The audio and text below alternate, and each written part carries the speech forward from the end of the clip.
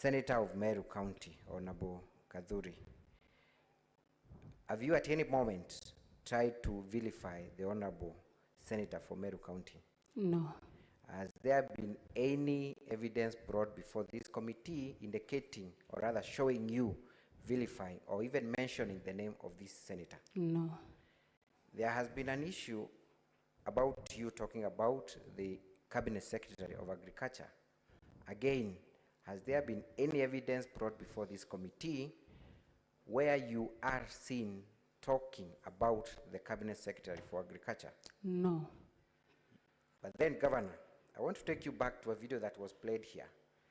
And it is seen where you are purported to have said that certain leaders in Meru, specifically the Senator of Meru and the Cabinet Secretary, were demanding a share of your government, and you made certain utterances. Is that correct or not correct? It is not correct, because from the videos that have been played here, there is nowhere that I've mentioned any of the two said leaders. But you mentioned not sharing any bread. You said you are not ready for nusu mkate. What were you making reference to?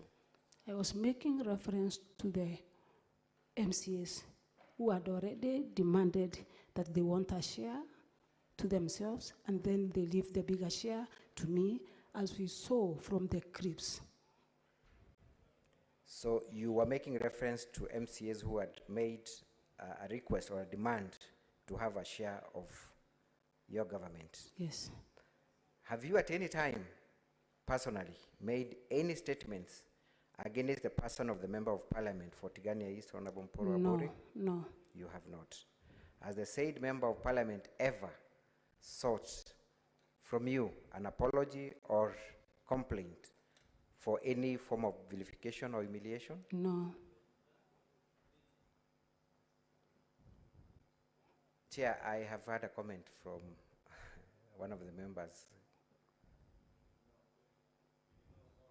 Thank you for that guidance. Order. Address plenary from this chair. What are you saying?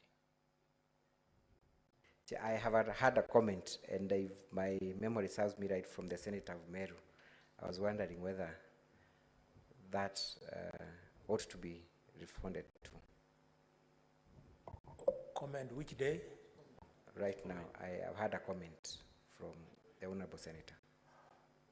No, the only things you can respond to, Council, are things that are brought to your attention through the chair. The chair has not invited the MP for Tigania to address us. Until he addresses us is when you respond. Thank you, Chair, for the guidance.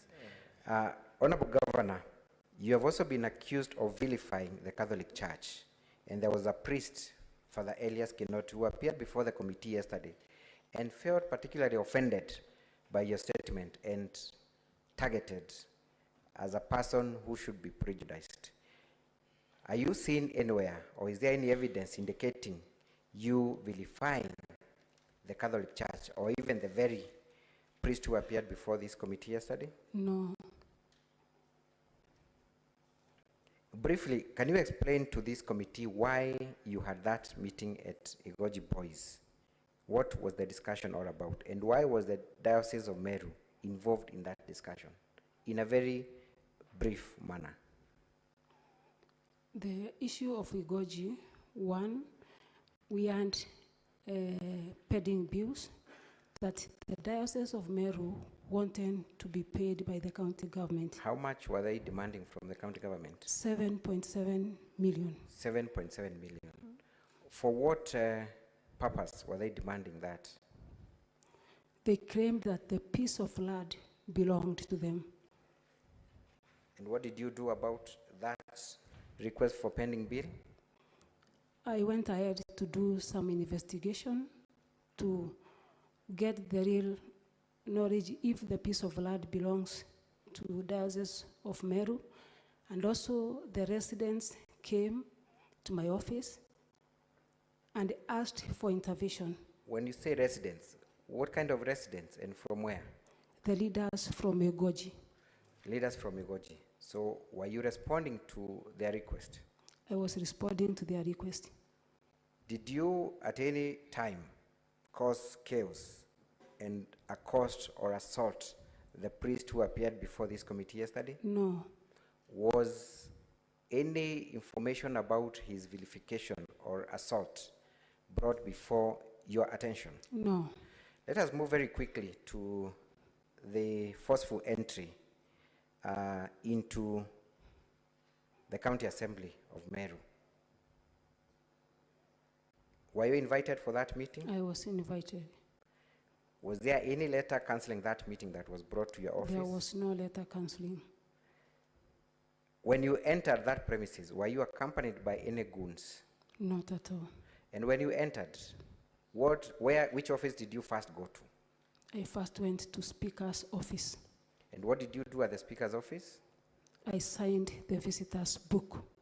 Was that with the welcome of the Speaker or without his welcome? It was welcome from the Speaker. Who ushered you into the chambers? It is the Speaker. Who welcomed you to deliver your maiden speech? It is the Speaker. Who ushered you out of the chambers after the chaotic walkout? It is the Speaker. It is the Speaker. We have seen stones being pelted towards you. Was that stone from the County Assembly or outside the County Assembly? From the County Assembly. So from your evidence and understanding, who was throwing that stone at you? The MCS. The MCS. We move very quickly to the issue of nomination of CECs. You have been accused of not following the law, and you have been accused of misconduct when it comes to nomination of CECs. When you're seated before this house, did you come across any video where MCAs were threatening or were making certain remarks about the nomination of your CECs? They said they will not pass the CECs unless I sit down with them and discuss about Wadford.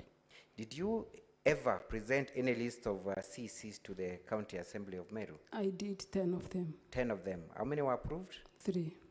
Very briefly, I want you to talk about some of the members that were rejected, their qualifications, in 2 minutes, kindly. Were they incompetent? What kind of people had you presented for them to be rejected? One is Dr. Kiambi Adero, who is water engineer with an experience of over 20 years, a PhD holder. Another one? Another one is Kariminjeru. What are the qualifications? She owns master's degree. What other person was rejected? We may not go through all of them, but the last one? The last one is a young lady who was supposed to be the CEC for youth and sports, and she was also qualified. Were you given any report as to why those 7 names were rejected? No. They never gave you any report? Yes. Why did you restructure your government, Honorable Governor? I thought it was easy for me and good for me to restructure so that at least we can move on with the business or the functions of the government. Was business of the government not going on? Minus the 7 CECs, I thought it would be a bit hard. So I decided to reorganize and then assign the 3, those who have been passed, to handle at least 2 dockets each for us to move forward. Thank you. Before the red light goes on, you have been termed as the modern day Hitler, Adolf Hitler, that we need to sacrifice you for the county of Meru to prosper, that you are not seeing eye to eye with any of the elected leaders, that you are a lone ranger, that you are very arrogant. That is the picture that has been painted by the County Assembly of Meru. Is that who you are? Are you that modern day Adolf Hitler, an all-powerful, all-knowing, omnipresent person that does not require any input from any other person? Is that you, Governor Kawira? It is very unfortunate, and that is the narrative that have been sold by maybe the MCAs or my political competitors just to show and paint the bad part, which I'm not. Are you in working terms with any of the elected leaders within Meru? Yes, I am. Kindly You mention. have 2 minutes. Thank you, Chair. If I could just get 3 more so that I have 5 to conclude that line of examination, kindly. Governor Kawira, are you in any working terms with any of the elected leaders in Meru? I'm in terms with almost all of them. Even the members of County Assembly? Yes, because for the last 2 months, I've been going around with them to take development to their counties, and for more than 26 ones, I've been with the relevant or the area MCAs with me. What was the purpose of your visit in those wards? To take development. Did the MCAs of those respective wards accompany you? Yes, they did, more than 20. More than 20. Yes. Let's talk about other elected leaders. Which other elected leader are you working with, or are you able to work with within Meru? The CS Agriculture, the MP Northimenti, the MP Bore, and many other leaders. Many other leaders. Yes. Have you ever sat down with any of these other leaders during the 3 months that you have been in office before the impeachment motion was brought? I've sat down with all of them after my election. All of them? Yes. Let's talk about your efforts to bring about unity in Meru, if any. What initiatives have you taken? Because obviously, Governor, there is a problem in Meru. First, do you agree there is a problem in Meru? There is a problem, but not the entire Meru. The problem is between the executive or myself and the MCAs. What efforts have you made to bring about peace or create a working environment with other leaders? I've invited them severally via a letter through the speaker to come and sit down and speak as leaders of Meru. I've invited the members of National Assembly through their chairperson, Honorable Mutunga. I've gone ahead, invited Jorin Cheke to come on board and try to bring us together. I've gone ahead, talked to the Council of Governors through our chair so that we can meet and have a dialogue. I've gone ahead, consulted bishops of Meru so that we can sit down and have a way forward. Let's talk about the meeting that was chaired by the Council of Governors. What transpired in that meeting? But before we go to what transpired, who was in attendance in that meeting? The leadership of County Assembly of Meru and myself and 10 governors. Specifically, what leadership from Meru County? The Speaker, the Deputy Speaker, the Whip, the minority leader, around 5 of them. Was the mover of this motion present in that meeting? Yes, DMK. he was present. Was Honorable Mwenda Ithili present in that meeting? He was present. Was Honorable Mawera in that meeting? He was present. And the Speaker was present? He was present. What was the agenda of that meeting, especially from members of County Assembly? What demands were made? The demands were that I give them or allocate word fund to them.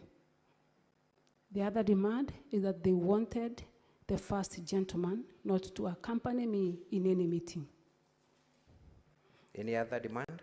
The other one was I had planned to have a rally at Metongo, where the majority leader comes from, and they insisted that I cancel the meeting. Did you cede to any of those demands? Yes, I cancelled the meeting for Metongo, which was advertised for 1 week. Number 2, I also talked humbly with the first gentleman, and we agreed that at least he keep off the meetings. And has the first gentleman heeded to your advice? Yes. Has he been in any public meeting ever since? No. He has not. Let's talk about the word fund a bit, and that's my last question. Why have you refused to release the word fund to the MCAs of Meru? I have not refused to release the word fund. I met a budget which was from the previous regime, which underallocated not word fund, but 10 million equalization fund to every ward. And I thought it was prudent for us to continue with that one, which MCAs insisted that it was very true because the first governor had given them 25 million, the second governor 20 million, and they wondered why I had only to surrender 10 million. Did you ever understand how the 20 million and 30 million was dispersed to the MCAs? No, Was there any structure, or rather legal framework for the release of that amount? there was no legal framework. And what was your proposal in regard to the demand by MCAs? My proposal was even in my address that we meet and then get a way forward and also a legal framework on how we shall have the word fund. Thank you very much, Honorable Governor. I think for now I'll leave it at that, Honorable Chair. I yield the witness to my learned friend for cross-examination. Dr. Mudomi?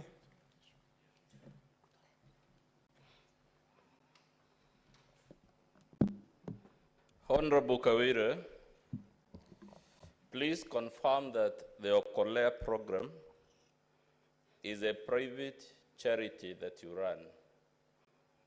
Yes, it is. You have run this private charity for many years, More than 10 years. more than 10 years. I'll be right to tell the Senate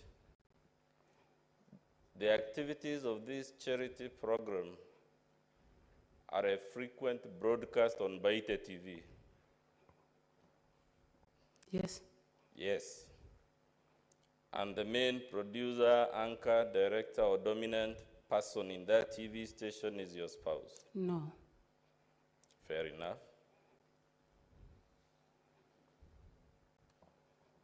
Now, your case has kept shifting, and please listen to the shifting before I ask my question. Initially, your case was that you never made the roadside appointments.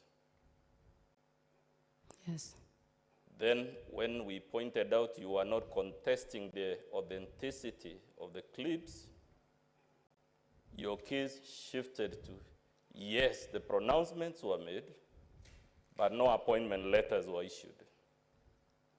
No Correct or correct? no appointment letters issued. Then, today afternoon, the case has shifted to, yes, the declarations were made, no appointments were issued, but the appointments were actually meant for the Okolea program. Now, my question is, and be careful because all my other questions on this theme will depend. Which answer should the Senate take? Is it that the roadside appointments were for the Okolea program? Or that they were for county government, but the appointment letters were not issued? Which one do we take?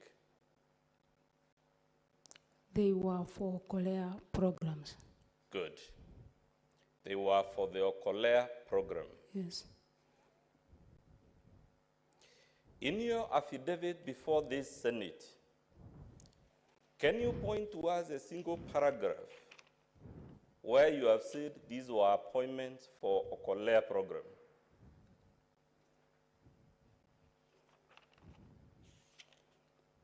there is nowhere here, the document that I have. This charity you run is your charity, isn't it? Yes, You got the gentleman that just testified to get many letters from Ms. Virginia saying these people were never appointed by the county assembly. they were never appointed. Have you placed any letter before this Senate showing these roadside appointments were from the Okolea. The accusation was the appointment Did by you the government produce, of Meru. Honorable Kawira, have you produced any evidence? The charity is owned by you. It is you saying the employees were meant for the charity, not the county. Instead of bringing us letters showing these are employees of the charity, you have brought us letters saying they are not employees of the county. They are not employees of the county because I've not seen any appointment letter concerning the Good. people.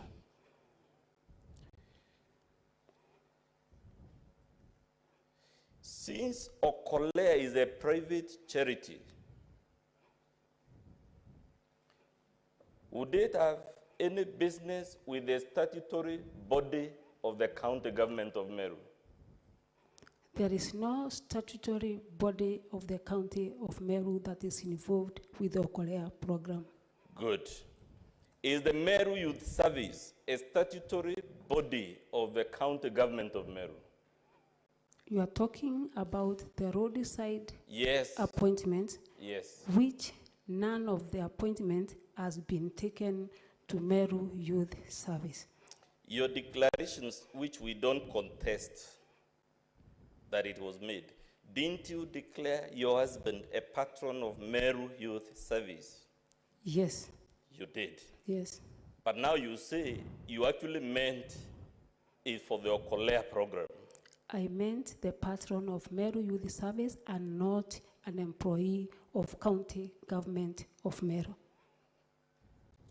Should the Okolea program, in your understanding of governance, be commingled? Should the staffing of the Okolea program be commingled or mixed with the staffing of the Meru Youth Service? There is no way that it can mingle or be mixed because the position that is in dispute is the patron position. Good. Who responsibility is to give advice and also So when you appointed this husband of yours to patron, were you appointing him as part of the Okolea program or as... Order, Council. Council, again, let us remain respectful. You cannot refer to the husband of the governor as this husband of yours. You know the proper English. Chair, I'm profusely apologetic. English is my third language. I didn't mean any shred of disrespect to the governor, and if she is offended, I'm really sorry. Since it is your third language, I now direct that you withdraw that comment. Withdrawn, Chair. And we now want to school you that you are now free to call him the first gentleman, your husband, or your husband, Chair. who is the first gentleman. Chair.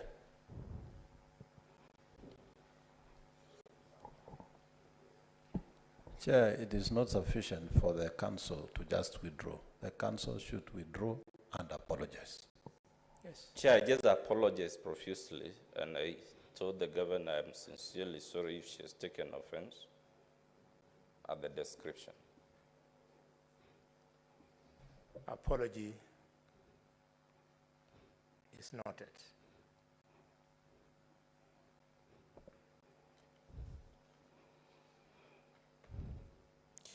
So when you appointed the first gentleman as patron of Meru Youth Service, were you doing that as part of Okolea or as governor of Meru County? It was part of Okolea. That's why I insisted that you will not draw any fund from the county government of Meru. Wouldn't you then accept, by so doing, you have commingled your private charity with the management of an institution established by law, the law being the Meru Youth Service Act? No. Okay.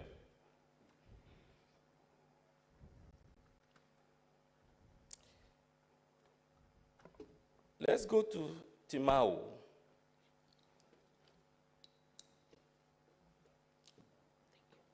The problem was firefighting, correct? Yes.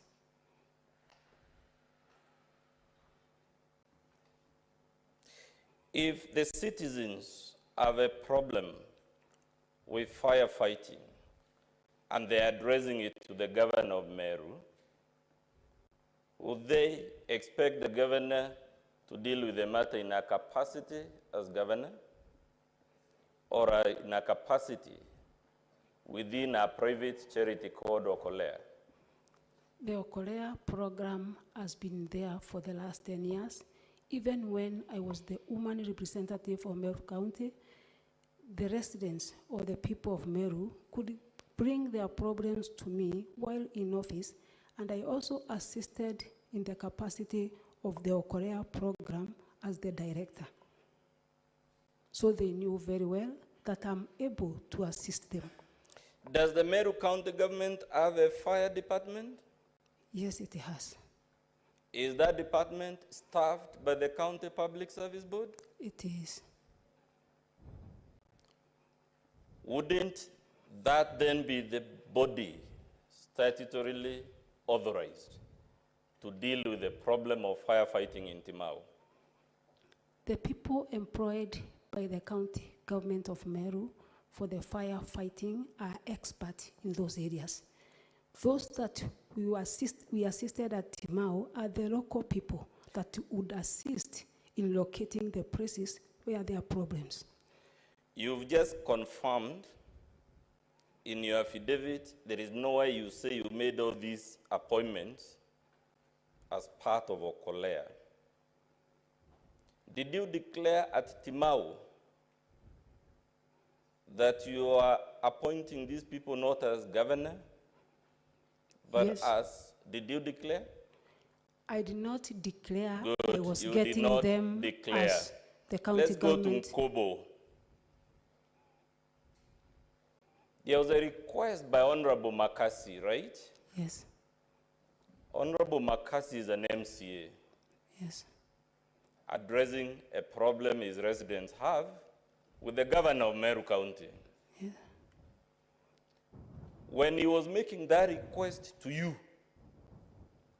was he making it to you as the owner of Okolea, which is your private charity, or he was addressing you as the governor of Meru County?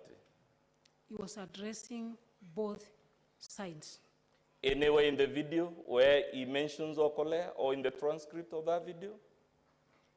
The evidence is clear because when we went ahead and got some people as watchmen, the position of watchmen are not there in the county government of Meru.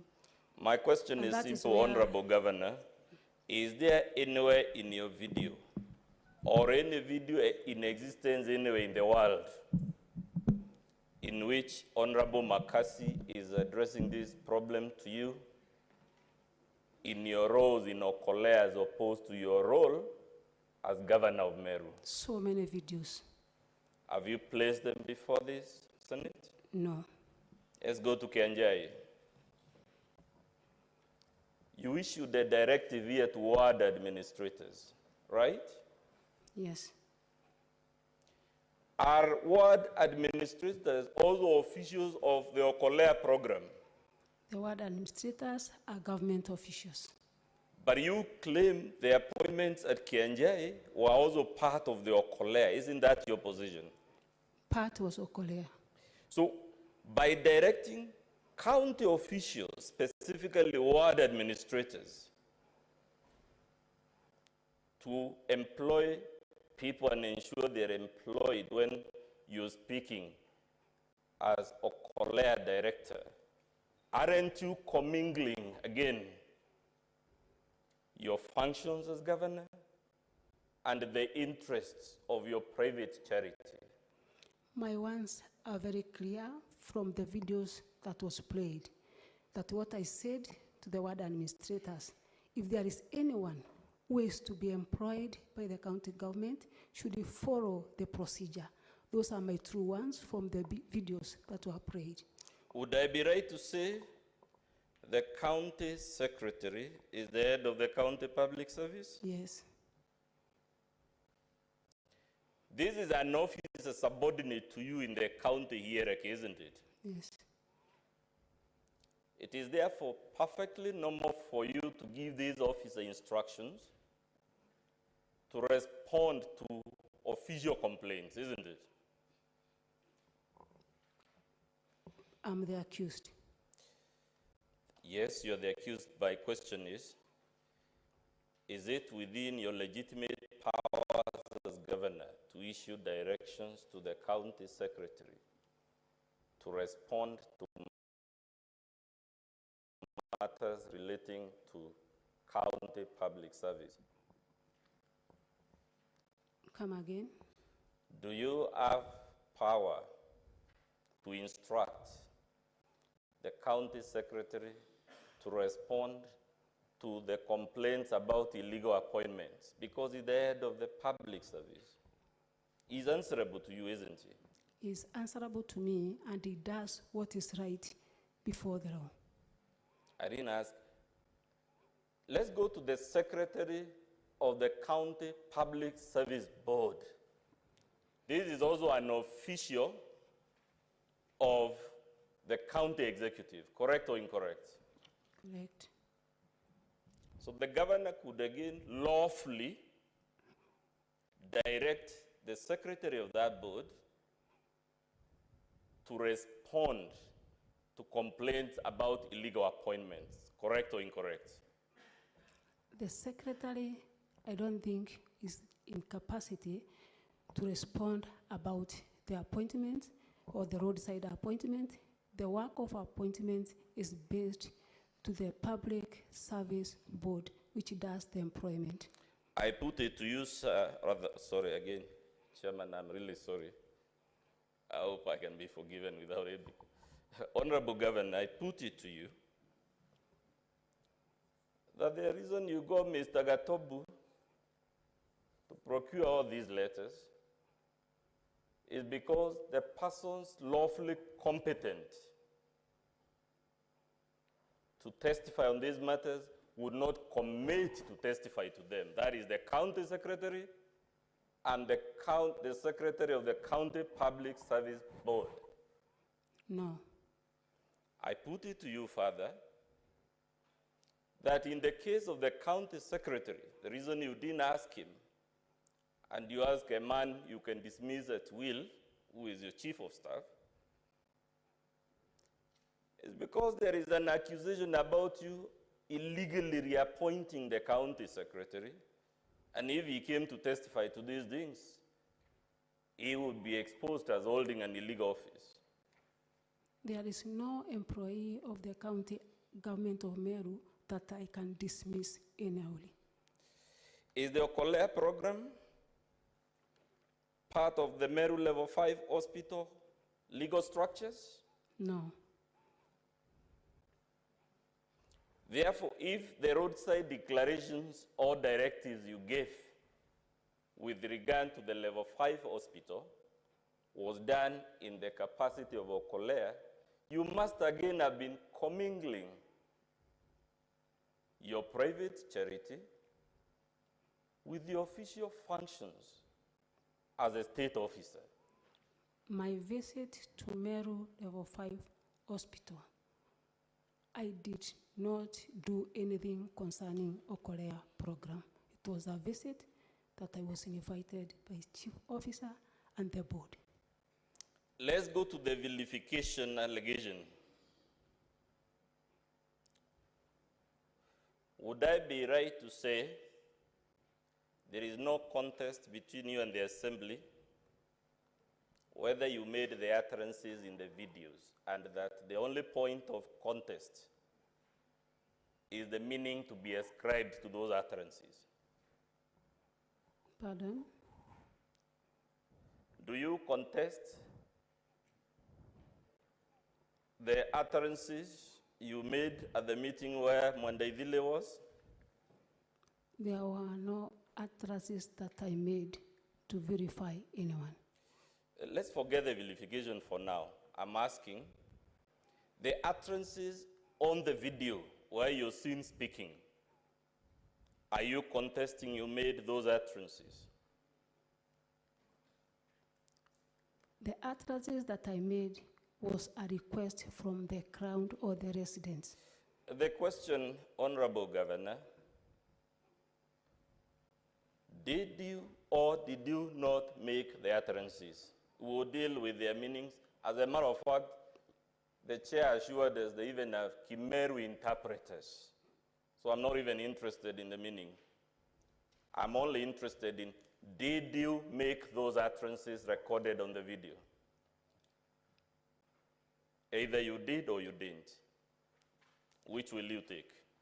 I repeat again, I made utterances based from the residents of that area, those that demanded their leader, the MCA, to apologize before he goes on to speak. Chair, so that my time is not wasted in the altercation with the witness, I'm inviting you to note the witness is not answering the specific question I'm asking, which is whether the video is a depiction of utterances she made. The witness is obsessed with the implications of the utterances or their meaning, which is not my question. Let us try and avoid that condemnation of the witness. Maybe because you want to get an answer, try and paraphrase your question. As you said, if a lawyer like you, who is schooled in English, admitted that it is a foreign language, how about her? We don't know her professional background.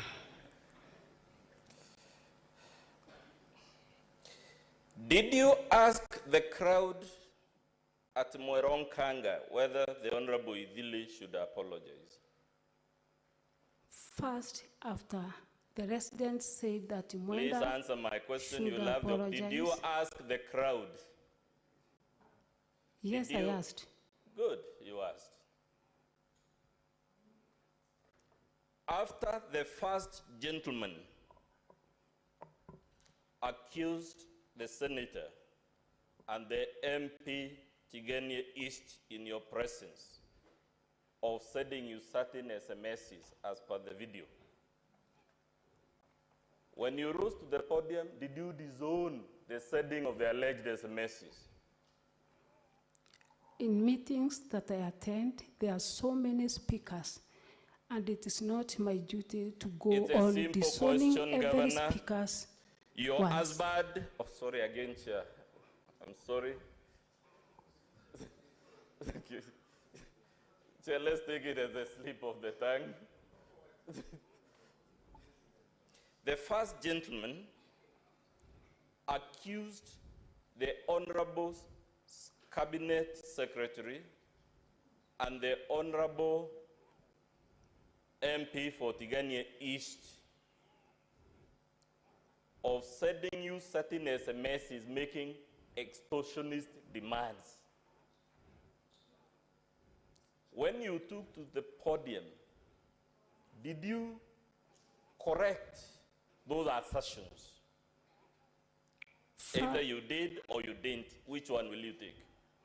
First gentleman is a grown-up man. That's not my question. Order, Madam Governor. You must answer questions the way you've been asked. He did not ask for that storytelling which you are starting. He wants yes or no. I did not disown. You did not disown. When the first gentleman told the public rally that the Honorable Mpuri Abori had brought fictitious pending bails for 12 companies, did you, after you took to the podium, correct that misleading information? No, it wasn't in my agenda. It wasn't in your agenda. Yes.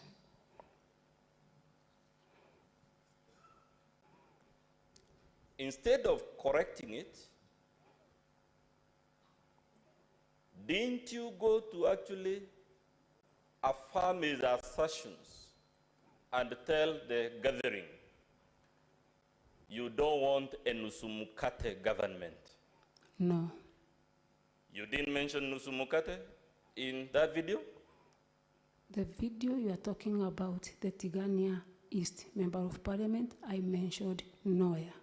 I'm talking about the Cabinet Secretary and the Honorable Deputy Speaker. Did you correct the assertions made about them demanding a share in the county public appointments? No. You didn't. Don't you think, given the seriousness of these allegations, if you knew, as you must have, that they were lies, as a public leader and leader number one in the county, the first thing you should have done is to dispel the aspersions cast on the two honorable leaders? But because they were uttered by a different person, I thought it was good for me to talk to him later to understand. These the utterances, source. for the record, are not uttered by a random person, but by a person you have given some 2 offices in public, isn't it? Correct or incorrect? Repeat again. Were these utterances by a random citizen of Meru, or utterances by a person you had appointed as last ambassador and patron of the Meru Youth Service? By then he was not appointed. He had not been appointed. Yes. Was he the first gentleman at that time? Yes. So, don't you think as governor, if the first gentleman makes such serious allegations against other leaders, a responsible governor should take the earliest possible opportunity to clear the air and say that is not correct? Chair, I think the council should not be asking the governor about somebody who is not here in this court and who is not held accountable in this case. Before I respond, I have seen the red light from the, is it an objection or something? Yes, Chairman. Honorable Chairman, we are constrained to interject because the issues that the governor is being put through, they are special in their nature under the law of evidence, under Section 130. She's being asked questions about her spouse. And we have followed through and she has answered to the best of her abilities. Now she has been asked to form an opinion about her own spouse in a matter involving criminal implications, whether she's the one who is charged or it may thereafter follow that the spouse may be followed in other different proceedings in another forum. I think under the law of evidence, under Section 130 of the Evidence Act, Cap 80 of the laws of Kenya, spouses and communications relating to spouses are protected. And also, this will not be a witness who will be compelled to form an opinion, especially of an incriminating nature, against her own spouse. And also to give such evidence, she will also not be allowed without the consent of that spouse. These are a declaratory statute. And 2, I did not want to venture into Article 50, Clause 2, Paragraph L, which Honorable Chair had inquired about yesterday, on whether if this client is asked questions that are incriminating to her and she refuses to answer, how will the county assembly team treat her approach to such kind of questions? And we hadn't thought we'll get here. I thought the county assembly team will be a little bit guided, not to require the governor to form an opinion, especially of an untoward nature against her spouse. That is, Honorable Chair, the protection we are requesting this committee to afford the witness and the governor, and to allow her to exercise the right to a fair hearing under Article 50 on those two parameters that I've mentioned. Thank you, Honorable Chair. Council, I think both the Vice Chair and your colleague, they're not asking for too much. We are not sitting here to determine the innocence or otherwise arising from the utterances of the first gentleman. Leave that for another court. The first gentleman is not on trial here. So let us focus. I'm guided in the interest of time, Chair, and I'm urging you humbly to note the interjections. Kanzo. I'm directed, I will obey that directive, Chair. Kanzo. Yes. Can you relax? We are aware that we have to save your time. You want us to take a shortcut so that an authority on pronouncement finds that what we did here was a sham? The only way that authority will find that it was not a sham is to follow the proceedings and find that they were done procedurally. So kindly enjoy your space, but separate the first gentleman from the governor. I'm directing, Chair. I don't think we should be detained. I'm entirely in your hands. Let's go to the municipality, the Honorable Governor. Is the Meru Municipal Board a statutory entity? Yes.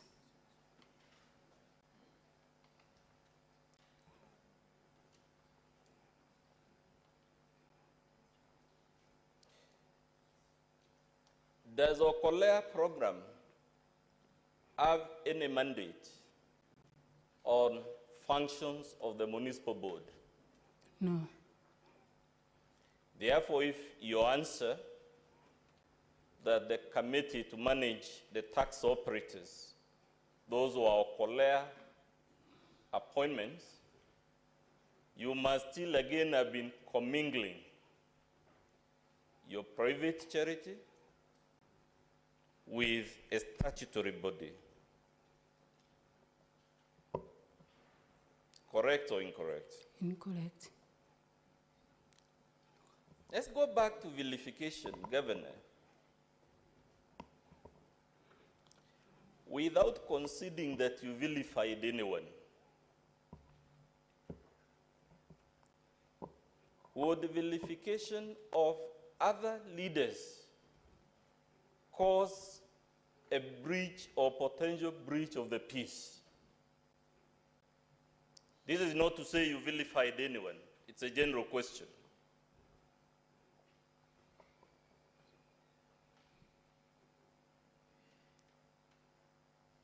The Honorable Kawira, Yes. would persistent vilification campaigns against elected leaders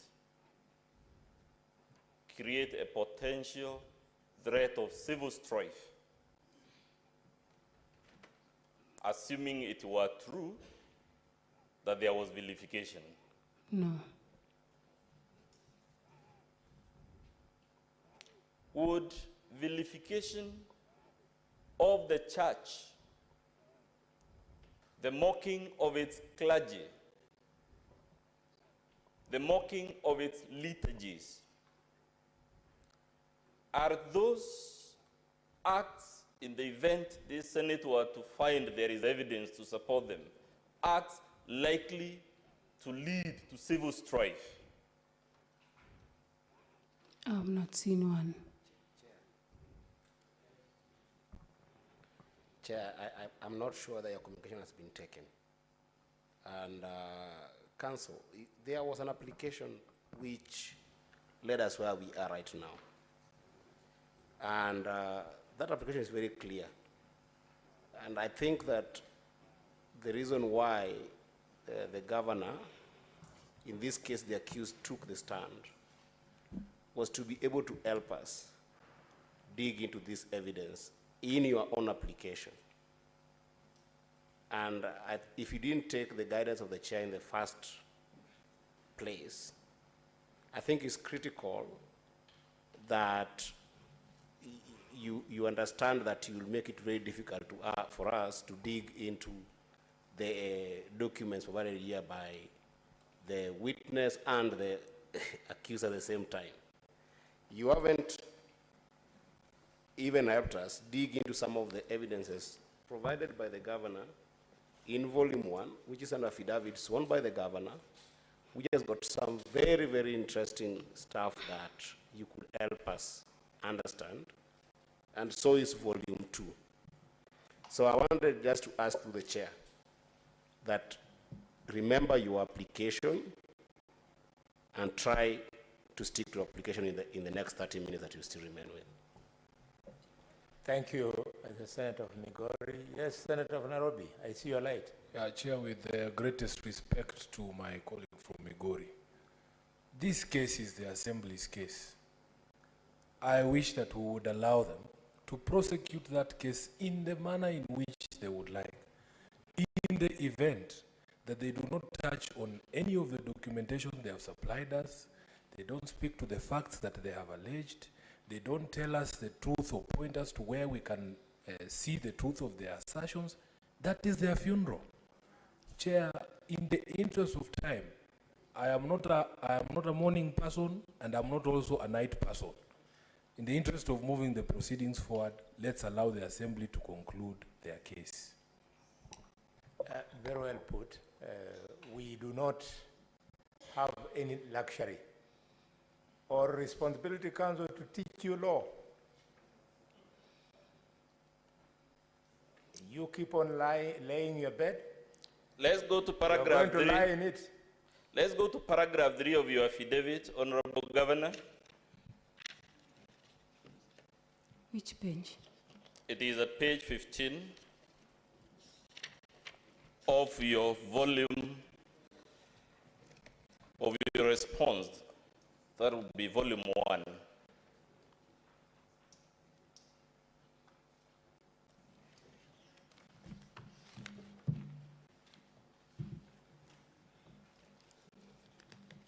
Please confirm that it is you, not the Assembly, who has paragraph 3 has introduced the gender issue. Correct or incorrect? Page 15. At paragraph 3. Repeated at paragraph 11 and paragraph 15. The one that reads my election to the position of the governor of Meru County in the August 2022 general elections was culmination of a long journey with unprecedented challenges, having campaigned on an independent ticket and being a woman in a field ordinarily dominated by men. It is you who claims gender issues in that paragraph as read with paragraph 11 and 15, correct or incorrect? I have not raised any gender issue here. Okay, I'll leave it to the Senate to see from the record whether you've raised those issues. But weren't you, Honorable Governor, impeached by all the women MCAs? Never mind these claims about gender. Did they or did they not impeach you, all the women MCAs? The impeachment, to my understanding, does not either look at the gender of a person. My question is simple. Did the women MCAs of the Meru County Assembly vote in support of the impeachment motion? Yes, they did. Good. All of them, isn't it? Yes. Good. You say in paragraph, I'm trying to see the paragraph, Chair, 9 to 10 of your affidavit, that there is a power matrix in which the minority and the majority have joined hands to hound you out of office. Is that the position you've taken in those paragraphs? Yes. Are you aware, Honorable Governor, that the Meru County Assembly has 5 independent MCAs? Yes, I'm aware. Did those independent MCAs vote in favor of the impeachment motion? Yes, they did.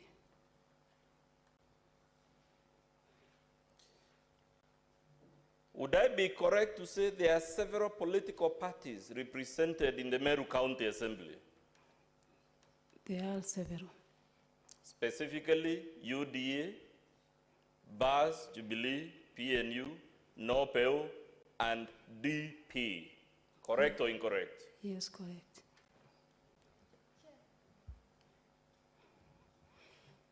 Yes, Senator.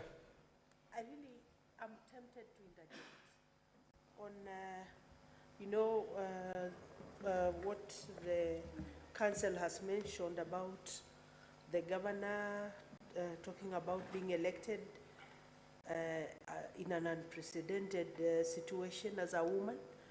Page 15, you mentioned that. Paragraph 15.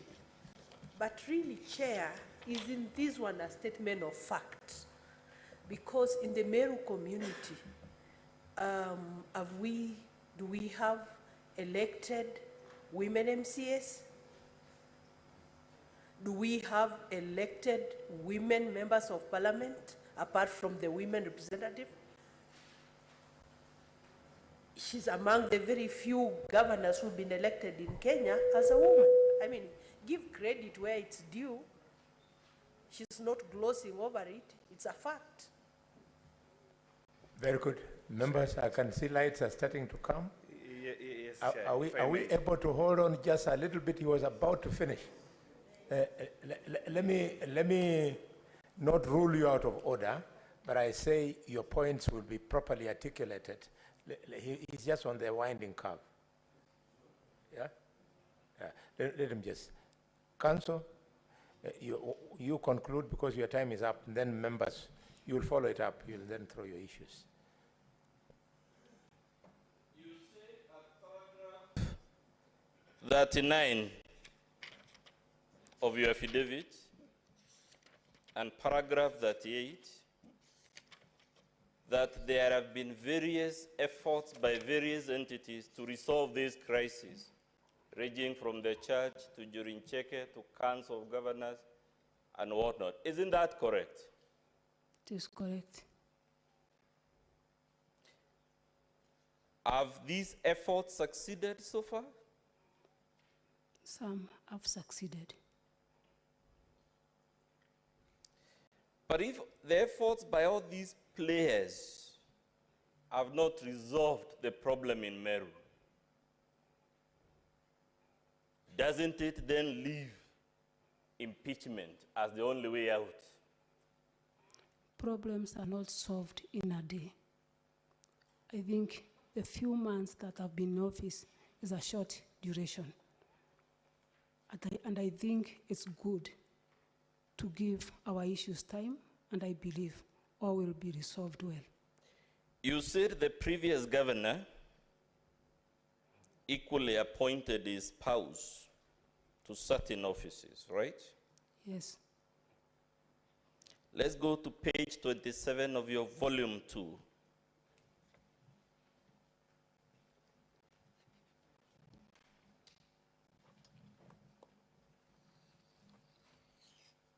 I put it to you, Governor,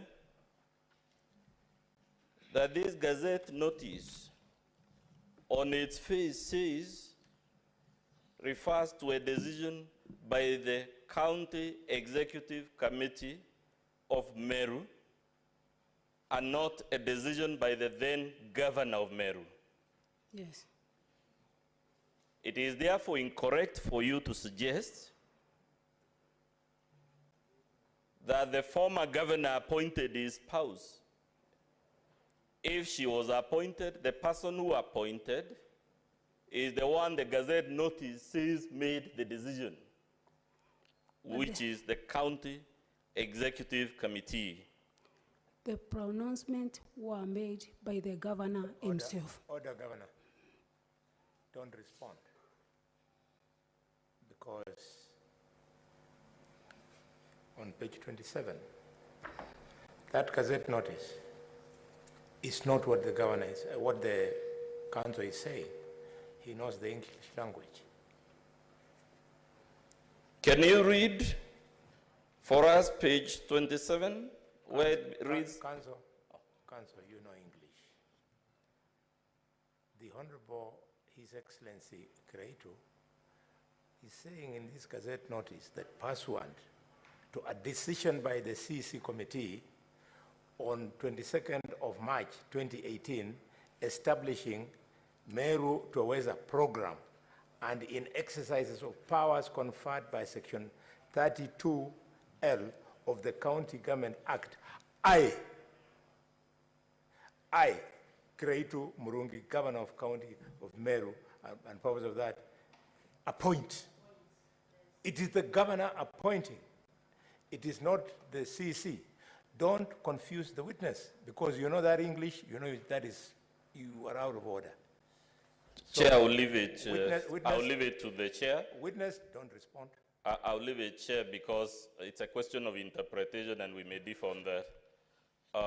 So that I don't waste my time unnecessarily, Honorable Governor. Hold on.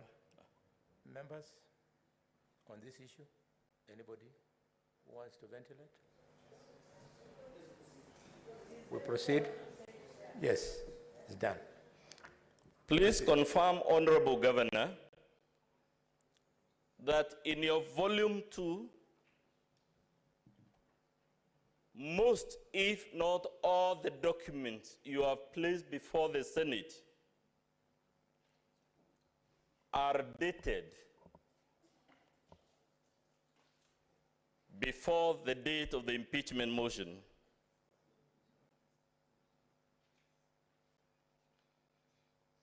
Which document? You know, I'm trying to go in summary so that, would you confirm to me, Honorable Governor, if you want us to go them one by one, very quickly.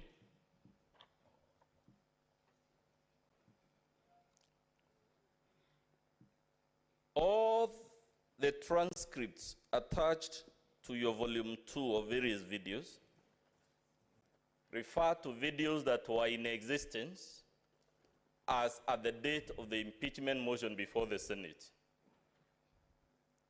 Some were earlier.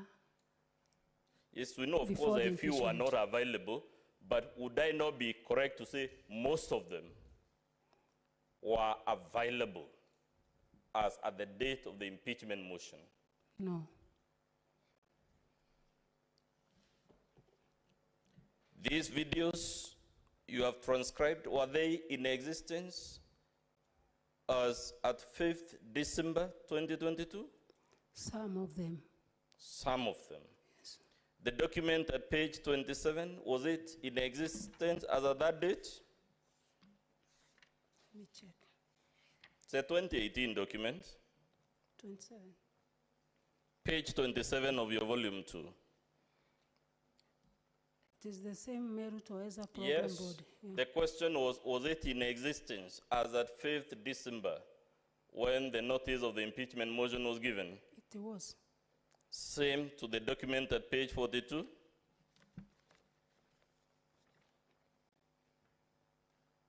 Please confirm.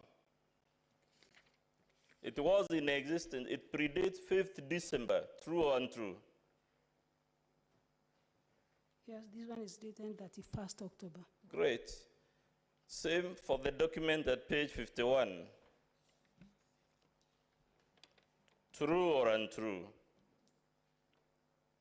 This is 23rd November. It is before the date of the impeachment motion before this Honorable Senate, correct or incorrect? Before.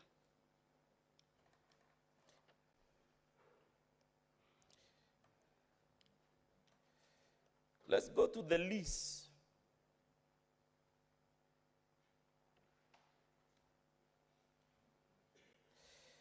Are you aware, Governor, that ownership is only one of the many interests in land?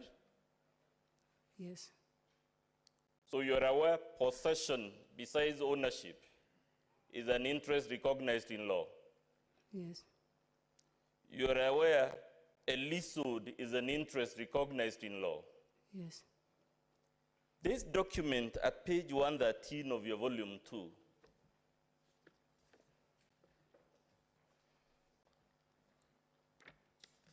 at paragraph B, does it show the Catholic Church as an interest in this property known to the law? 113 paragraph. B. The document is a lease, isn't it? It is a lease agreement. Is a leasehold an interest recognized by law? Yes, it is recognized by law. This document, therefore, would not justify the accusations you made against the church, because by the document, the church has an interest in this property recognized by law. This document also affirms that the registered owner is Egoji Boys Secondary School. Fair enough, but don't we agree ownership is just one of the interests recognized by law when it comes to matters of land? Yes. A leasehold is equally a legally lawful interest, isn't it? For a certain time. Is this lease valid as we speak today? Has it expired? Is it a valid or an expired lease? Let me check.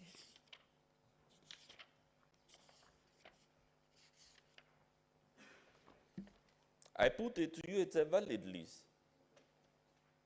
And it was For 5 valid years. as at the date of the allegations and the public rally you organized against the church. It's for 5 years. Good. So if by this document, the church has an interest in this property recognized by law, there can be no justification for the utterances, whether we accept their vilification or not, for the utterances you made in a public rally against the church. I made no utterances. My work was only to know if the piece of land belongs to the Diocese of Meru or the county government of Meru, which, including the people that represented the church, we all saw that the piece of land belonged to county government of Meru. Chair, I'm told I have 10 minutes. Please allow me to give it to my colleague, Mr. Boniface Mawira, because there are matters we agreed he would cover. Please indulge him because some of my time has been spent in the interjections.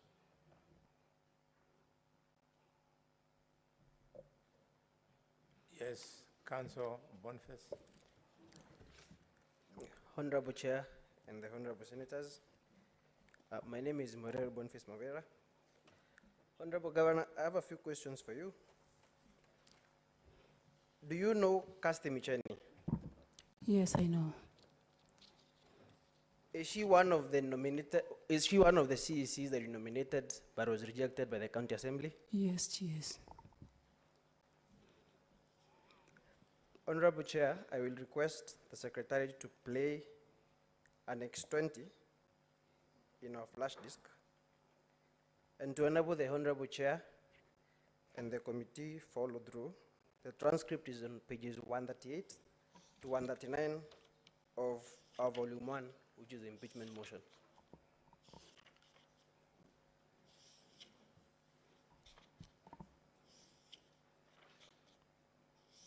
Kwa hivyo serikali ya mama iko imara. Ndio tuambeletie wira. Tureja kuja next week tutongere tuni caste turogote siana pego jibara batina ambasare bakina nkagiro ambasare. Ndiye komye.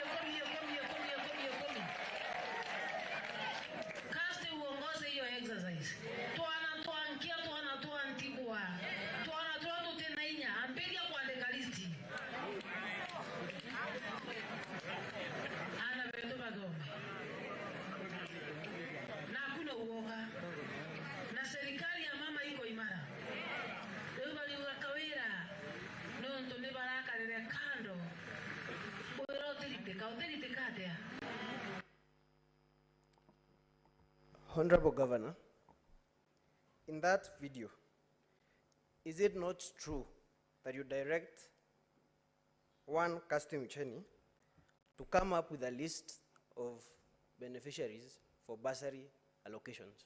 No.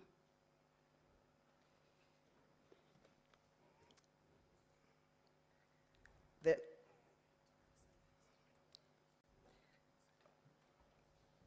I think at this point, Honorable Chair, I will leave it to your interpreters. You informed us very well that you have interpreters of the Meru language. But Honorable Governor, are you aware of a law regulating the issuance of bursaries? Yes. What is that act? It's in the County Government Act. Honorable Governor, I put it to you that the law is not the County Government Act, but the Meru County Retention Enhancement Fund Act of 2016. Yes. And maybe I'll request your council to show you our volume 2, page 67. Our volume 2, which is our list and bundle of authorities, page 67. And maybe you can read it aloud. Section 10 on the top.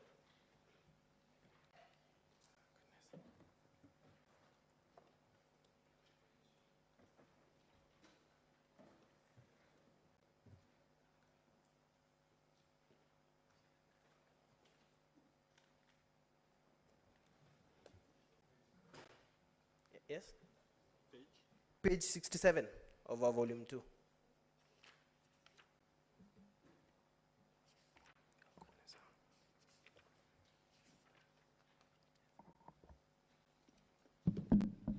Are you there? Page 67. Yes. Yes. Please read aloud section 10 on page 67.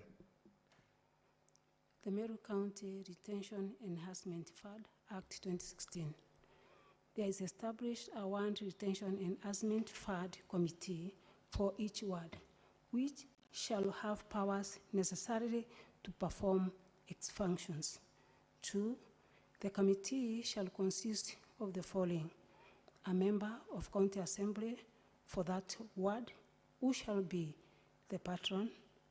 B, ward administrator for that ward, who shall be the secretary. C, representative from the sub-county education board. D, a person from the Kenya Primary Schools Ed Association. E, a person from Kenya Secondary Schools Ends Association. F, a representative from the tertiary learning institution. G, 3 representatives from the main sponsors, sub-county education officer, a representative of persons living with disabilities, 3 persons to represent the community, that is from the youth, women, and marginalized group or persons. Honorable Governor, you confirm that those are the people who comprise that committee? Yes. You can turn to page, Honorable Chair, on the same page 67, you will see the functions of that committee on section 11. Because we are pressed for time, I want the Governor to read function number D on page 68, 11D. D. Yes. Identify beneficiaries of the Retention Enhancement Fund. So, Honorable Governor, you confirm that one of the functions of this committee is to identify beneficiaries of the Retention Enhancement Fund? Yes. And these are the bursary allocations? Yes. So, Honorable Governor, you confirm that you appointed Kaste Micheni in place of a committee, a ward committee that is established by that county law. You confirm that? There is no committee in place, and I was referring to J, that is 10J. Is there anywhere in your response where you've said that there is no committee? Or maybe to guide you, I'll refer you to page 42 of your of volume 1, which is your response, specifically paragraph, I think 41 of your affidavit.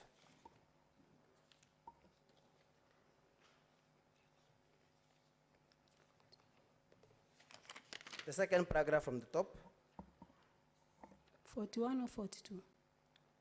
page 42. But I think it is in paragraph 41 of your response. Because the next paragraph, there's paragraph 42. Yes. Please read it aloud. The center stage in approvals of CEC No, nominees. the second paragraph, the appointment. The appointment to a bursary committee of one of the members was rejected as CEC nominee is a role done with the exercise of powers of the governor and cannot be cited as an act of misconduct. So, Honorable Governor, having read out to you this law, which you are not aware of, would you still hold that it is within the exercise of your powers to appoint members of this committee when the members are specifically provided in Section 10 of the Act? The members are provided in Section 10, and that's why I say custom mission falls under 10J.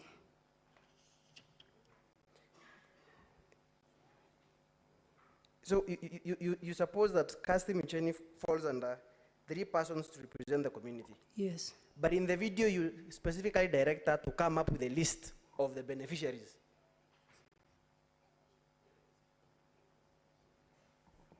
You confirm that? As one of the members. Was Casting Micheni one of the MCA candidates in that area? Yes, she was. Which ward?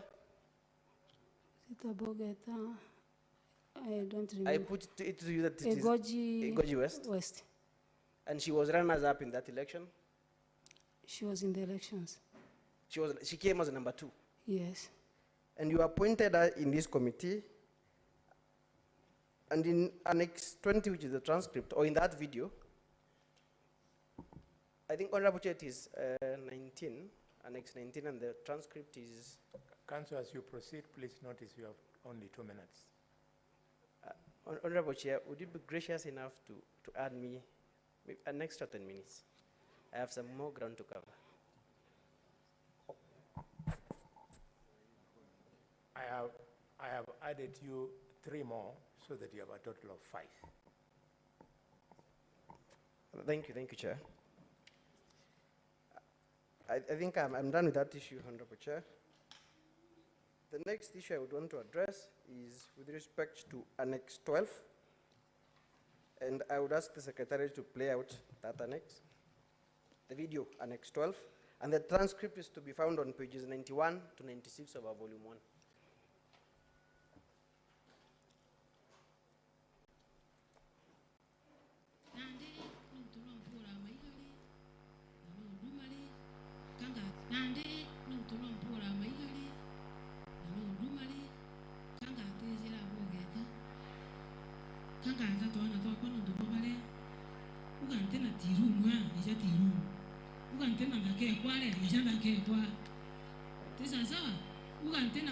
Administrator, ijaki alegea kwa. Uga tena sub county administrator, ijanda ke kwa. Kampu mbota bogeta.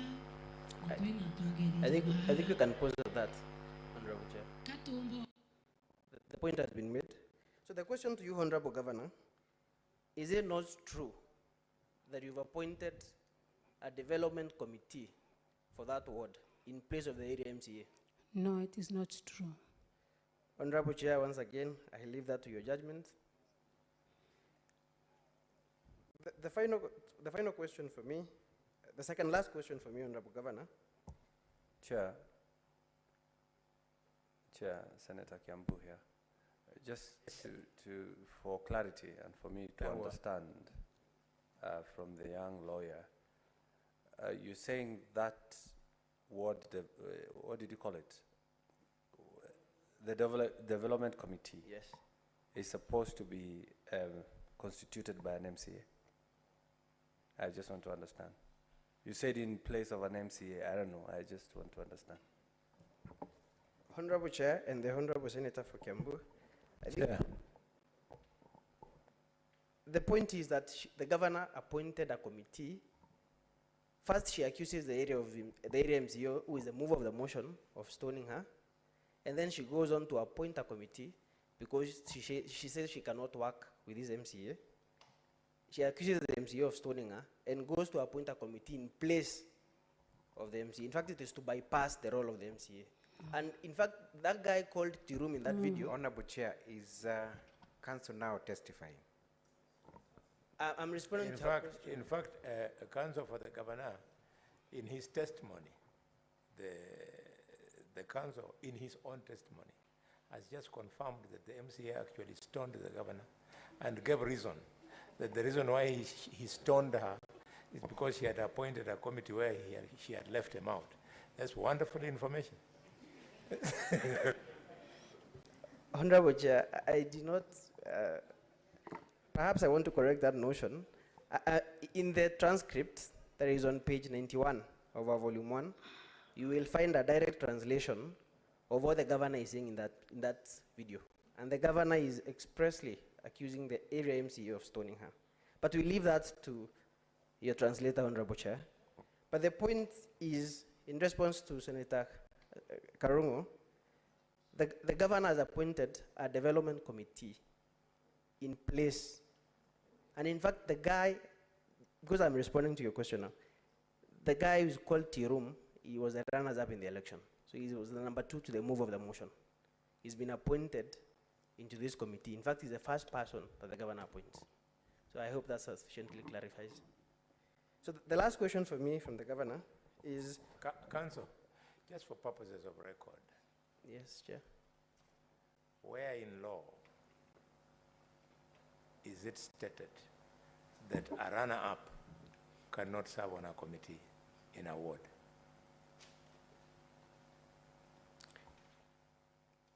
That speaks, Honorable Chair, to our allegation in the impeachment motion that the governor is appointing other persons. She's first sidelining the people who have the elected leaders who have the mandate of the people. She's appointing other people to carry out the same development roles that these people are elected to do. And these people are elected in order to, are appointed by the government in order to stir up wrangles with the duly elected representatives of the people. That is the point, Honorable Chair. You see, you are now opening a bit, huh? She's running her own government. She looked for votes, she was elected. Just like in Embu, issues of agriculture are addressed by the Honorable Linturi, who lost to this lady. This lady can now not start coming to State House with stones to stone President Ruto because the man she beat is carrying out duties of agriculture in Meru. Chair, with your kind permission, because I want him to conclude, I want to help the young lawyer there. This Senate committee has been struggling to understand the genesis of the problem between the governor and her MCS. Chair, you are a politician, I'm also a politician. One of the problems, and it is in the document, is that she's strengthening the hand of the opponents of the MCAs. You understand? So that is part of the genesis of the bad blood. That is what the point the young lawyer is doing, and I think at this rate, I will have to split their fees with me. They will have to split their fees with me. I'm doing their job. Thank you for coming to my aid, Honorable Senator for Nairobi. I think that is what seniors do to their juniors. I think that the last question for me to the Governor, Honorable Chair, is, Honorable Governor, who is the founder of Baito TV? It's a limited company. Who is the founder? That is the question. It's a limited company. I put it to you that a video, we played a video in this, before this Honorable Committee, Annex 2, where you expressly say, while appointing the first gentleman to the office of the patron, Meru Youth Service, and Asla's ambassador, that is the founder of Baita TV. True or false? True. So you confirm there is indeed the founder of Boita TV? In one of the ways, yes. I refer you to page 131 of volume 1. Please turn to that page.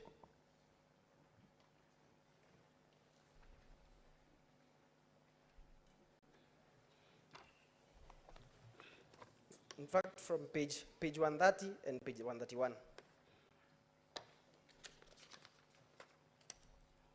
Are you there? Yes. Is that the CR12 for Mwangaza Advertiser Limited? Yes. And the persons listed as the directors or shareholders are Esther Mwendo and Miriam. And Miriam Kawira Mwangaza? Yes. Are these persons known to you? Yes, they are known to me. Who are they to you? Relatives. How are they your relatives? Close relatives. Are they your immediate family members? Sister, mother?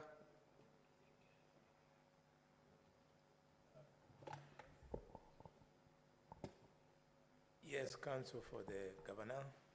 I think, Chairman, I'm also constrained to extend the earlier objection I had on dragging family members into this motion, which is not there. She's admitted there are persons known to her, their relatives. She wants to know the degree of consanguinity.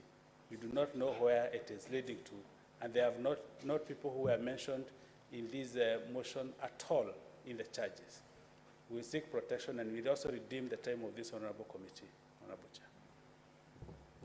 Counsel, the objection is upheld. Okay, I think the witness can only turn to page 131 and confirm whether the business name Boita TV is registered or the proprietor of that business name is Mwangaza Advertiser Limited. True or false? Counsel? Yes. Look on the clock. I gave you an extra 5 minutes. Now it has moved into an extra 10 minutes. Would you like to stop? I'm most obliged, Chair. I want to stop there. Okay, so stop after you've gotten your right answer. Just conclude your question, extract your answer. Conclude. Okay, on page 131 of volume 1, you confirm that the business name Boita Television is, the proprietor of that business name is Mwangaza Yes. Limited. Thank you very much, Chair. I only have a very simple request. It's still on time, Honorable Chair. My colleague here. What you have left out, you'll bring it to our attention through your concluding remarks when you make your submissions. That is also an entry point. It's only that my colleague would want to play a video, just one video, Honorable Chair. One something. Just one video, with your kind indulgence and the indulgence of the committee. Okay, play your video. We don't want to gag you. Yes, Honorable Chair of this select committee, Honorable Senators, just as yesterday, my name is Eric Murioki, and to save on time, I will ask the Secretariat to go to Annex 16 of our videos. The transcription is on page 115 of our volume 1, that is the impeachment motion, marked 16A.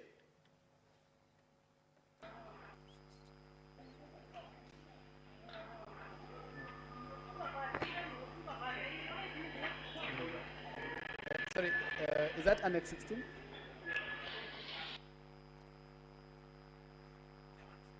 And the speech is still with the County Assembly of Meru.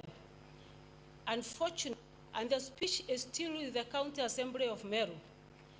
Unfortunately, our Kungoja, they barred me from entering the assembly, which I did by force or by God's grace. That's enough.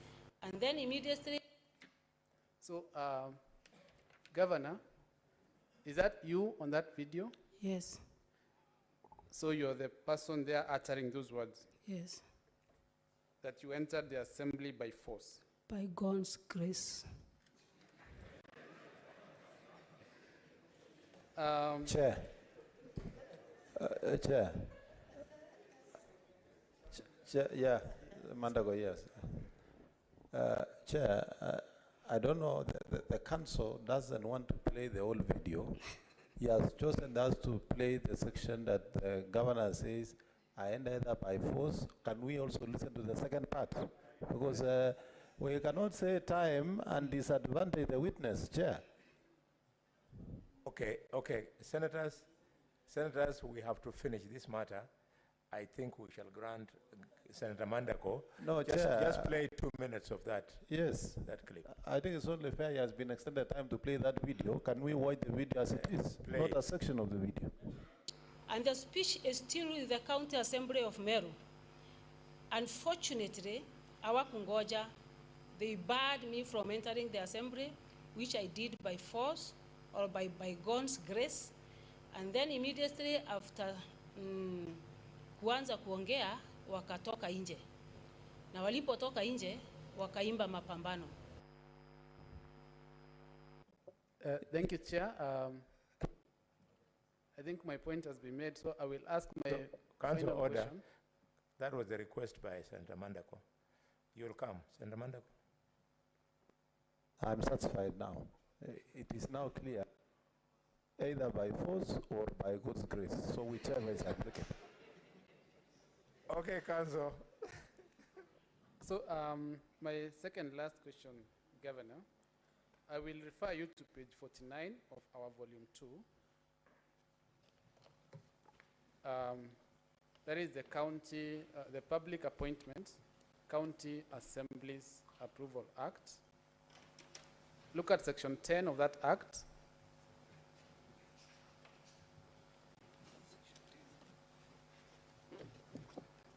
Governor, kindly read for us section 10. What does it say? Rejection of nomination. 1.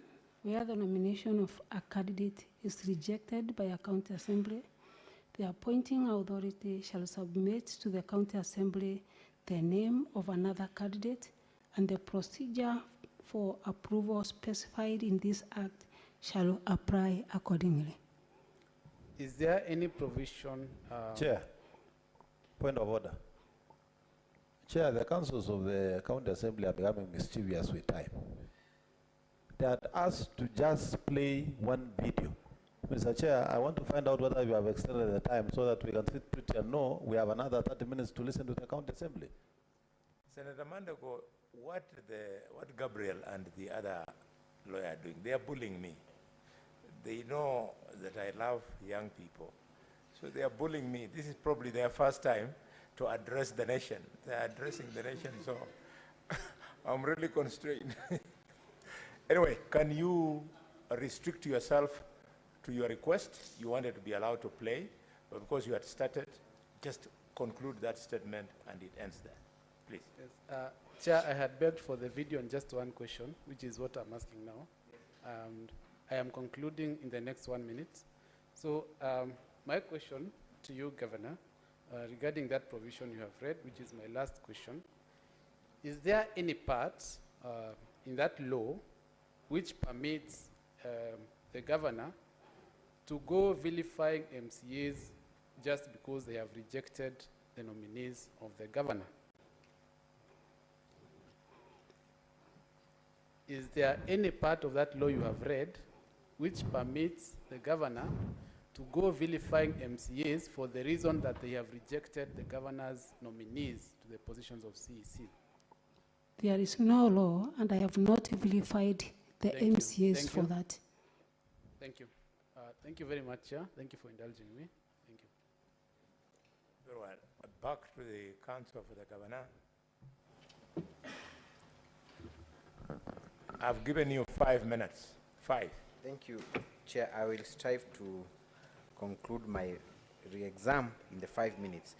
Honorable Governor, first of all, in all the questions that have been fired at you during cross-examination and during the course of these proceedings, has the County Assembly of Meru produced any form of evidence that challenges the documents you've produced before this select committee? Not a single evidence. Have you at any moment ever admitted that you have made any illegal appointments? In your response, have you admitted of that wrongdoing? I have not admitted any illegal appointment made by myself. The role of the patron of Meru Youth Service, does it in any way collide with the role or the mandate of the board of that service? No. Does not. You have talked about your Okolea initiative, which you have been involved in for the last 10 years or so. When you became governor, did you abandon that initiative? No, I did not. Do you still get requests by the needy to support them through that initiative, even after you became governor? The requests have increased. They have now as the governor. They have indeed increased. Does your conscience rather allow you to turn down such requests merely because you become a governor? No, to my understanding, I should even be more conscious to them than before. Thank you. You have also been asked why you did not involve the county secretary to come and testify on your behalf or on any of those appointments that you've been accused of. Is it within your mandate to direct the county assembly to come and testify before the Senate on a personal matter touching on an accusation on a personal matter? No.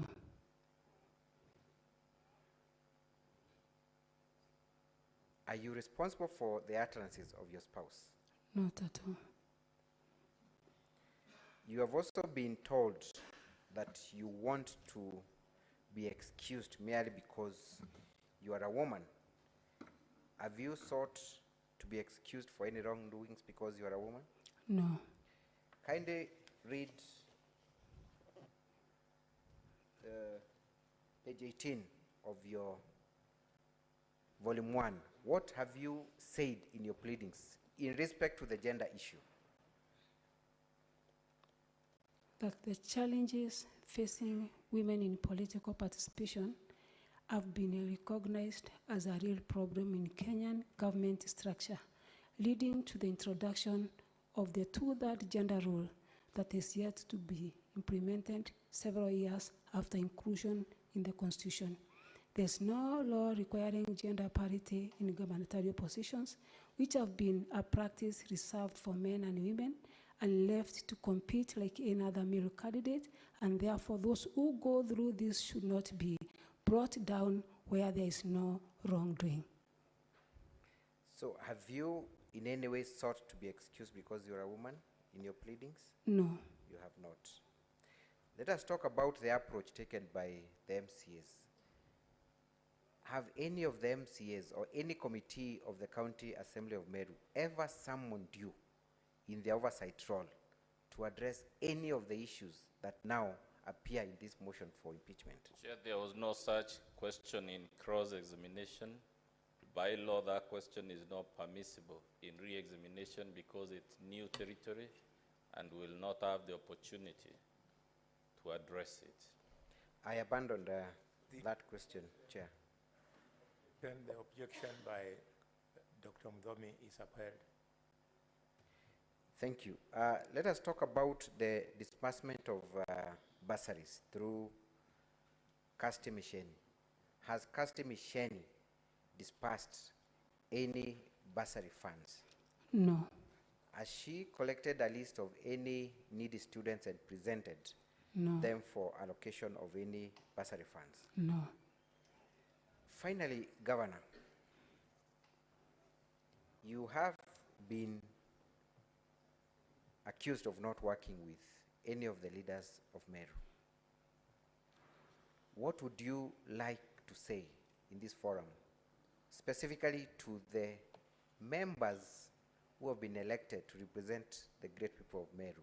If you're given that opportunity and forum, what would you say to all these elected leaders that you are accused of vilifying, whether or not they are participating in these proceedings or not, what would you want to tell them? I've been working with all members elected in Meru County, and for any case that maybe there is little misunderstanding between myself and any other leader, I've gone ahead to try and seek remedy to the situation so that I can work with everybody.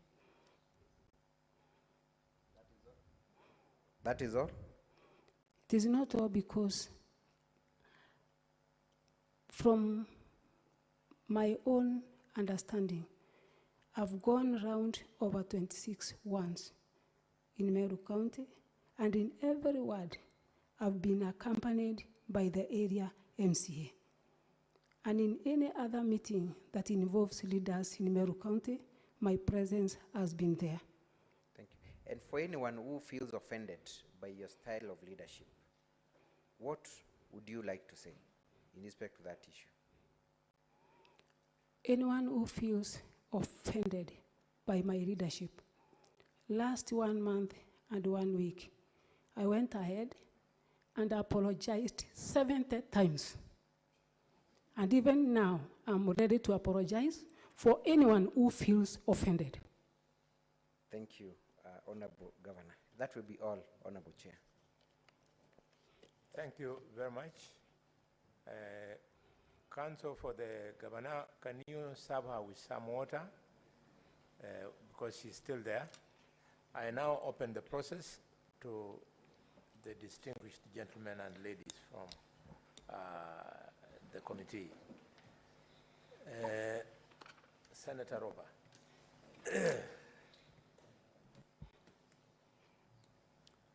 Has the governor taken the water? Yeah, let her take the water.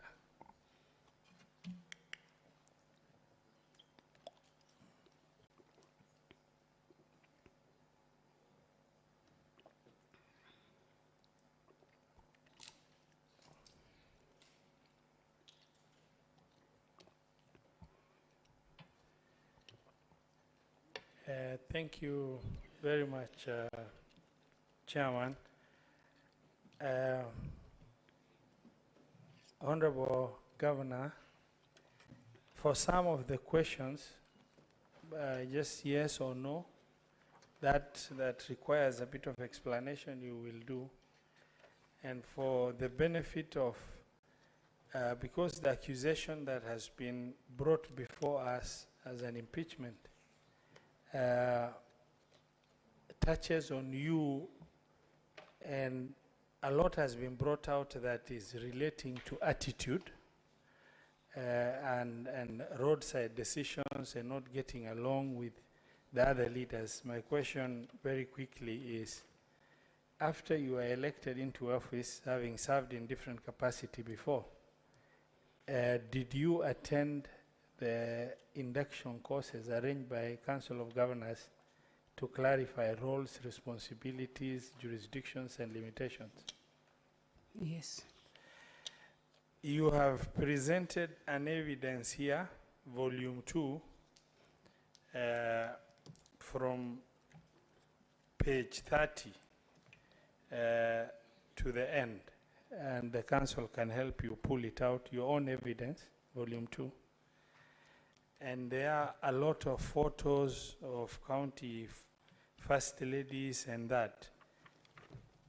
However, in the presentation by either your legal counsel or the key witness, it hasn't been clear what your intentions of presenting this additional evidence are. I would like to understand, by including this evidence, what did you want to achieve?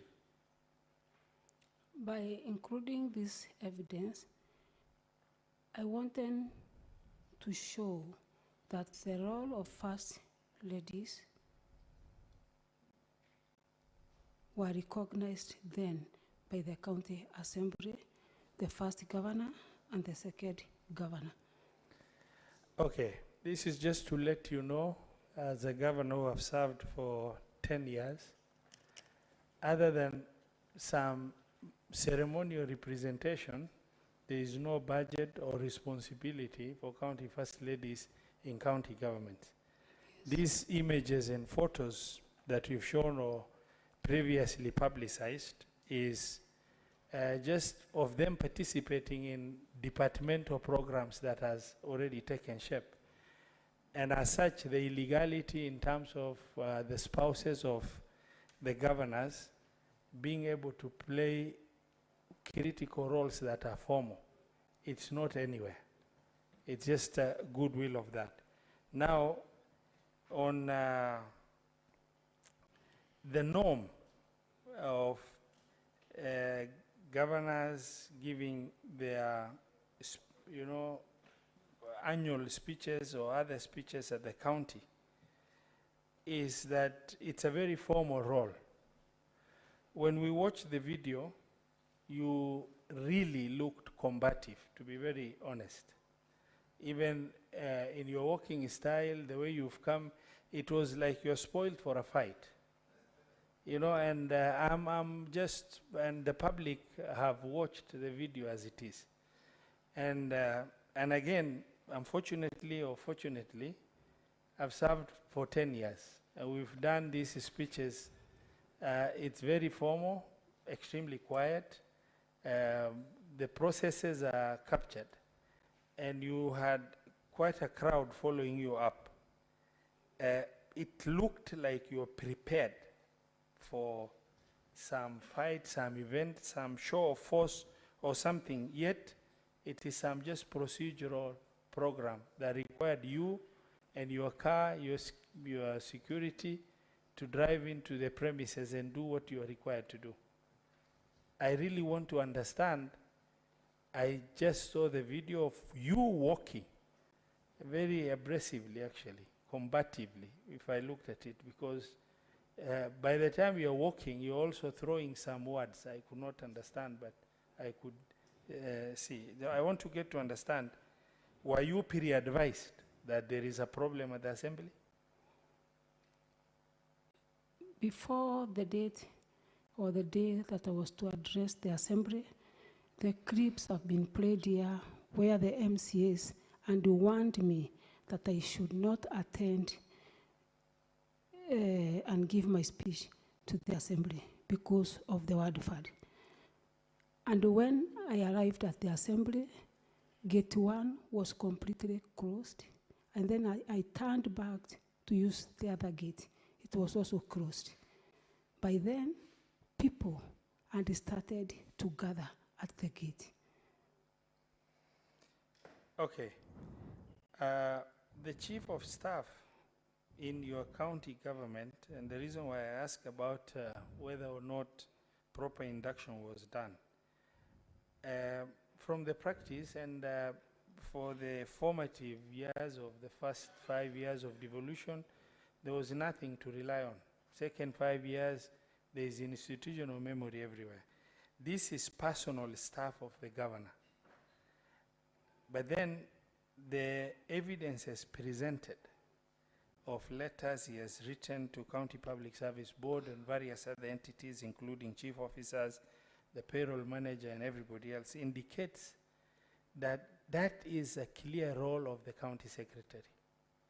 And your chief of staff seems to be the most empowered or empowered staff in the county. And by the way, according to the guidelines given by Transition Authority earlier, simply you appoint that person yourself. It did not even require for you to take them through the board. I want to find out in all these documents that we have the head of public service, the county secretary. Why is it that the county secretary's documents or communication between the county secretary and the board is not apparent, but rather your chief of staff is the key player playing a legal role that ought to have been undertaken as legal responsibility by the county secretary? Maybe one of the reasons as to why he appears to be a bit close or representing me, it is because most or more of the accusations that are against me, in all those meetings, he has been with me. And I thought he's the best person to understand the cases as per the impeachment motion or the accusations. No problem. You could have given the same directive to your county secretary for him to Senator, directly respond. Order, Senator, I want to appeal to colleagues. You bite twice, at the very most 3 times, and you give others a chance. So, Senator, maybe that will be your last bite. Proceed, Senator. I want just to clarify, I haven't gone to the last, but I can cut it short, it's okay, I give the chance, but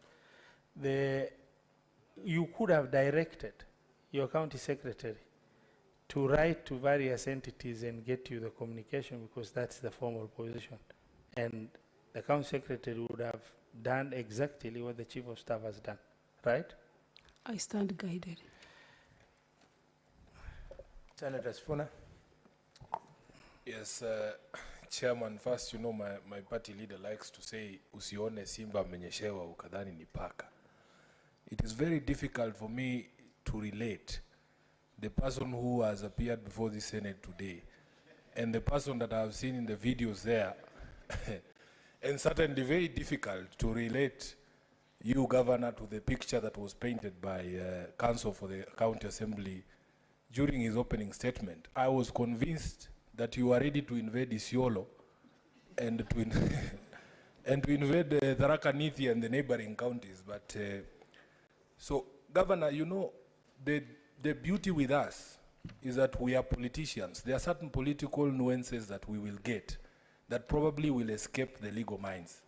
And we want you to deal with us as your political colleagues. You have been a member of parliament. This chair has been a member of parliament for a long time.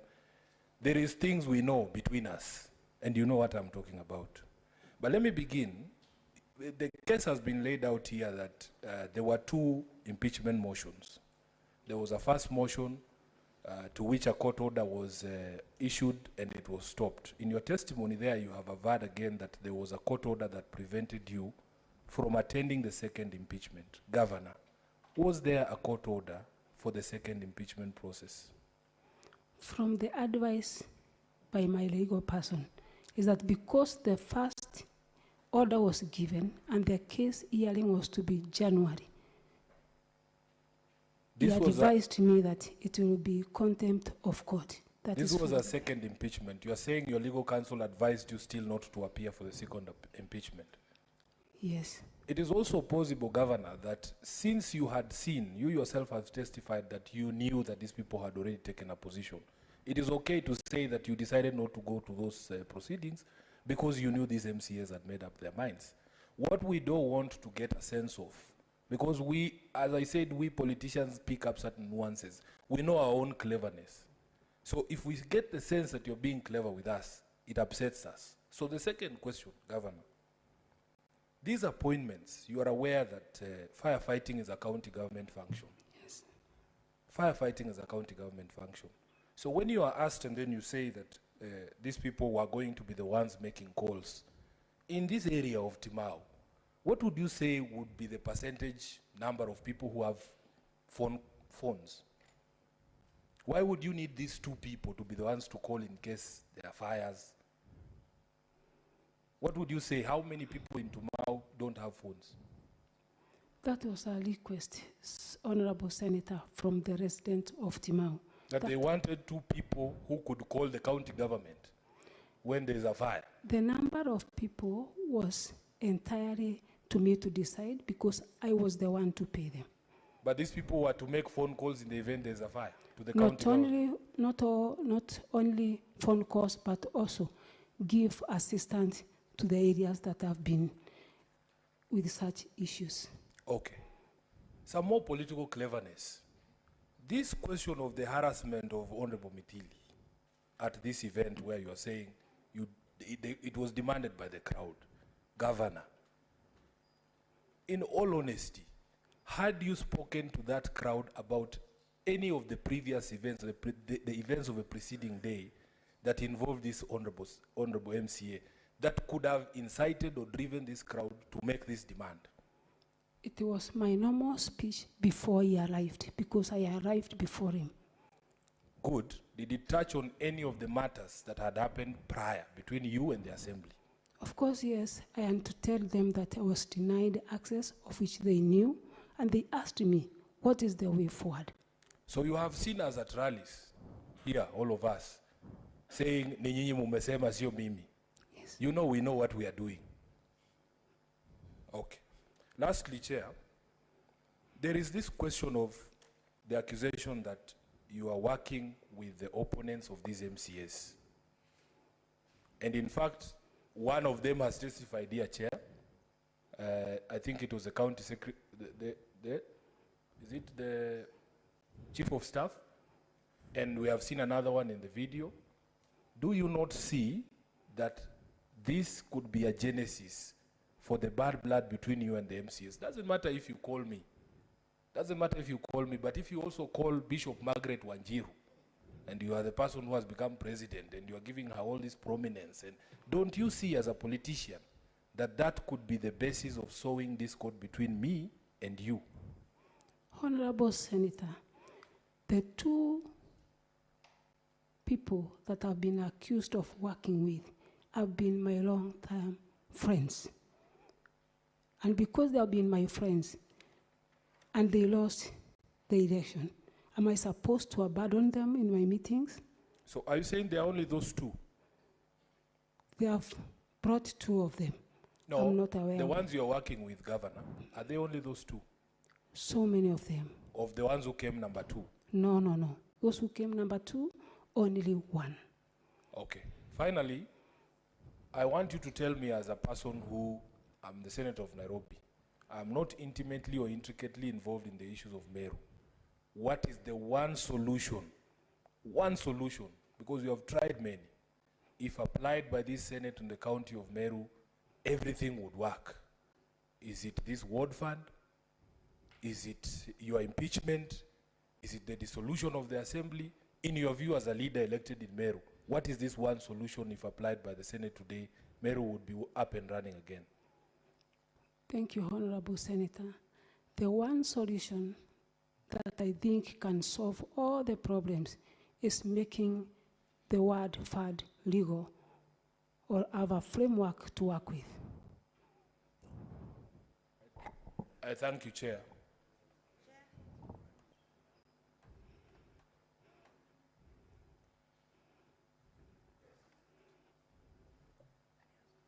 Chair, thank you. Thank you, Chair. Yes, thank you, Chair. Chair, because the Honorable Governor is a bishop, I want to take a biblical perspective. And I want to ask Governor Kawira Mwangaza, what does the Bible say about a loose tongue? A loose tongue can cause many problems. A loose tongue can actually burn down a nation. Yes. Honorable Governor, God gave you the victory, and I congratulate you. You are my colleague in the National Assembly. But did God give you the victory in order to go and trample upon everybody, to go vilify everybody, to go abuse other leaders? Were you given that victory, my sister, in order to finish yourself? Because I see a process of self-destruction.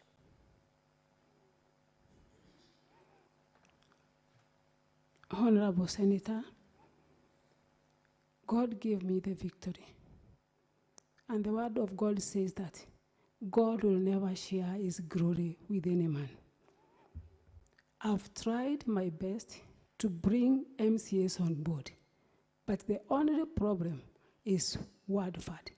The rest that has been rebelled against me is a narrative to cover what the demands are. From the time we started hearing the witnesses from the county assembly, they denied completely about them asking word fat. Until when the video clips were played, we came to understand that the problem was word fat. I've never and I will never fight anyone as a leader. Okay, I may not understand Kimeru, and yes, Chair, this committee will be faced with a challenge of a very delicate balance of an assembly that will walk out on a governor, an assembly that shows defiance, but also we have seen clips of a governor who is, and it's not me, it's what we have seen in the clips, who is outrageously aggressive on other leaders, seems to be on our part.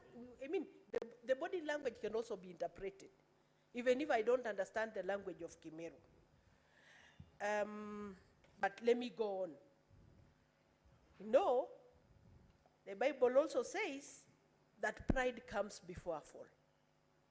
I hope this victory will not be the cause for your fall. My sister, I also wanted, and let me just refer you as my sister because you know I am. Because you know this case puts some of us in a very precarious situation. And I have said it on the floor of this house. Because I contested for governorship in Kajiado. And I was hoping your success in Meru will propel me to governorship in Kajiado. But today, 3 months after the election, there is an outcry in Meru. Will really your behavior in Meru help to propel more women into positions, or will it bring us down? These are my worries, my dear sister. You know about the women movement. You know about the women who went before us.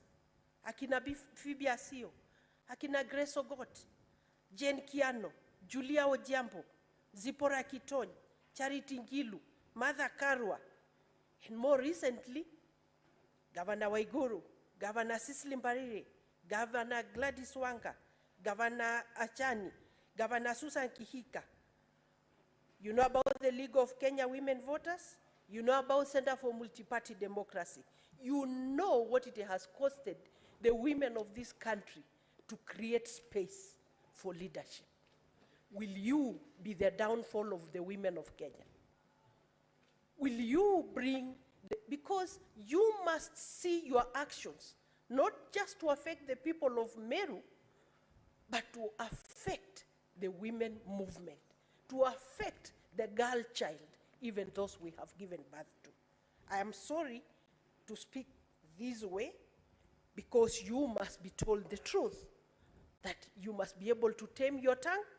You must be able, now that you are the victor, to know that it is the victor who needs everyone else. It's not everyone else who needs you. It is you, the victor, who needs other people. My sister, I foresee a situation where you are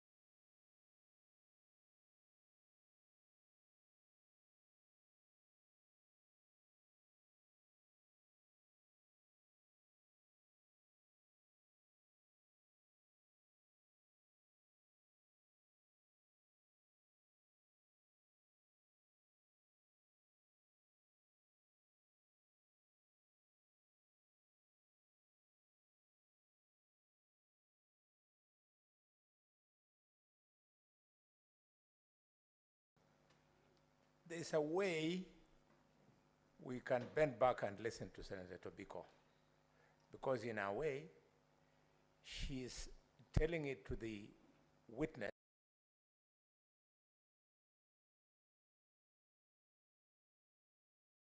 Young Sifuna, he speaks better English than me, who was telling me in the morning that it is expected that when a young person succeeds, he doesn't go through the door of success, but he stands in the door of success, holds the door for other young people to go through.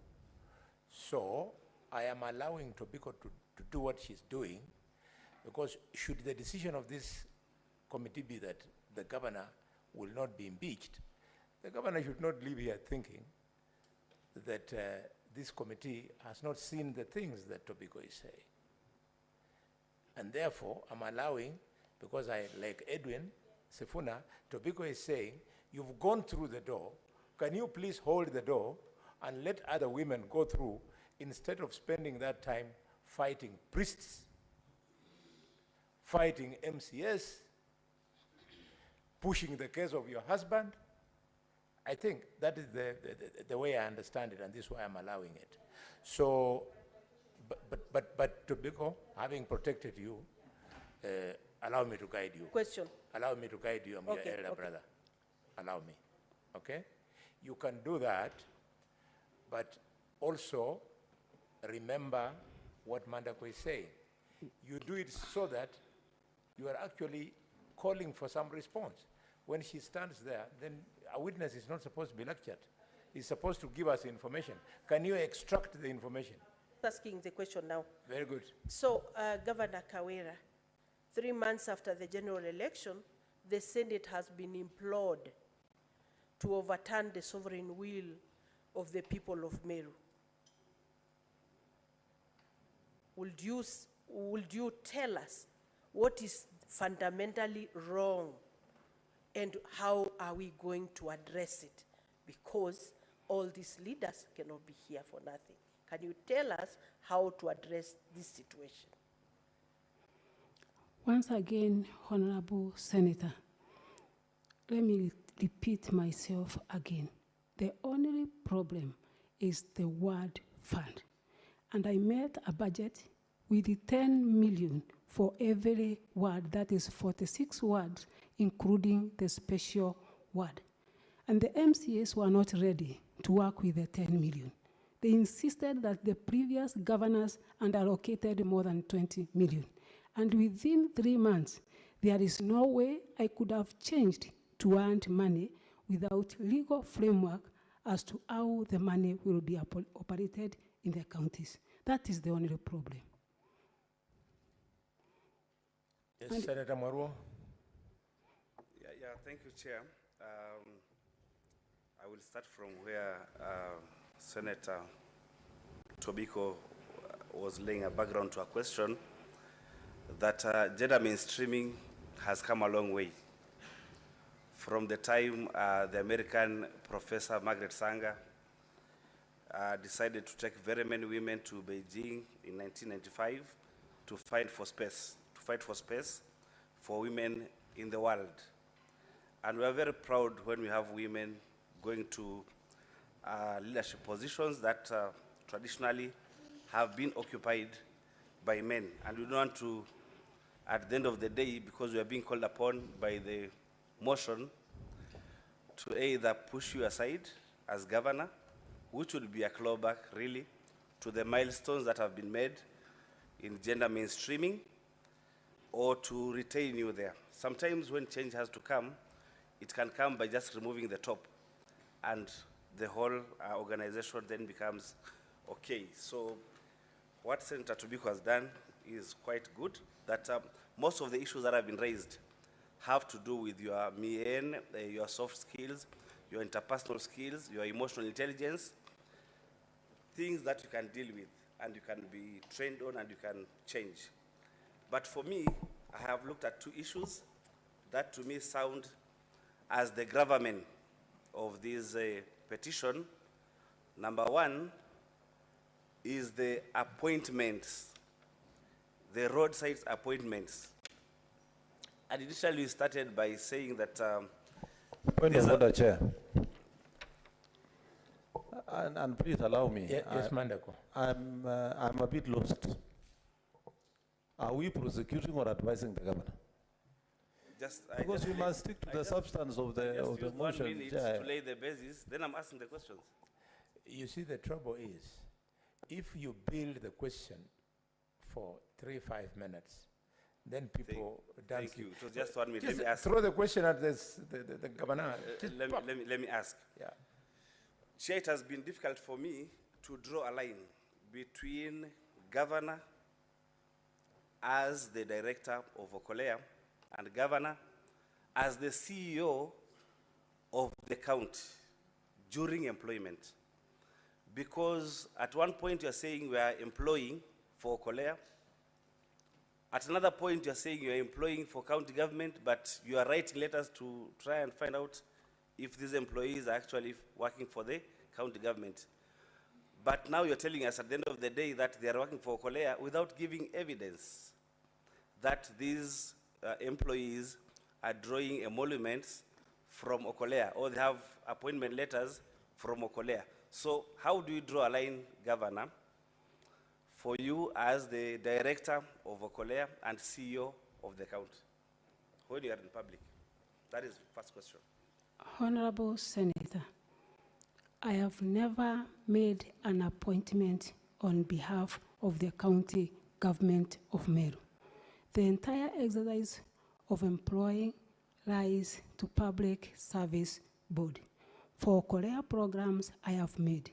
And that's why maybe we don't have any evidence from Okolea, same as we don't have any evidence of I having appointed anyone apart from the bubble anthracis, but no evidence. But for Korea program, Honorable Senator, that lies with the Okolea office. Thank you so much. So maybe for the future, Senator Marua, just one more. I'll do another round, then you'll come during the second round. Yeah, but for the same question, okay. Then maybe the governor should draw a line so that you don't go ordering the county government officials, like the sub-county administrators, the ward administrators, to do the appointments on your behalf, because then it is posing a problem. Why don't you just do the last one, Chair? The last one is the spending at source at Meru Teaching and Referral Hospital. Already there is a board that allows that spending to be done at source at Moi Teaching and Referral Hospital. Why did you have to order that all the monies collected as revenue at MTRH to be expended at source? Yet already there is a law that allows that money to be expended there. Did you find that some money is taken to the revenue, county revenue fund account? And if that is so, why are you trying to reverse it through that edict that you are making? So we need to know. Otherwise, if already you have a board that is supposed to oversee the expenditure of the funds collected at the county Meru Teaching and Referral Hospital, why did you have to say that money should be spent there? Why did you have to do that? From my statement, I only advised or uttered a testimony that had earlier been discussed between myself and the board of Meru Referral Hospital that they should apply the fund as per the MTRH Act. So the money collected at the MTRH hospital was being swept to the CRF account. Is that what you're saying? The board has its own regulations on how they apply the fund, which I'm not mandated to interfere. Do you have that knowledge or you don't have that knowledge? That the money collected as revenue from Meru Teaching and Referral Hospital, whether it is expended at source or it is swept to the county revenue fund account. Do you have that knowledge? The board has the knowledge. But Senator, Governor, volume 2 of your own response, you have appended the Meru Teaching and Referral Hospital Act that speaks to what the Senator for Taita Taveta is saying. Are you saying that this evidence is foreign to you? No, Senator. Yes, then you better own it, because even in their, when they were leading you, your councils never mentioned this affidavit. And this affidavit actually turns the accusation against you in one of the charges, I think it's charge 5, in your favor. So just respond to this. Don't say you don't know. Respond to this so that it can be part of the record that you are not breaking the law. You are making decisions in line with an existing act. Marua is helping you.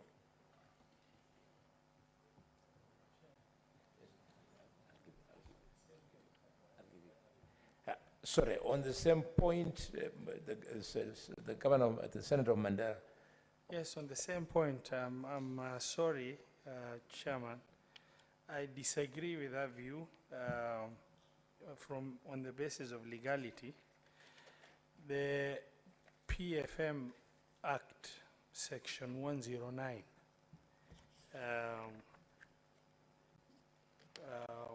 clearly, states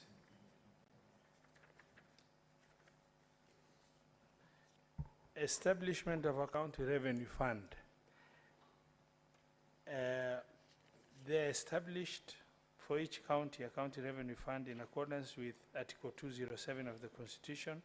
The county treasury for each county government shall ensure that all money raised or received by or on behalf of the county government is paid into the county revenue fund, except monies that is excluded. But where the act is talking about is excluded, it's talking about legislations by parliament. And the legislation by parliament supersedes county legislation unless the PFM regulation is amended. That Order, Senator.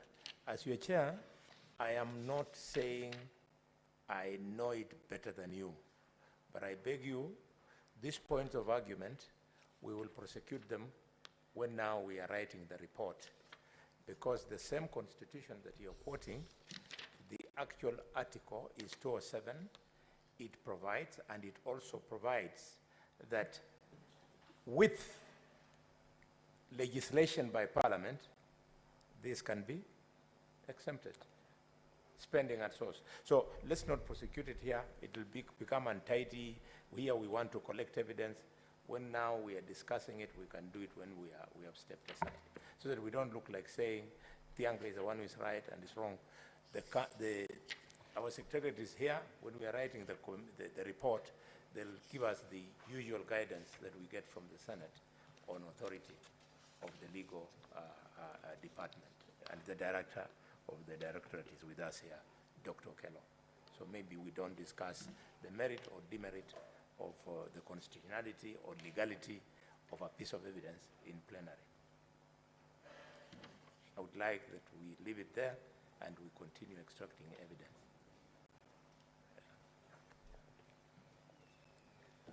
Yes, Mandako, your hand has been up the whole evening. Chair.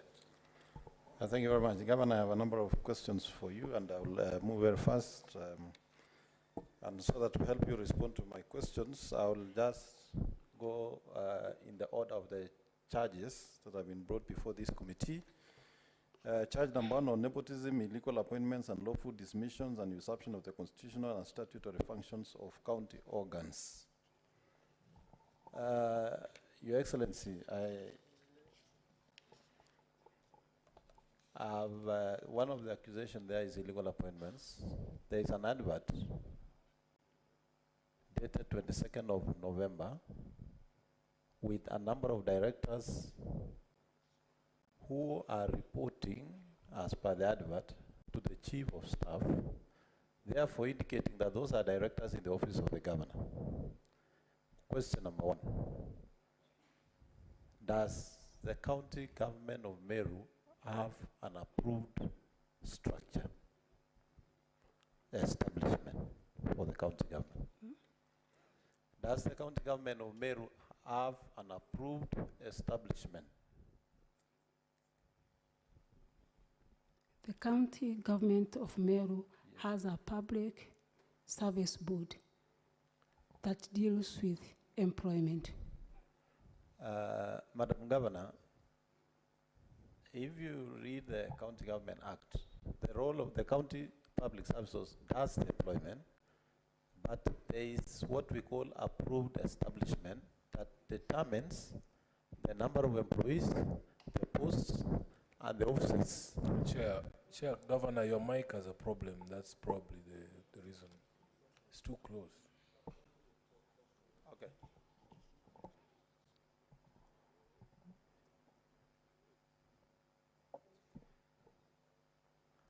Thank you very much. Madam Governor was asking, does the county government of Meru, the county executive, have an approved establishment? The establishment, in this case, determines the number of employees or staff for the county government of Meru, the departments, the posts that are available.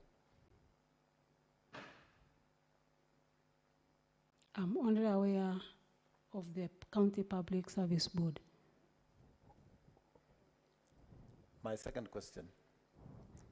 These posts of directors that were advertised on 22nd, prior to you coming to office, did we have directors existing in those posts, or those posts were vacant? We still have the previous directors working with the county government of Meru. By the time the County Public Service Board advertised those posts, were the posts vacant or the directors were still in office? And if they were still in office, what was to happen to their terms of service? I'm not aware of any advertisement that has someone still working in the office.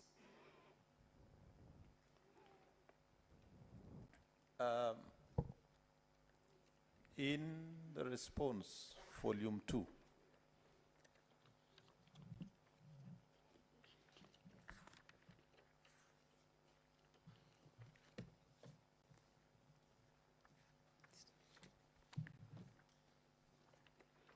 maybe Secretariat, you can help me quickly address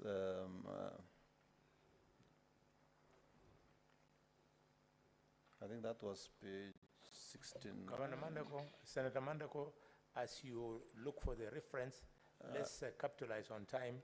Yes, I allow somebody else to shoot. And I've already found it, Chair. Oh, please go ahead. And Chair, please give me time because you gave people time to lay the basis. I'm only asking questions directly. If you look at volume 2, page 67, there's an advert there running all the way to page 71 on a number of positions that have been advertised. And these are the Director Protocol and Events, Job Group R. We have Director for Delivery Unit, County Delivery Unit. We have Director for Monitoring and Evaluation. We have a Director for Administration. I'm only asking, Madam Governor, by the time this advert went out, did we have those posts filled or were they vacant? They were vacant. On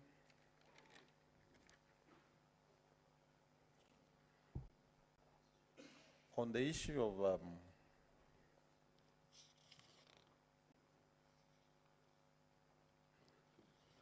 on the issue of appointments of fire officers, in the meeting you had in Timao, before I go there, can I ask that, do you have, as County Government of Meru, firefighting trucks? Yes, we have. How many and where are they located? We have 5. Is it true that there is a firefighting engine in Timao that is not functional. Yes, there is. Was it therefore necessary to have two people to call when we have a fire engine that is not functioning in that sub-county? We locate the machines where there is need. It is not necessarily that the fire engine is met for Timau. When need arises, we always send one to the area that is affected. And what I'm asking, Madam Governor, is you have identified two people will be alerting the county government amongst the other functions if there are fires. But the fire engine in Timau, which be the nearest in terms of response, is not functional. Are there any attempts by your county government to make sure it is repaired and functional so that the two people that you have recruited under our Kolea program can then be able to function? By then, the fire engine at Timau was functioning.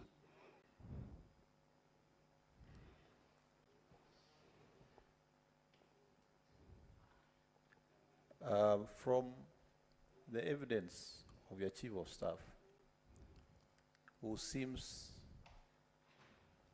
or has committed himself that he understands all matters to do with this petition, why was it appropriate for the chief of staff to himself ask for information from the different departments and not through the county secretary and not through the secretary of the county public service board? Was it under your instruction? No, it was not under my instruction. Madam Governor. Senator Mandako, just put your finger there. That was part of my intervention, so let conclude it. Your answer, can you clarify? Because the counsel for the county assembly tried to get it from you, but he didn't push you well. This is the time. Were you deliberately avoiding the county secretary because he was not going to take instructions from you to give evidence in the manner you want to protect yourself? No, I was not avoiding the county secretary because of any issue, but the chief of staff has always been with me in the meetings that most of the accusations has arrived from. I put it to you that you need to persuade us better, because there is a County Government Act that clearly specifies the county secretary as the custodian of the responsibilities that your chief of staff has been discharging the whole afternoon. Can you convince us? I stand guided chair that at no time that I have chosen to work with the chief of staff and then neglect the county secretary. Are you aware of the County Government Act? Yes. And if you are, why did you bypass the responsible officer who is the county secretary? Instead, you bring here the chief of staff. I thought this is a matter that is personal and not a county government case. Being my case, then I chose someone who understands the issues better. But if it was a county government case, the best person would have been county secretary. Mandako, go on. Thank you very much, Chair. Now, Madam Governor, in your own affidavit, on the reappointment of the cabinet, of the county secretary, your statement reads, the allegation of illegal reappointment is denied and that the governor averts that the current county secretary was appointed in the previous regime and went through vetting by the county assembly, in which the mover of the impeachment motion participated in approval. His contract was extended by the previous governor without approval of the county assembly. Please underline, without approval of the county assembly. And the governor had to extend the contract again, owing to the crucial role the exiting county secretary plays in forming the new government.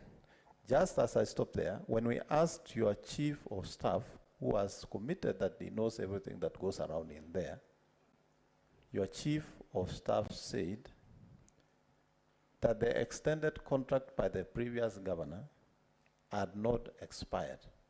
Why was it necessary to reappoint? Two, you are already aware, Madam Governor, that the previous governor did not submit this county secretary for vetting by the county assembly as required. Did you have to continue with the same mistake that the previous governor had committed? Honorable Senator, when I assumed office, I met Rufus Meriti, who is the county secretary for Meru, and he was mandated to be the chair of transition for a certain period. I chose to, at least for a few months, to continue working with him. I sought advice from my legal team and also the board, who affirmed that the contract had not lapsed. So I had no otherwise other than to make a statement of intent that I will be willing to work with him even after this, if at all the Public Service Board agrees with my statement of intent. Senator Mandago, I'll come back to you another round. Let me now open up to another senator. Esther, I saw your Just, Governor, because again. I didn't spend my time laying the ground, allow me to ask one question, just one, so that you come back the next round. Senator, because you're my neighbor, I know those might be your winding remarks, and I want you in this meeting up to the end. So just Quickly, Madam Governor, on charge number 2, incitement, bullying, vilification, and misleading campaigns against elected leaders. Did you, at any given time, call the MCAs by the word in Kimeru, Mberwa, which I am made to understand is fox? I have not. In dealing with matters at the ward, Madam Governor, are you aware that part of the responsibilities of the MCAs, and I want to draw your attention to the County Government Act, Section 9 on the role of members of County Assembly,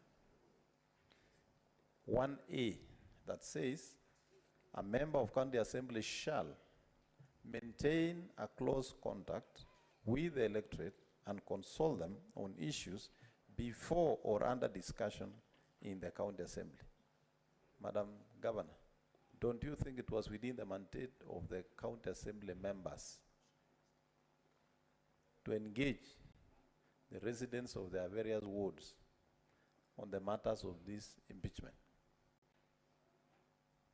I don't deny it was their mandate, but the process and the way the MCAs conducted was wrong. Madam Governor, when the MCAs didn't approve your nominees for CCs, did you go ahead to reorganize your government so that the rest of the departments were collapsed under only 3 CCs? Yes, Honorable Senator, after they approved only 3 CECs, with the advice, we reorganized as we sought to take some more names for approval later. Are you aware that if you have to reorganize government, you must have a CC approval? And in this case, we are serving CCs who are to serve to the end of the term. Therefore, you needed to comply with that provision before reorganizing your government.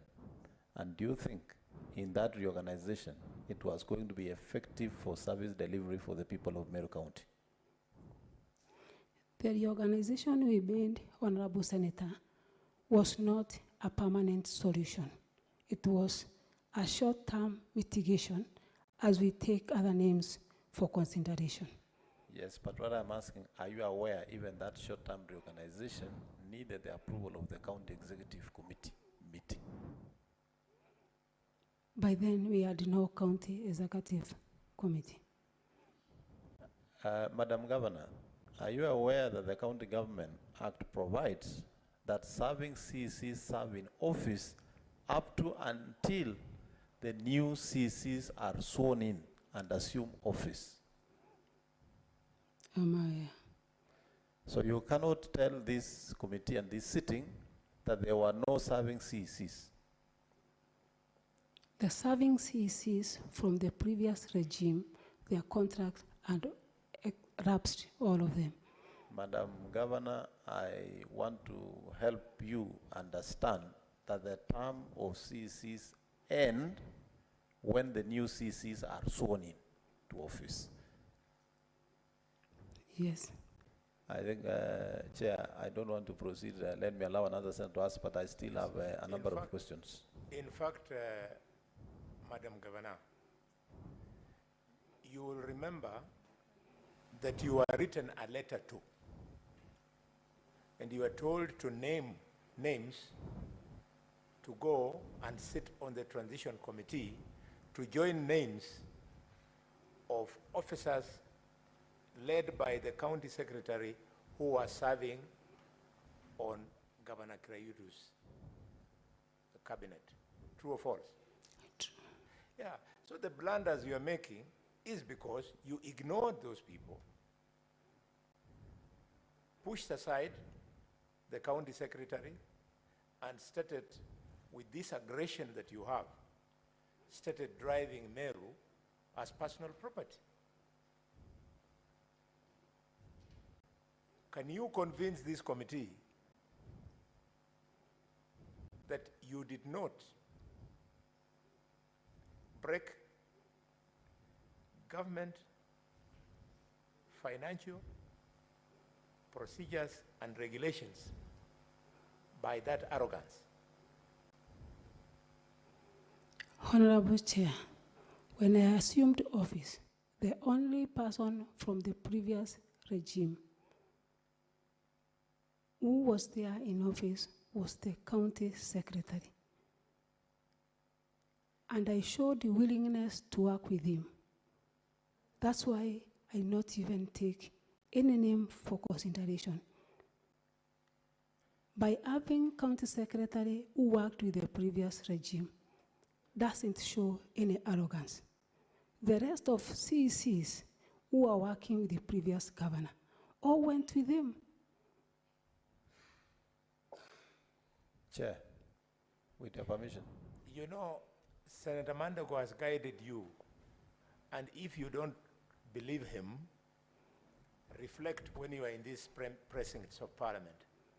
When President Ruto was, when President Uhuru was forming his cabinet, he did not dismiss Kibaki's ministers. They only exited after his ministers had received approval and they were in office. Similarly, President Ruto did the same, including his list being challenged in the High Court. Because you're treating Meru like personal property, that's why you don't respect that government procedure. So should you get lucky you'll be excused on this impeachment, you have to go and walk the straight path. Yes, Esther Okenyori, you intervene with a question? Chair. Yes, yes. Chair, yes, just because the governor seems not to get it, allow me to draw attention to Section 42 of the County Government Act, county executive to remain in office after election 1. When a general election is held for a county government, the outgoing county executive committee shall remain in office until a new county executive committee is constituted after the election.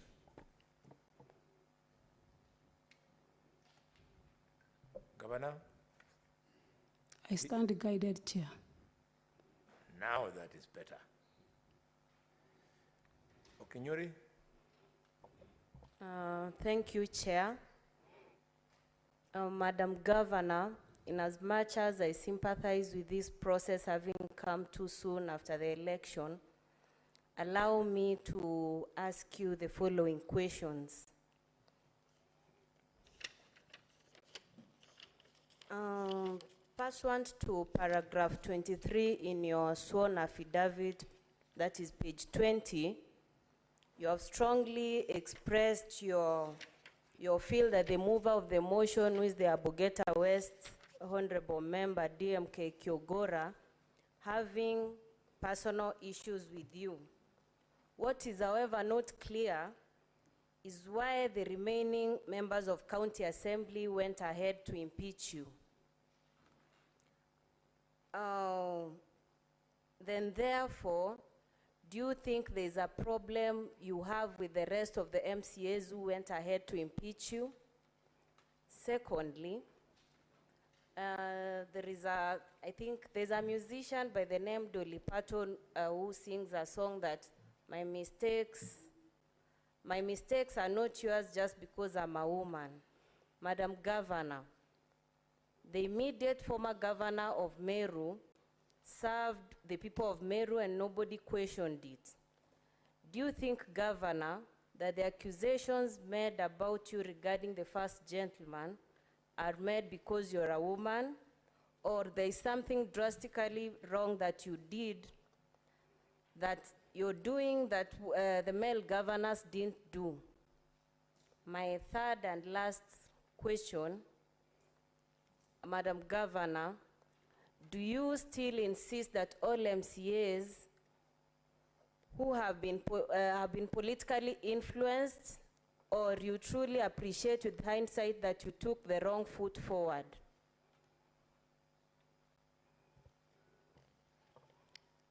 Honorable Senator, DMK Kyogora, as we shown the evidence of him having personal grudges, which has not originated from I being the governor. Even the time when I was the woman representative of Meru, he had the same issues.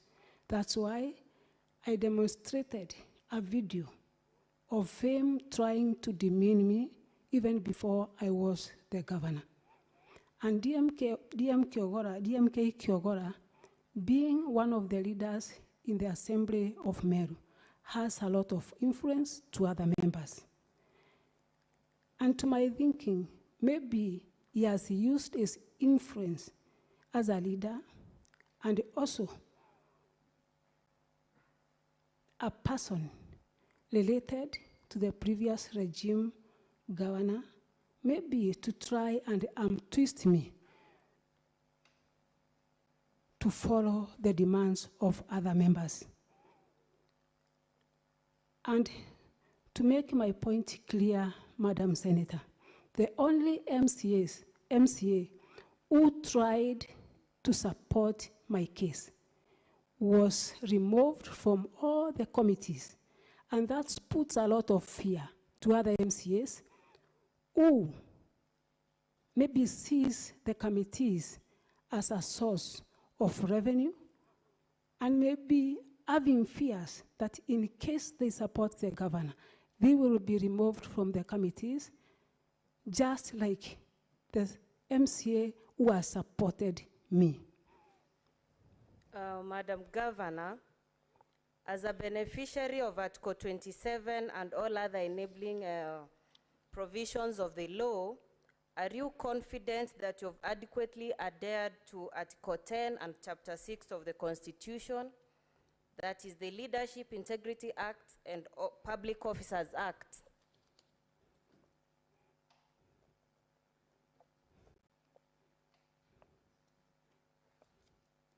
Come again, Madam Senator. As a beneficiary of Article 27, you know what Article 27 of the Constitution, that is equality and freedom from discrimination. Then there are all those provisions down there. Are you confident that you've adequately adhered to Article 10 and Chapter 6 on integrity and the Public Officers Act? Am I clear on my question? No. That's a general question as an elected leader in that office and a Kenyan citizen conversant with our Constitution. I'm actually touching on whether you as an individual feel you've adequately met these two areas I'm touching on? Yes, Honorable Senator. All right, thank you. Senator Okech.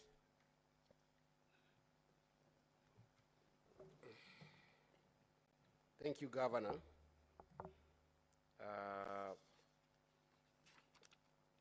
The charges were read to you that you're familiar with. And how many grounds, in your understanding, have these charges invited?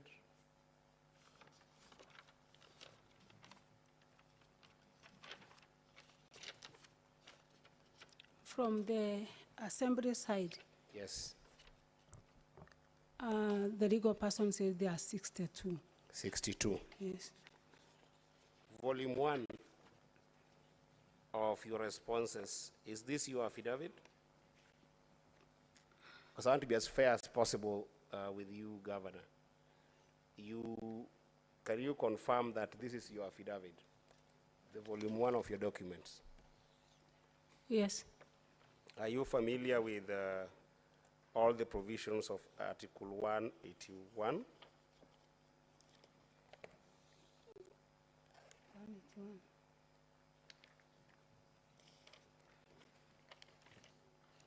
Or should I read them for you? Yes. I'm going to, this is very important for me, Chair. Article 181, because I'm asking this in the context that the governor has just said here that she is here in a personal capacity. Article 181 talks about the removal of a county governor, which is what I perceive you are here in that capacity. So before I ask the charges I want to ask, I will only focus on one charge, but I want you to tell you that a county governor may be removed from office on any of the following grounds. I won't go there because of time. There are about 4 counts for which a county governor can be removed. Then if you read again, Governor, the County Government Act, Section 33, the removal of a governor, not you as a person, but I'm talking about the governor of Meru County. A member of the county assembly may be, I wanted to read sub-article, the section 33(6). In the special committee reports that the particulars of any allegations against the governor, again I want to underline the word any, out of the 62. The governor, A, have not been substantiated, further proceedings shall not be taken under this section in respect of that allegation. Or B, have been substantiated, the Senate shall, after according the governor an opportunity to be heard, vote on the impeachment charges. So I'm cautioning you that you are here as the governor of Meru and not as an individual, and that leads me to my question on charge number 5. Charge number 5, Governor, is on violation of public finance management laws. And I want to draw you to your affidavit on page 39. Governor, in the allegation of breaching the public finance laws, you have said that this is a misconceived and sensational accusation. That is on page 39, okay? Are we there? Of volume 1.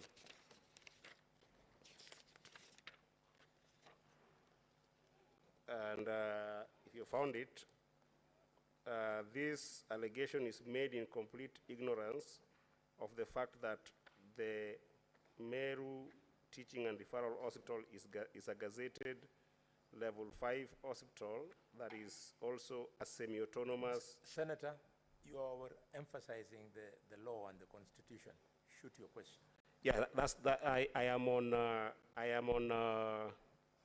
the violation of public finance act according to the response. I want to interrogate the response that is given here by the governor. Governor, you are claiming that the evidence provided with regards to your pronouncements in the video that the county, the Meru Teaching and Referral Hospital should not spend at source is not a violation of the PFM Act. Is that right?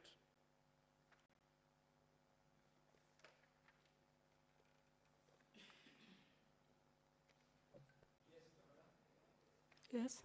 Because to you. The claim here is, Governor, that, and I was reading it until the chair intervened, you've said here that the evidence tendered in this support of the impeachment motion is an verified video, which we watched here, and if anything to go by, we watch what was said there. And you've said that the hospital is a semi-autonomous county government agency to address its unique needs rather than sending the money to the county government. Is that true? Yes, Honorable Senator, I'm trying to I'm trying to explain what happens at Meru General Referral Hospital. And I've annexed my statement and also the letters from the CEO, or the acting CEO, and also from... My question is this, Governor. You have alluded in that statement that the financial management, especially with regard to spending at source, of the Meru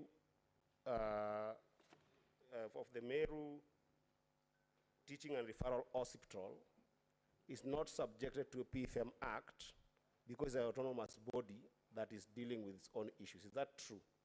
It is subjected to the Act, and what I said is that they apply the fund according to the law. But, okay, that's fine.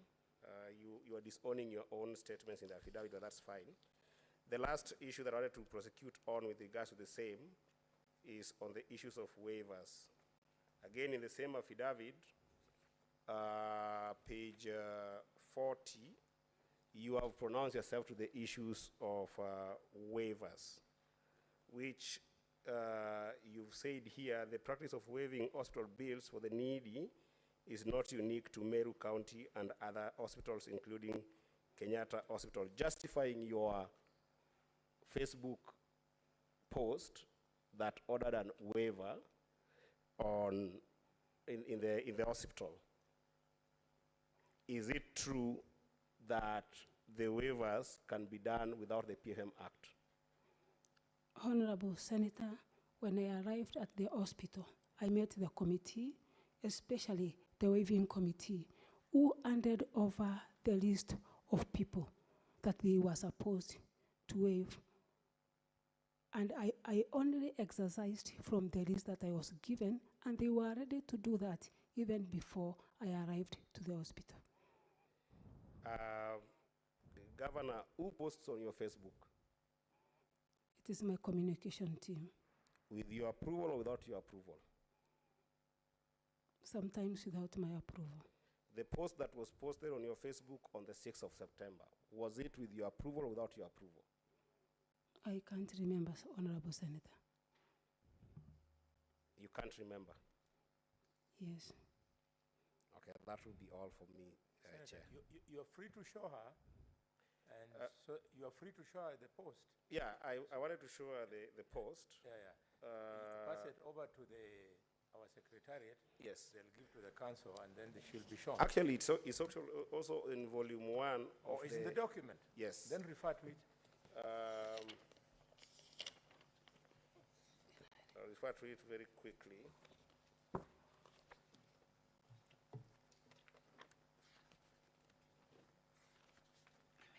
Yeah, if you turn to page, I think, 128 of volume 1,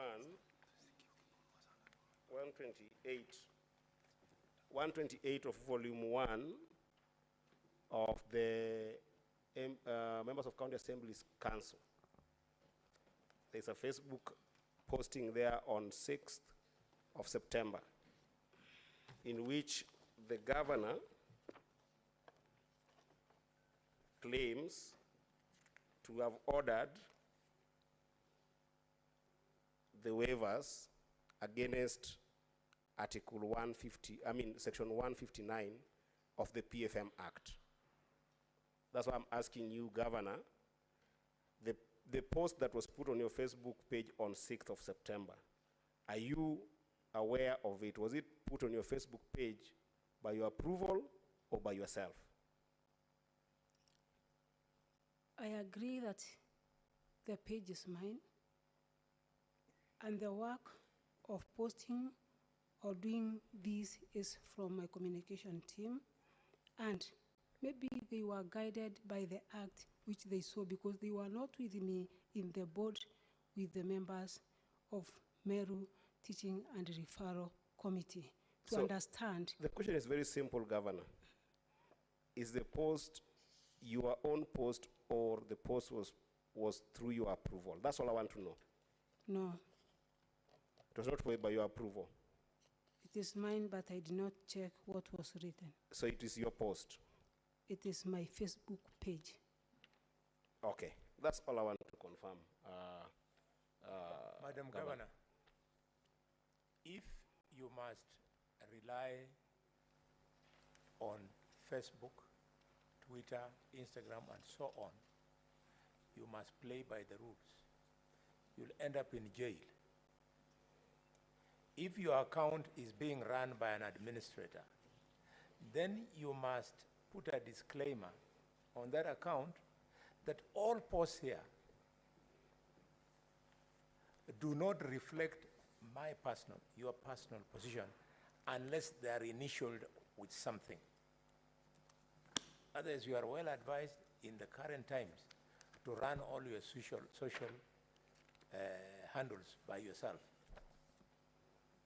And Chair, just for the record, Yeah. it is verbatim from this page. The governor says, last but not least, I have waived all hospital bills for the patients who are extremely poor and deserving with huge bills that are not held at the facility. In the affidavit, the governor says she met the committee prior to this posting. And under PFM Act 159, the powers of County Executive Committee member for finance to waive or vary tax, fees, or charges, the County Executive Committee member for finance may waive a county tax, fee, or charge imposed by the county government and its entities in accordance with criteria prescribed in regulations provided under here. If you read A, B, and C, which I'll leave it for the chair for the, and also the council of the governor, the criteria that is stated here, none of those are spoken to in the affidavit. So this is a serious violation in my view. Yes, Governor. Honorable Chair, I stand guided that I will not repeat again the exercise or allow my team to post on my behalf without first seeing what they are posting. Because the post, even if it's mine, Honorable Chair, there was a meeting before then where all these issues were discussed between myself and the board, and they gave me a list of people that they wished to waive and go home. Senator of Kiambu. Thank you very much, Chair. As a layman,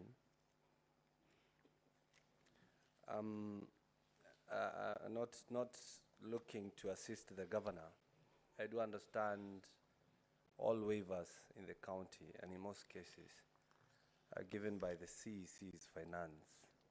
But you've seen governors put them in the newspaper, governor is waiving the rates. So when the governor is doing that, I believe it's the cabinet that is doing that. But to the governor,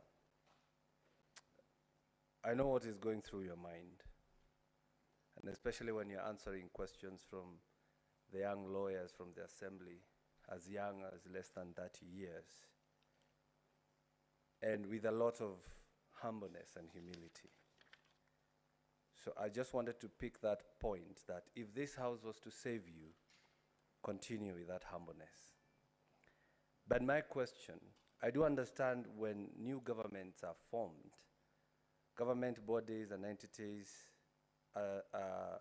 attend inductions where they are trained on how the government systems work, how to serve the people, even the definition of what a motion is, like the one that we are discussing here today. So did you attend any induction? Yes, Honorable Senator. You did. What about the MCAs? Are you aware whether they attended inductions? They attended induction and they also invited me to the place. So we can say, despite what is happening, everybody is well trained. Yes. On the issue of Okolea and the issue of the county government of Meru, which you're both the CEO of the county government and also the CEO or the director of Okolea, don't you think running them parallel is somehow undermining the way you serve your people? Because you're serving the same people, whether through Okolea or the county government, which actually has more tools than Okolea. Don't you think it's undermining the way you should work? Honorable Senator, I always don't intend to run them in a parallel way. When we go for any development meeting, obviously we give people mic to say their problems and also address some of the issues that are raised in my meetings. Necessarily are not meant to be. The problems are not meant to be solved by the county government of Meru. That's where now I chip in as the Okolea director. A good example, if a mama comes on board to a meeting and begs that she needs a cow, and in Meru County government, we don't have such a program. That's where I chip in and donate a cow. And I don't think, Senator, by doing charitable work or even assisting people that come to my meetings, even if the meetings are official, is a gross misconduct. Well understood, well understood. I understand for the county. Senator Tangwa, yeah. You are helping the witness. Witness, in accounts, there is an animal called double accounting. If this Senate allows you to run that monitor called Akolewa or Kolea, we run the risk of allowing you to be diverting public funds, apply them on Okolea, and say that it was your own private initiative. If you think I'm very far from it, you have already done it. You've told this plenary that you went in a public function, you announced the names of people to Okolea, to Okolea, but it is not lost to us that in the process, you went with a government car, fueled by the government, support staff probably got per diem, and you went there bragging that it was your private entity. Please, as Senator Tangwa has said, the county government has a better tool for you to intermit through. Wait until when you are approaching elections, then you wake up your Okolewa things instead of running the risk of double account. Chair, Chair, Chair, allow before me I to record interject, my divergent view on that matter. I so that was the Senator on for Kiambu the can floor, continue. Chair, and I have not at any time, have I interjected anyone.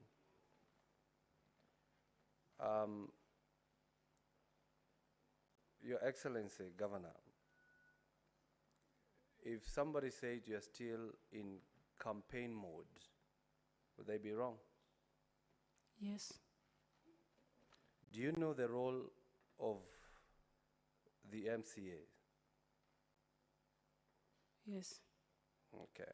I won't ask you what are the roles, but do you at least know that they are not your employees? Yes. And of course, do you know you cannot order around an MCA to either explain an issue, to either execute a mandate, or to either even sing or dance? Yes. So from the videos that we saw, do you think that was right what you did to the honorable member, was he Mwenda? Honorable Mwenda Idhiri came to a meeting and the residents asked him to apologize. If you listen to the video clips, I'm the one pleading with the crowd that should I apologize on his behalf? They said no. I repeated again, I want to apologize on behalf of Mwenda. They said no. Okay. You said the issue is the ward fund, and it has really been mentioned here.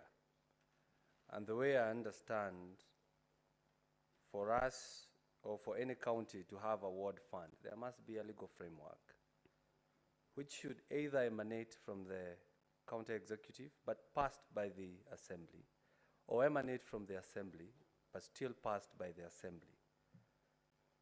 Now that you have said that's the only issue, what measures have you taken to at least try to show the goodwill that if at all this legal framework is there, we can just implement this ward fund?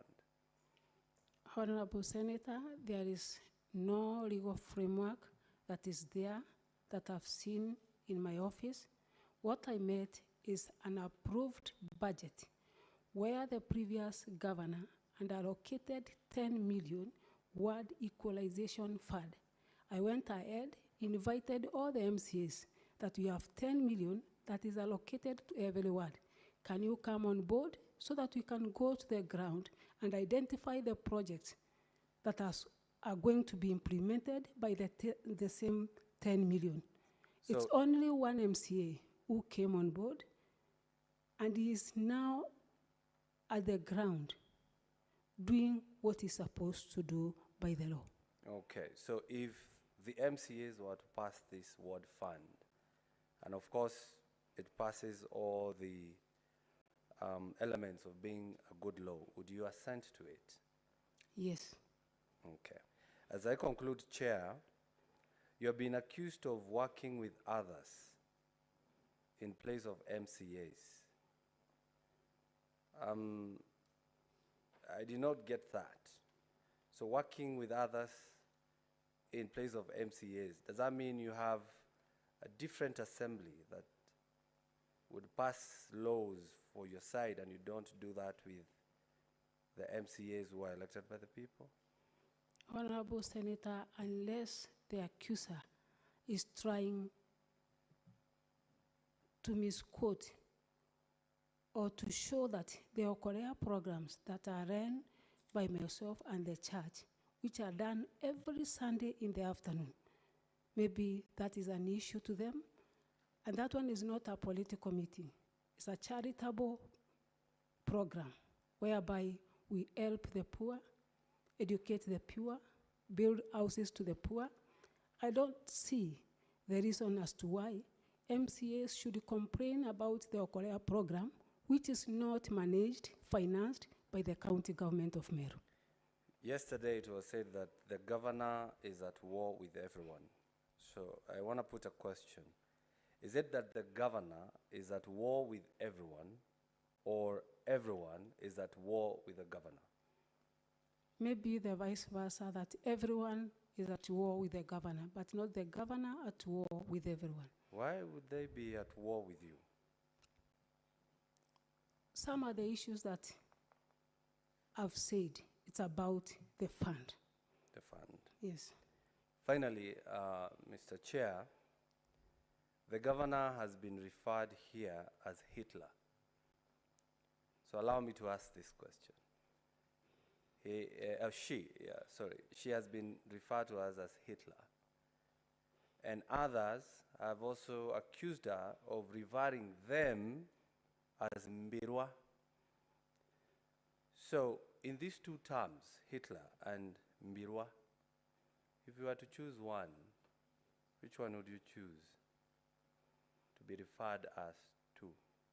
None. None. Thank you very much, Chair. Members, now we are remaining with two. We have 1 hour for closing statements. So Just only I'll one, allow Chair. my vice 2 bites. Come out 2 bites. Yes, come out. Thank you, Chair. It's called come out. Yes. Thank you very much, Chair. Madam Governor, I just want to ask you one question. Chair, I will only ask one question. It's a kind of a clarification that I want from the governor. In an event, Governor, that this committee finds no merit in your impeachment motion that has been brought before this committee, how are you prepared, or how will you demonstrate the spirit of collegiality between you and the members of County Assembly that, according to me, it is the one that lacks? And at the same time, I wanted you to demonstrate how will you do, or how will you deal with that problem, because this is something that you would have dealt with there before, but you left it at that. Being the senior-most politician in Meru, it exploded until it reached here. So how will you do, or how are you prepared to deal with that problem in an event that one will happen? Just that, Chair. Yes, Governor. Thank you, Honorable Senator. Thank you, Chair. I will go ahead and extend olive branch to the MCS. I've not done it once, but I will again and again invite them so that we can sit together as leaders. If the issue is word fund, they fast track and see that there is a legal framework for us to have the fund increased so that they will be satisfied. Senator Kavintu. Thank you, Chair. Madam Governor, we know you've been standing there for a long time, but just bear with us. I'll have only one question, and this is from the volume 1 of the MCA's, accusation. And this is in page 18, which is incitement, bullying, vilification, and misleading of leaders against, misleading campaigns of against other leaders. Madam Governor, according to the witnesses who stood on that deck there and spoke, majority of them accused you of not having respect for any of the leaders, especially elected leaders of Meru County. What can you tell this committee about that allegation, and what are you prepared to do moving forward to make sure that you can work with the Meru people, and even if not now, in future, and for your own goodness, being a bishop, somebody who is called by God, what can you say about this allegation? Because it came out more than anything else. Thank you, Honorable Chair. One of the reasons as to why maybe we are here, it is about the funds, and at the same time, being an independent governor.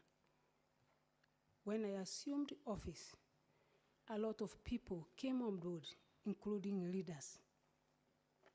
And I want to bring to your attention that it is too early for one to judge a person.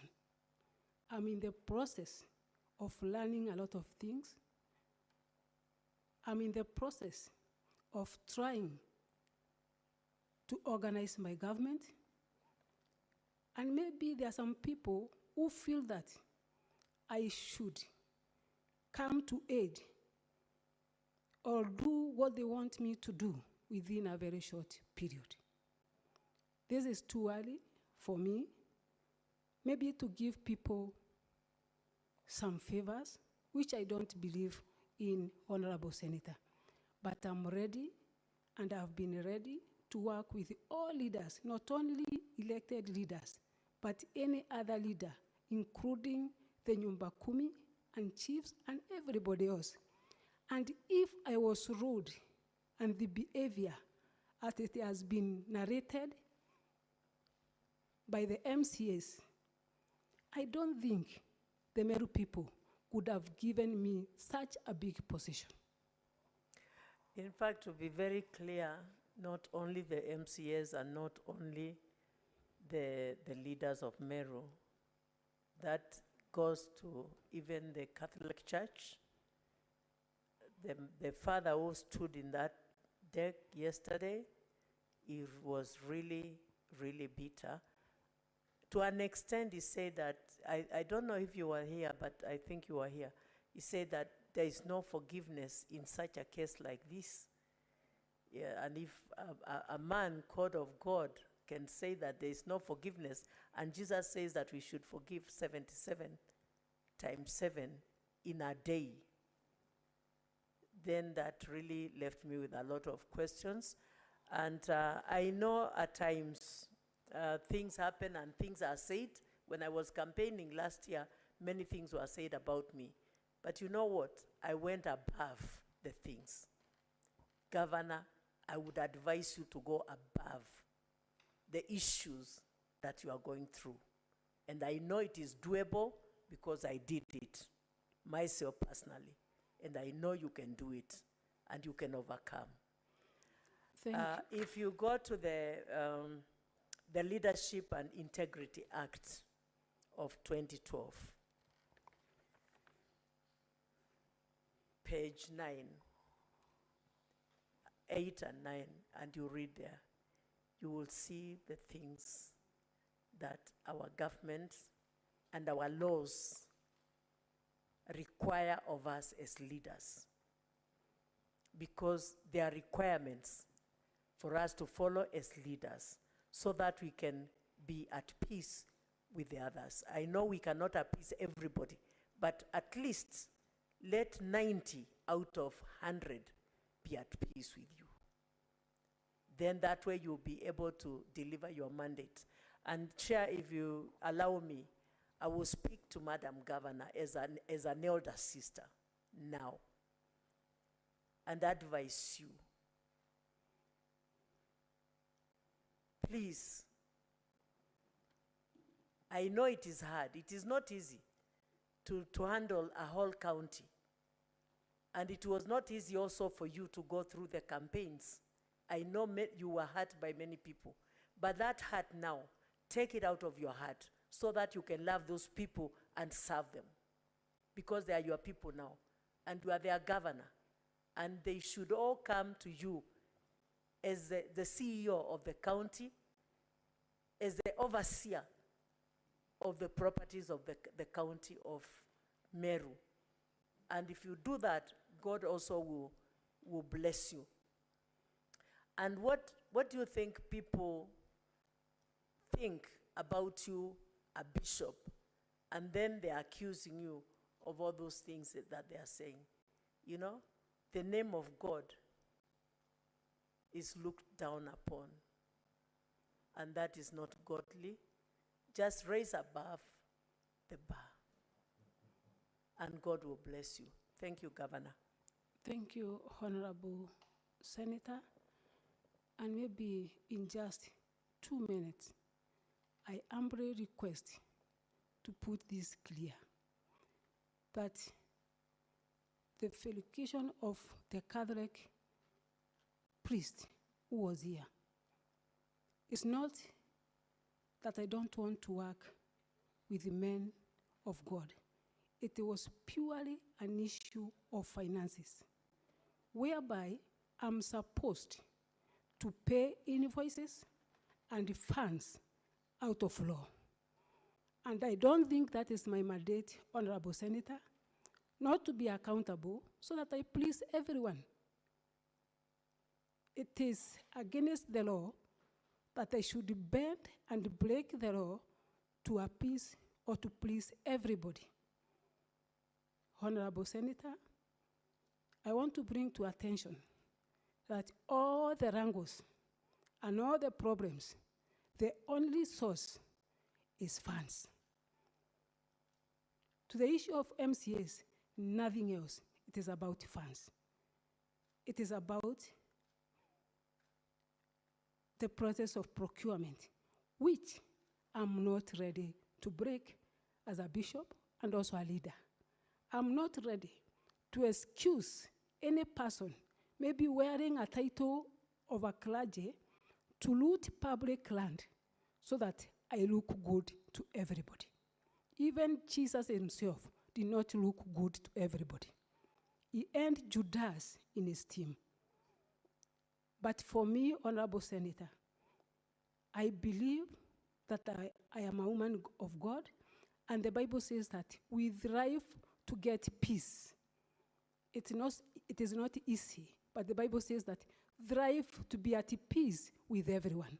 I have done so, but I'm not ready to break the law so that I will look good to people. Thank you, Honorable Senator. Thank you. I want to allow Senator Mandako to make. Thank you very much. Two questions. First, I want to remind the Honorable Governor that I hope she still remembers she's under oath. I want to reconfirm from you, Governor, is it true that the contracts of the directors that we discussed had expired? Are they still earning a salary? Two, would you be okay if this committee seeks further information on that, including getting the whole IPPD payroll here for analysis to just confirm that those directors are not earning? Honorable Senator, Governor. I want to confirm that the post that has been advertised, as much as I know from the Public Service Board, are vacant. In the previous regime, we had people taken from other departments to do jobs which were not meant to be done by them. By the time I came on board, they were taken back to their departments. That's why, up to now, I don't have a protocol director. I don't have a monitoring and evaluation director. So many offices are vacant. And that's why I sought advice from Public Service Board. If at all they can assist me to get my office running. I was advised that the previous regime and the contracts which has now expired. And that's why maybe the Public Service Board advertised the positions.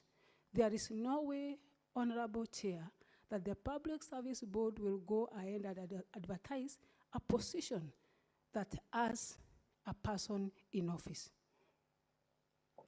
Thank you. Chair, And Chair. to conclude for us, just a Allow minute, me to finish this one question. Just a minute. Oh, Chair. I thought you had two.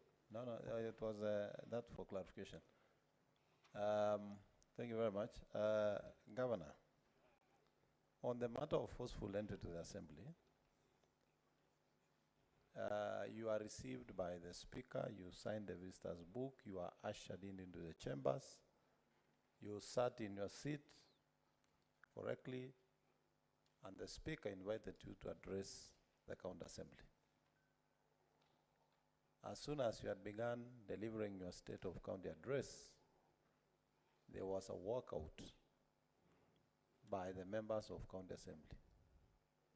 Was there any MCA left in the chamber that alerted the speaker that there was no quorum in the house? No MCAs. So the speaker, so are you telling this evening that the speaker on his motion noticed there was no quorum and adjourned the house? He noticed in his own capacity that there was no quorum and adjourned the house. Thank you very much. If I was there yesterday, the council for the county assembly had some questions to answer. Thank you. Chair, one more. Thank you. Before I give you, I saw the light of Okech. Okay, let's just sum it up. Thank you, so that we get the I just wanted to check with you, Chair, whether these were final remarks, and in that case I can proceed. If you're still interrogating the witness, then I'll wait for me to make my final remarks. I forgot in my line of thoughts just one question to the governor. Your Excellency, this committee is going to give recommendations, and they can go either way.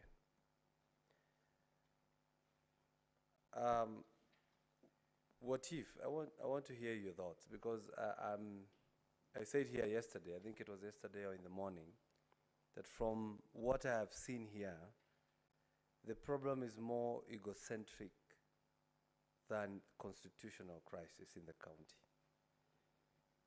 What if this Senate was to propose that the President invokes Article 192 of the Constitution that says the President can dissolve a county government if a commission of inquiry has been formed to investigate? But if this committee was, the Senate was to propose that, because it seems that nobody wants to work with the other, what would be your comment? Thank you, Honorable Senator. I think, to me, it would be unfair to me, because it is barely 3 months that I've been in the office. It is good to give some issues time. There's a saying that says, time heals. Maybe we are in the process of, or we are in the teething problem, whereby the governor and the MCAs, because during my campaigns, I was doing it all alone. I've never had a chance to mingle with the MCAs, not any one of them. We just met after elections. And I thought it was good for us, at least to have time together, work together, and see if these problems will be healed by time, if not mediation. But from my side, I'm ready. And I have been doing so from the word go, trying to bring them on board, including appealing to the President of the Republic of Kenya to try and unite us. That shows the willingness to work with them. Thank you, Honorable Senator. Chair, just... One minute, members. Let me ask my two questions, then we shall make a decision on how to use time. We need to sort out some issues so that I can contribute during report writing. One, the County Assembly has filed a document, and on page 59, the County Assembly has attached a letter from the Ethics and Anti-Corruption Commission.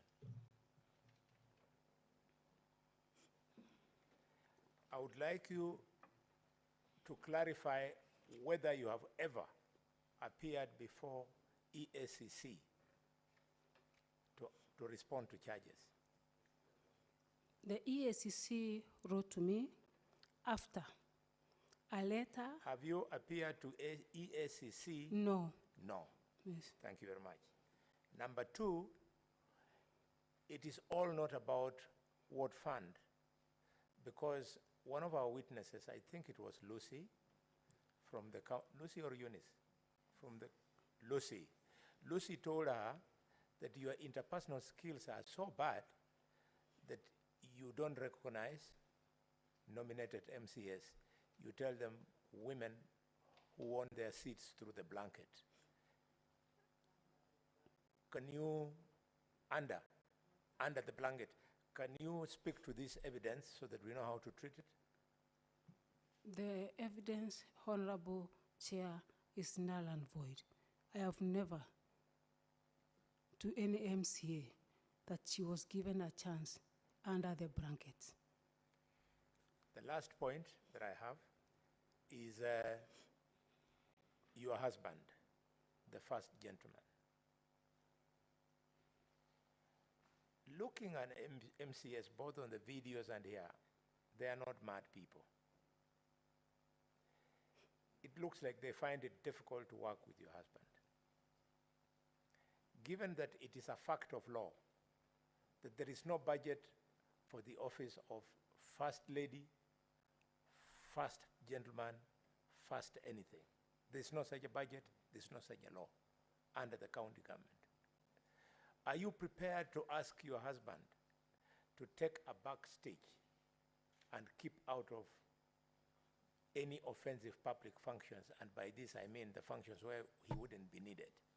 Would you be prepared for purposes of Meru going forward? Thank you, Honorable Chair. Point of order, Chair. Point of order, Chair. Point of order, Chair. Point of order. There are many Yes. now. Here. Start with Esther and Kamla. I'll come to Mandako later. Yes, Esther. Yes, you were actually cautioning the council there against addressing the first gentleman as your husband. No. I was cautioning him about the English. And you're using the same. Just a minute. That husband of yours. There's a difference in English between that husband of yours and your husband. That husband of yours is abusive, but your husband is respectful. That's it. No, Chair, let me defend you from Senator. He has used it properly. Yes. Chair, Mandako. with a lot of respect to you, Chair, I want to completely disagree with you. In that, the first gentleman of Meru County, in social events, Chair, can be sent by Her Excellency to represent her in functions. Mr. Chairman, it is a tradition all over. And it's a practice that has been practiced by all governors when they are unable to attend functions, Chair, that are not official in nature or social in nature within their counties or even outside their counties. They have sent their spouses to represent.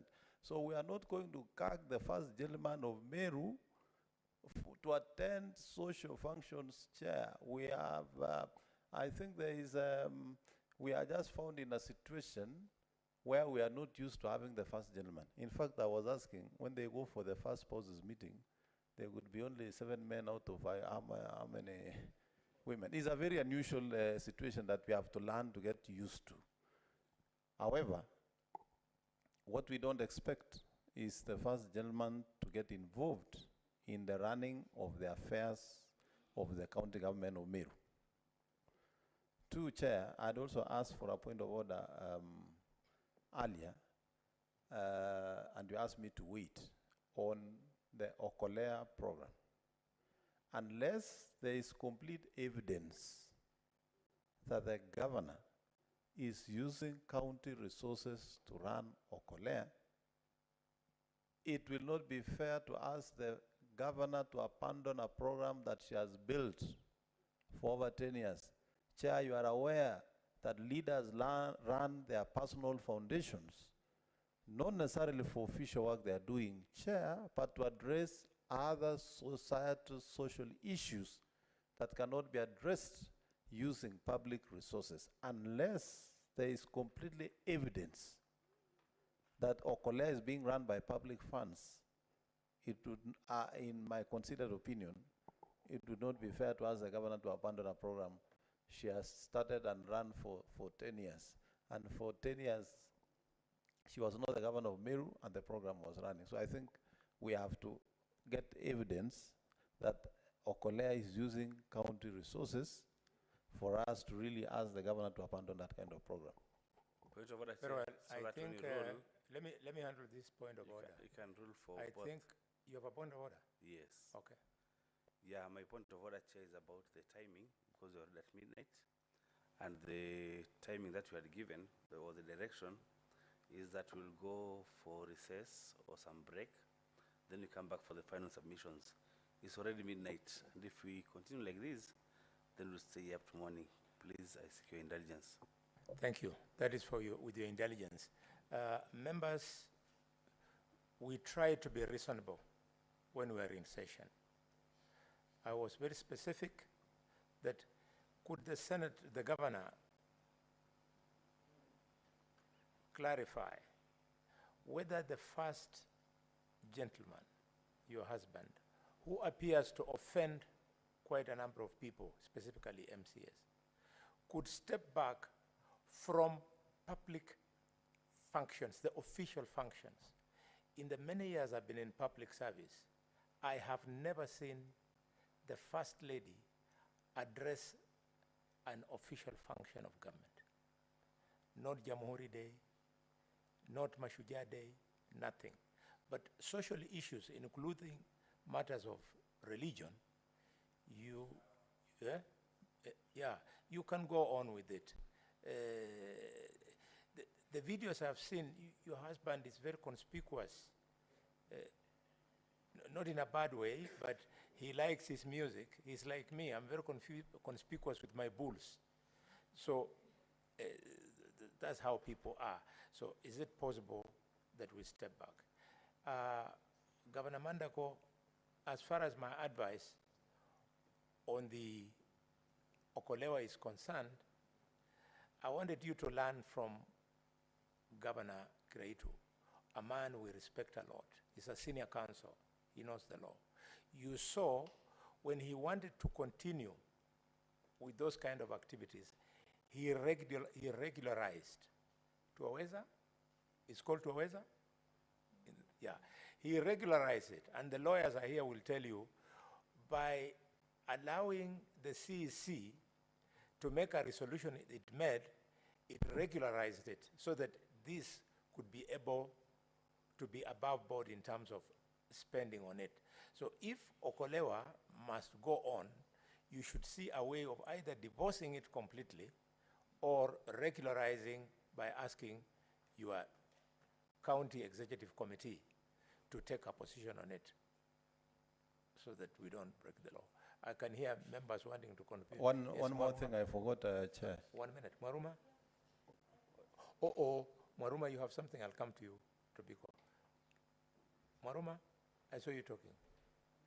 No, I have said, I had talked about the timing. Okay. That we need to reduce on what we are doing so that we can go for a break. Okay. And come back for the final submissions. Okay. Otherwise, we'll spend the whole night here. Tobiko? Yeah, Chair, my two supplementary questions, and I'm not going to add anything. One, Governor Kawira, do you have a technical team of advisors? Yes, I have a Because legal this advisor. looks like there are too many goofs in the short term you have been there. I have advisors. Two, State their names and what they advise you on. I have a legal advisor by the name Adero, political advisor by the name George Mungania, and economic advisor by the name Kiambi. Two, notwithstanding the fact that you're popularly elected, do you really have the capacity to bring Meru together? Do you have the capacity to lead Meru? Thank you. Yes, Honorable Senator, I have the capacity to lead Meru, and not only capacity, but extra capacity, because of the grace by God, the spiritual anointing added to the political will makes it big. And just give us time, Meru will be the best county among the 47 counties of Kenya. Yes, Mandako? Yes, Chair. Let me ask the governor, in her last statement she said she has done everything possible to try and bring the leaders of Meru together, including asking the president. Madam Governor, the president was in your county. You deliberately skipped to attend that function. Is it true really what you are telling us? Thank you, Honorable Senator.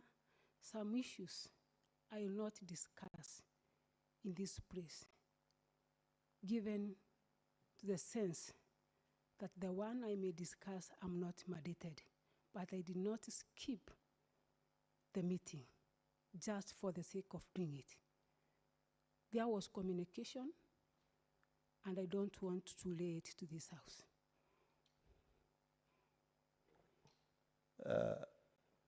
Chair, Madam Governor cannot say, I've reached out, and when we ask her whether she skipped, she becomes dodgy. Madam Governor, if you read again the County Government Act and the functions of the various organs, the senior most leader in the county is the governor. And by law, the governor can ask for a meeting of all the leaders to discuss. Are you telling this sitting that you explored all those options so that by the time you are here, all options of mediating or trying to mitigate these matters had been exhausted? And if that is so, because the decision of this committee will go either way, we can agree with the county assembly or not agree with them.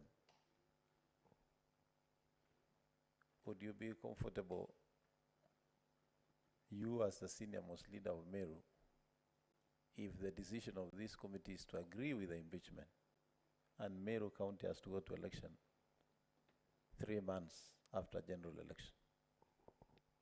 Thank you, Honorable Senator. May I say that I am able to bring all leaders together.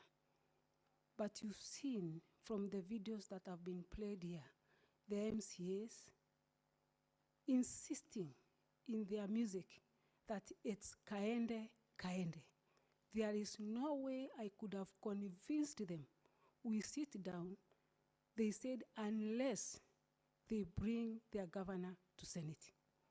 That is the only time we shall sit down and talk. And that's why you saw them in the video, singing that they will not stop.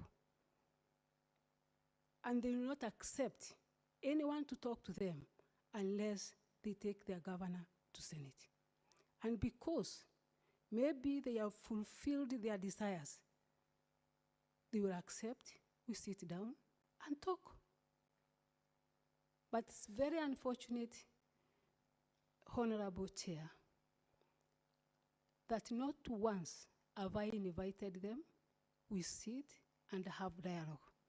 I don't know, and I don't want to put it, that maybe there are some influences which I don't want to allege, that some people somewhere maybe have been sponsoring the MCAs with some reasons best known to them. But because we have reached at this level, let us give it some more time. Very well. Madam Governor, I would like you to take what Senator Mandako has said very seriously. Everything is based on the Constitution. And this Constitution anticipates the following, that the county government of Meru can go on without you. Yes. The same Constitution does not anticipate the county government of Meru going on without MCS.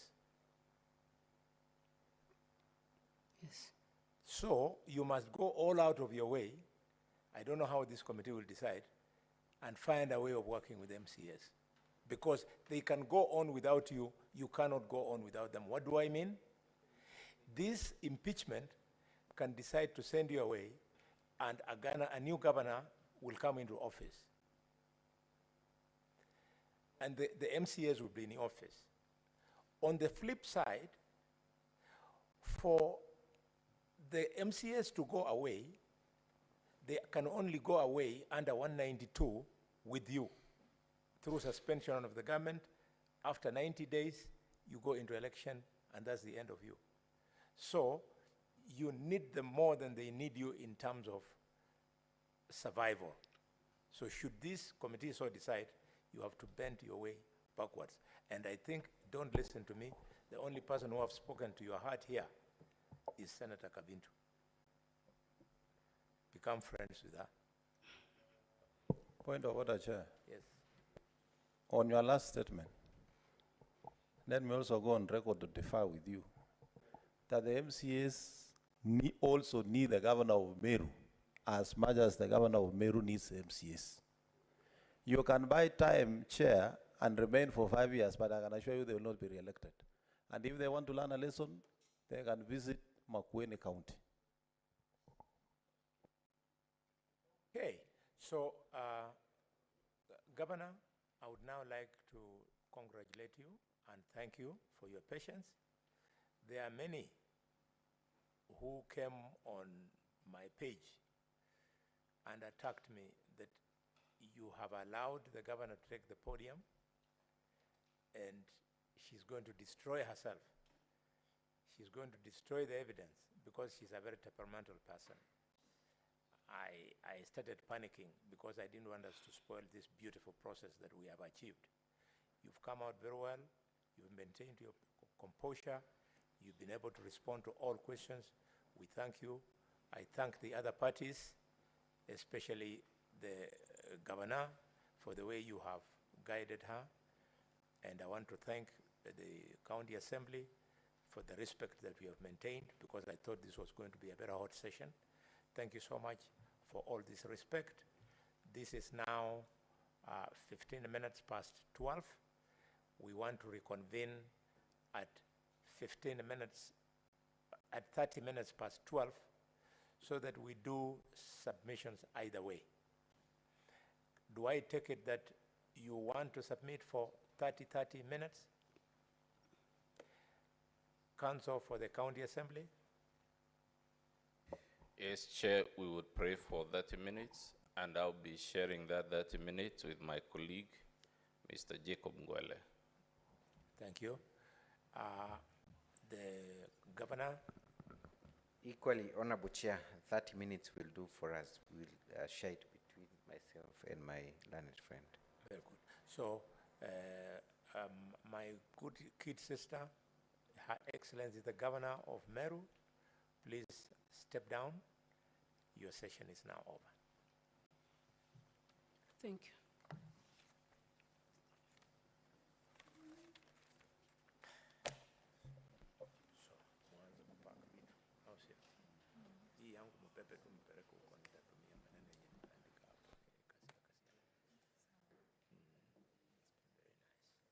So, members will withdraw to the lounge a little bit for 15 minutes.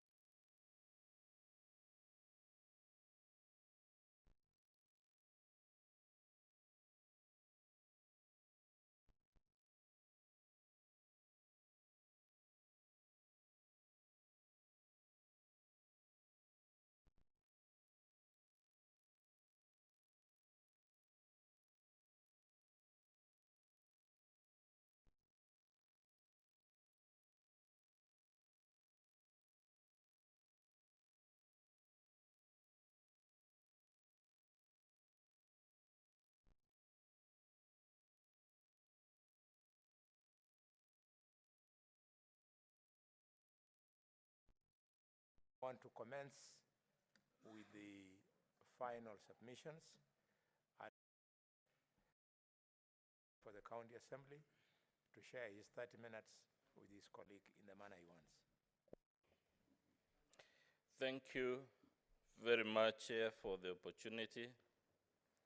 Chair, when I was in primary school and in secondary school not long time ago, we were often asked to engage in an exercise called composition writing. And when you retire to deliberate as a tribunal of the Senate, one of the questions I would urge you to consider: did the Assembly really go sit down and write a composition of imaginary things that the governor is alleged to have done? Or from the evidence, the Assembly had a good cause to bother you over Christmas period? Number two, can we in good conscience say that there is no crisis in Meru? Because when I addressed you in my opening statement, I told you Meru is in a crisis. It is at a siege. It is now common ground between both sides that there is actually a problem in Meru. It is common ground that the church has been asked to deal with this problem. It is common ground the venerated Jurin Cheke has been invited to resolve this problem. It is common ground. Even the President of the Republic has been requested to deal with the problem. Our submission, therefore, is that it cannot in good conscience be concluded or argued that the Assembly was trifling with you when it brought the case that it brought before you. If we agree there is a problem in Meru and it must be resolved one way or another, the solution we have asked you, Chair, to provide is a solution provided by our Article 181 of our Constitution. The consequences that ensue in the event you agree with the Assembly are spelled out in Article 182 of our Constitution. And in short, the consequence is that the Deputy Governor assumes over as the Governor of Meru, and he nominates a new Deputy Governor. Luckily, Chair, and this is why I salute the makers of our Constitution, the Deputy Governor was on the ballot box. So we shouldn't be too worried whether you're moving too far away from the choice of the people. There is a reason I now realize why our Constitution requires presidents and governors to have a running mate. And why it says if the solution we're asking you to give Meru is allowed, it is the Deputy Governor. This should allay your fears, Chair, that there is some hidden hand pushing this process so that it can benefit, because it must be taken that the deputy is a comrade of the governor. Chair, we urge you to ask yourself, by law, because this is not often mentioned, we must mention it, by law, Chair, the County Assembly is permitted, should this crisis persist, to introduce the very same motion before you, not anyone, the very same motion after 90 days. But that's not really the point, Chair. What I want you to ask yourself, would it be fair to the people of Meru, if it is common ground, there is a fundamental problem in that county, that they remain held hostage in these circumstances prevailing in that county? It is our submission that it will be very unfair. Are there guarantees, Chair? Because there were many submissions on mercy, on forgiveness, on giving second chances. Are there guarantees you've been given that you can rely and bank? That if you give this governor a new chance, Meru will return to normal? Our submission is none. The governor before you keeps insisting the problem is that someone is sponsoring the MCAs. She keeps telling you, in answer to your questions, that the problem is the ward fund. She keeps telling you the problem is everybody else and everything else except the governor. Whether you believe or not, that's up to the committee. I cannot direct you. But for me, the question is, would it be fair to the Republic of Kenya, to the people of Meru, to our Constitution, to allow this situation to fester? And more importantly, given the things you've seen and heard on both sides, do we even want to take that gamble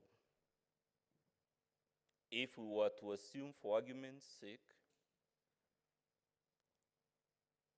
that the aggression against other leaders will persist, that the aggression against MCAs will persist? Chair, your mandate under the law is to consider every one of the 62 allegations separately and independently, not collectively. That's what Section 33 of the County Government Act, subsection 6 and 7 say, that if you find even one of them to be substantiated, it's very interesting, Chair, because ordinarily the law actually talks of proved. Here you're being told substantiated, not even necessarily proved, whatever the semantics lie. But the law, Chair, is that if you find any one of the 62 violations to have been substantiated,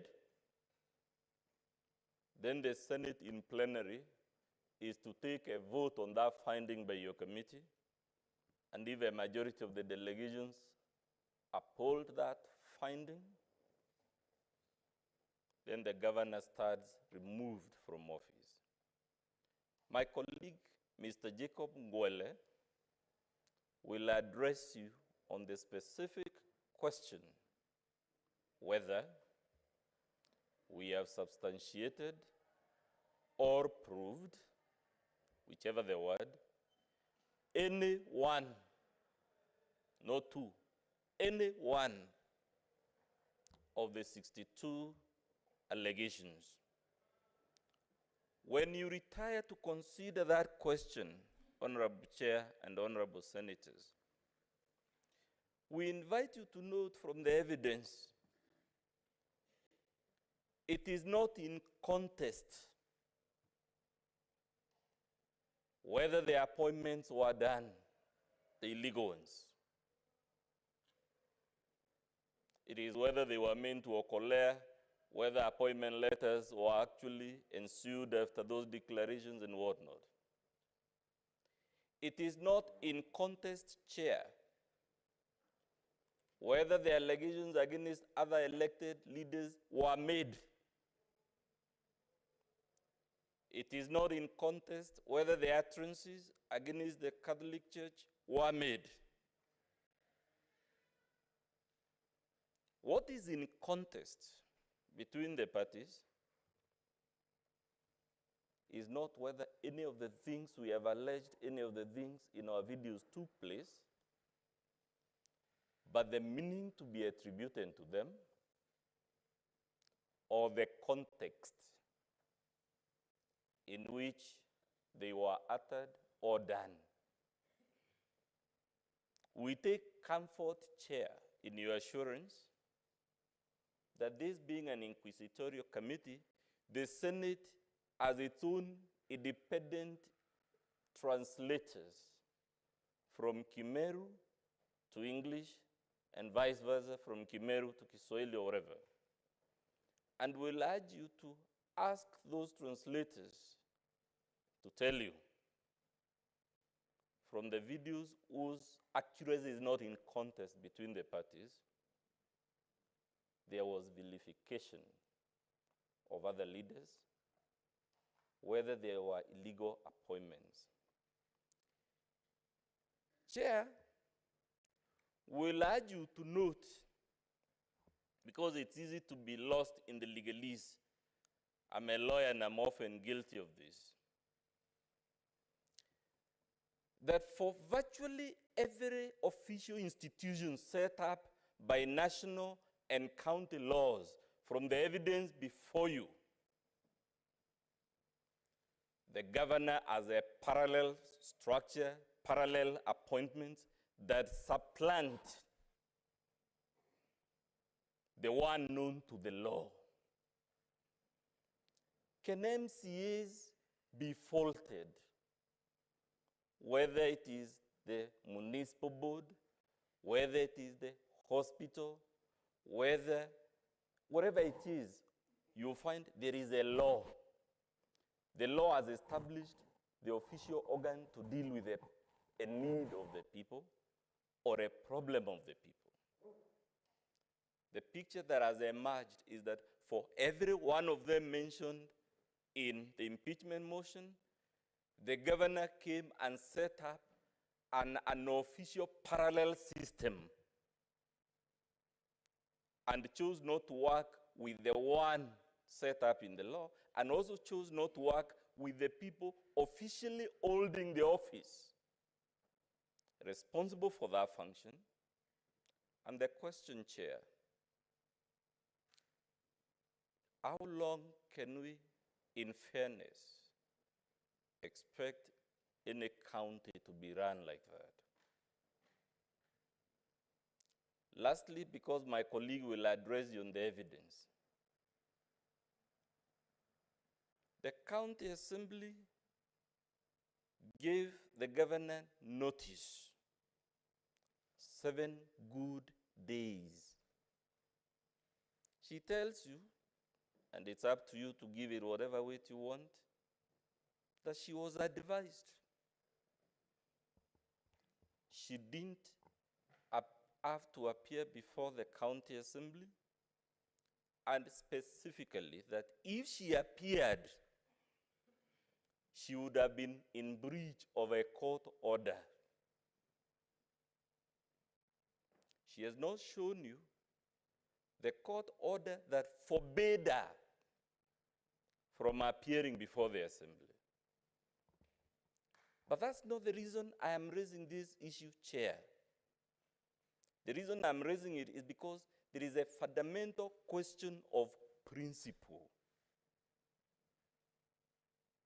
The governor has an opportunity to place her defense. Never mind, she says the assembly is already prejudiced. She doesn't. She has now before you documents that were in existence. Even if the order forbade her, which is not the record, from appearing before the assembly, it was still open to her to send her lawyer if there was an order forbidding her. Because the options are you appear either in person or by lawyer. So the question, Chair, is can we in good faith fault the assembly for making the decision it made when the opportunity to place all this material? Can the assembly be faulted for not considering the matters you're now being asked to consider in favor of the governor when the window to avail that material was there? Lastly, Chair,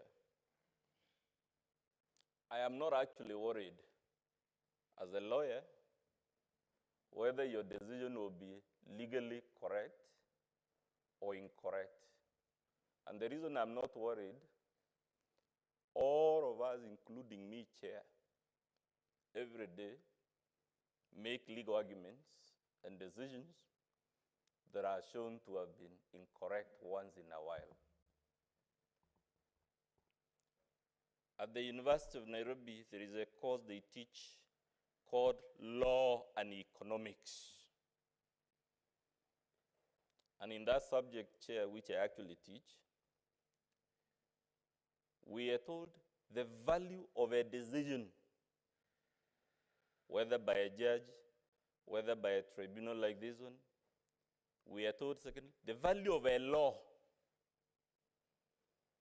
whether it's the Constitution, whatever law, Chair, is not what it says or doesn't say.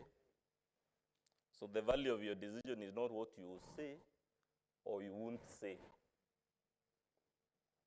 Scholars of law and economics tell us the true value of your decision is the scheme of incentives for either good behavior or bad behavior that your decision will establish. I very humbly tell you, Chair, that if you let this governor off the hook, the scheme of incentives you'll be sending to other governors, both now and in the future, is that you can engage in whatever number of violations of the law, whatever the nature of those violations, whatever the potential consequences of those violations, but the Senate of the Republic of Kenya, for one reason or another, can let you get away with it. That is what the priest meant by the difference between justice and forgiveness. He was actually addressing on moral and legal philosophy, and I'm not sure he was understood. The matter before you is about justice. It's about what legal consequences should ensue for certain acts and omissions. Chair, allow Mr. Ngwele, because I note we have only 30 minutes, to address you on why we believe we have substantiated or proved, or whatever the word we want to use, not just one, because we only need one, but actually several allegations. Thank you very much, Chair. Chair, for the record, my name is Jacob Ngwele, and I'll be submitting on the reminder of our submissions. Before I embark on evaluation of the evidence which you have submitted, Chair, it's our humble and most respectful submission that the Assembly side has substantiated all the 62 grounds of violation which the Assembly passed in this impeachment motion against the governor, as were read in the charge sheet, which was read before the governor here. I will proceed and explain how we have substantiated those charges. One of the grounds was the issue of illegal appointments, nepotism, and illegal usurpation of public offices. Of course, the first issue was the appointment of the governor's husband as in county offices. Chair, from the outset, this issue has been trivialized. It has been generalized, it has been demeaned, but it is a very serious issue. What the governor and the chief of staff did not mention when they were being cross-examined. They only went to the appointment of Hustler's ambassador, but they never mentioned that, or they never came out clearly that the issue was about, the critical issue was about the governor in a public setting. In a public setting which was draped with flags, a forum which was meant to launch a person in a public office, did appoint the husband as a patron of a public institution, an institution which has been created by a statute. It is a submission that it is not just a matter of a spouse. It is about a spouse who has been given an illegal appointment and who is exercising illegal powers. You are not appointed a patron of a public institution to be an ambassador of it. You are appointed a patron to exert influence, to exert policy directions on that particular institution. And for that reason, we submit that this issue has been proved, and the issue about the role of the spouses, we need to debunk that particular issue and argue that, as it was raised here, spouses are not appointed in critical public positions. You cannot see a spouse appointed as a patron of Kenya Forest Service, as a patron of MAALUMU Hospital. These are not the reserve for, for spouses to be appointed. The other issue quickly was the issue of reappointment of Mr. Rufus Miriti as a county secretary. This issue is uncontested. It is uncontested both in the affidavit which is submitted in this house. It is uncontested both in the oral evidence and also the oral evidence of both Mr. Harrison and the governor herself. It is not contested. It is not in dispute or doubtful that Mr. Miriti has been reappointed as a county secretary. It is not in dispute that Mr. Miriti was the county secretary of the previous regime. It is not contested that Mr. Miriti's term came to an end with the tenure of the previous government. But what Mr. Harrison told the court, the Senate, was that the term was extended, the extension was allowed by the TA, then the term is still ongoing, he still has a contract which expires on 23rd of January next year.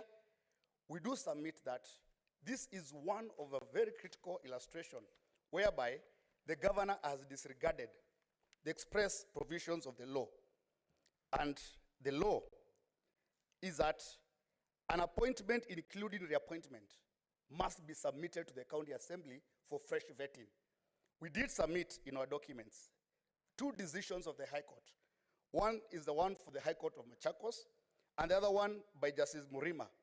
In the Machakos judgment, the court said that in case of the term of the CCs whose the tenure of the governor has come to an end, they must be subjected to a reappointment. Similarly, Justice Murima said that if the term of the CS comes to an end with the end of the tenure of the president, they must be submitted. That particular gentleman is still up to date, exercising illegal powers, and that is one of the grounds we have submitted. The other issue, which I'll go quickly, is the issue of the roadside appointments. It is not in dispute, both from the governor's evidence and from Mr. Harrison's evidence, that these appointments were made, both in Timau, Nikubu, and Kianjai. What has happened is that the evidence has shifted. Initially, it was that no pronouncements were made. Then, no letters were given. Now, it has become the appointments were actually made for an organization called Okolea. In the governor's evidence, in our governor's affidavit, that is not mentioned. We do submit that this is a creation. It's what in law we call an afterthought, a smoke screen, whereby you want to shift the evidence from this direction. We are saying, I was not stealing, actually I was speaking. That is what they are trying to submit. We do submit that the evidence we have given in our annexures, all the annexures that we ask, as my colleague has requested the Senate, let the committee review the transcripts for all those 3 instances, and you will see the governor directing the ward administrators to appoint those people. How do you direct public officers to appoint people to private organization? We do submit that this allegation has been proved and is tantamount to illegal usurpation of functions given to a public institution. The only person who can create public offices, the only person who can hire is the County Public Service Board. Honorable Senators, the other issue, of course, similar to that one, was the issue of illegal committees which were created for municipalities. It is not in dispute that in Meru, they have municipal boards. It's not in dispute that one of the functions of the county government is management of parking and taxis.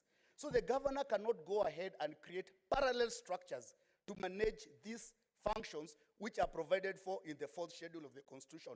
This was a committee with a treasurer, with an organizing secretary, with a chairman, with a secretary. What were they created to do? We do submit that this allegation has been proved, and we invite the committee to review the evidence. The other issue was the issue of incitement and bullying. Incitement and bullying. We do submit that all the instances, the four instances, I'll go first of all, incitement, bullying, vilification of leaders. One was about Honorable Mwenda. That one, the member himself gave evidence here. The video which was produced here showed how the governor humiliated him in public. The governor was there parading him, asking him to apologize, telling him, I'm going to offer you protection. But now the narrative has changed, that it was the members of the public who were asking the member to apologize. Yet the governor herself has admitted she's the one who introduced that subject to the gathering. The other issue about vilification of the senator and the CS and the MP for Tigania, that is very clear in the transcripts.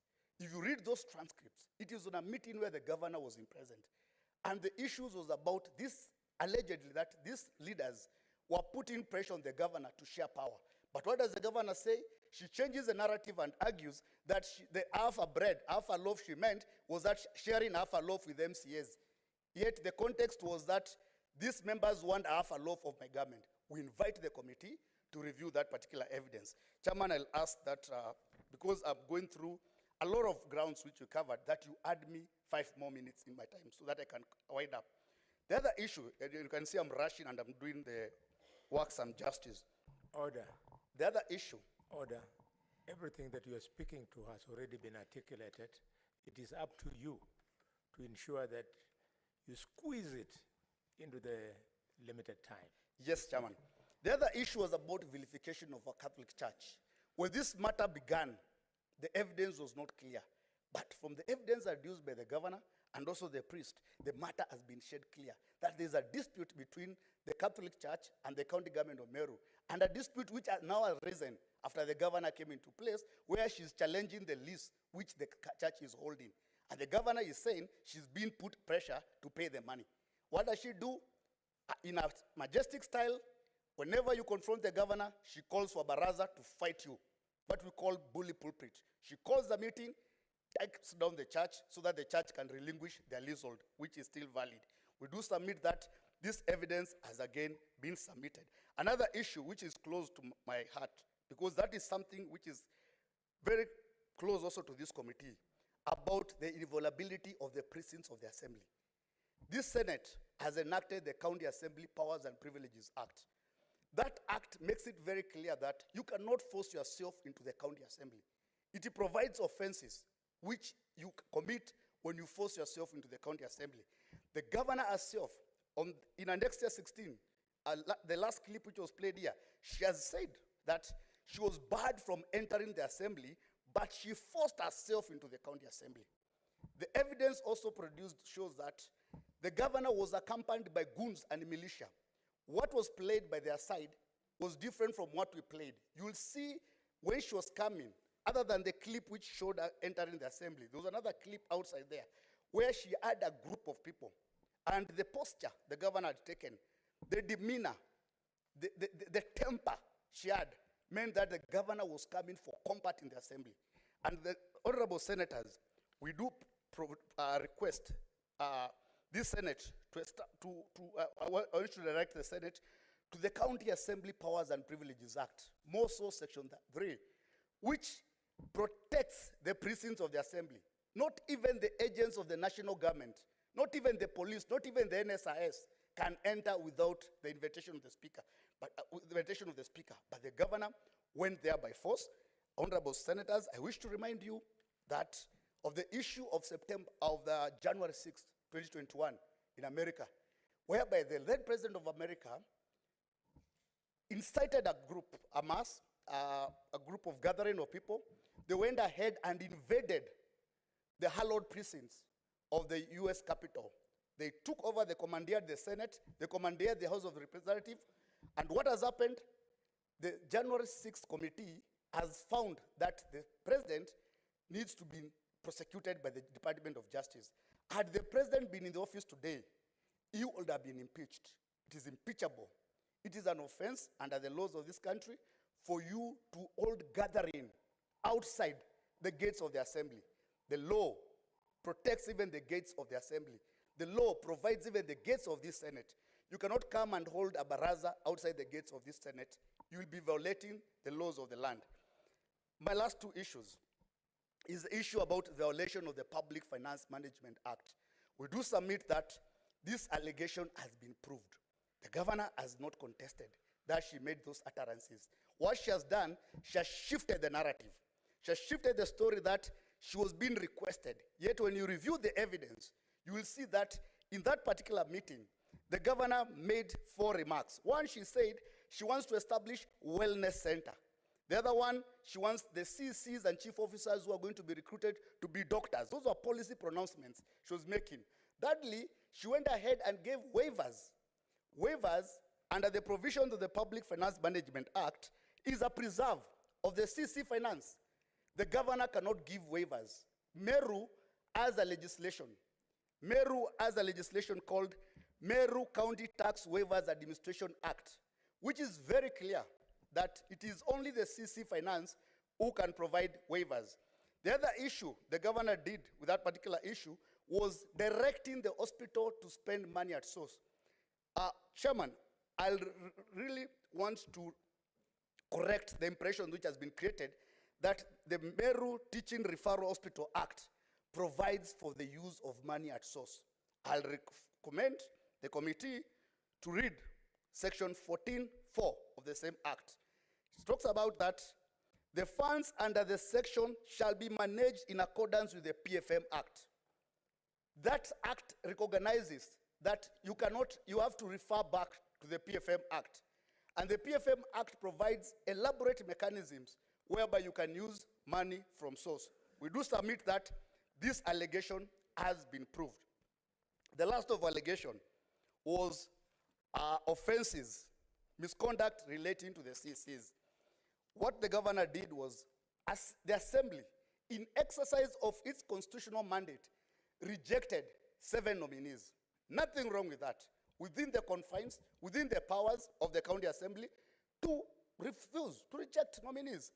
But what does the law provide? The county assembly, the Public Appointment County Assembly Approval Act, section 10 provides that once the assembly rejects the name, the governor is supposed to resubmit. The governor shall resubmit fresh names. The act uses the word shall, which means if we reject 6, you don't go back and abandon the 6 and you work with the 3. No, you resubmit you resubmit the 7 who have been rejected. What the governor did was she went in the guise of reorganization, collapsed the departments, and appointed 3 CC to be in charge of 6 departments. Our submission is that Section 46 of the County Government Act provides a mechanism in which the governor can reorganize our government. It's not the work of the governor, it is the county executive committee which can reorganize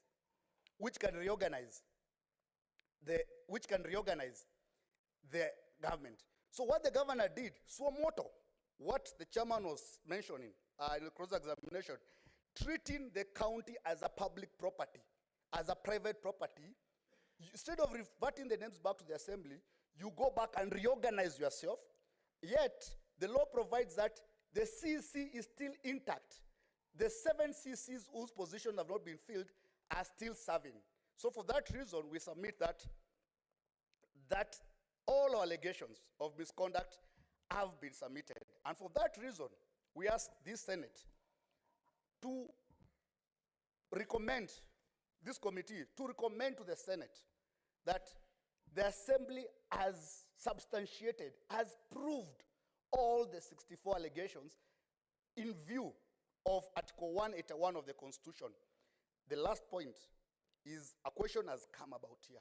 A question has arisen even when the governor was on the podium about this time is too short, it's too early, it's too early. My colleague had asked, does the Constitution of Kenya provide temporary impunity? Within 100 days of being in office, you can break all the laws of the land.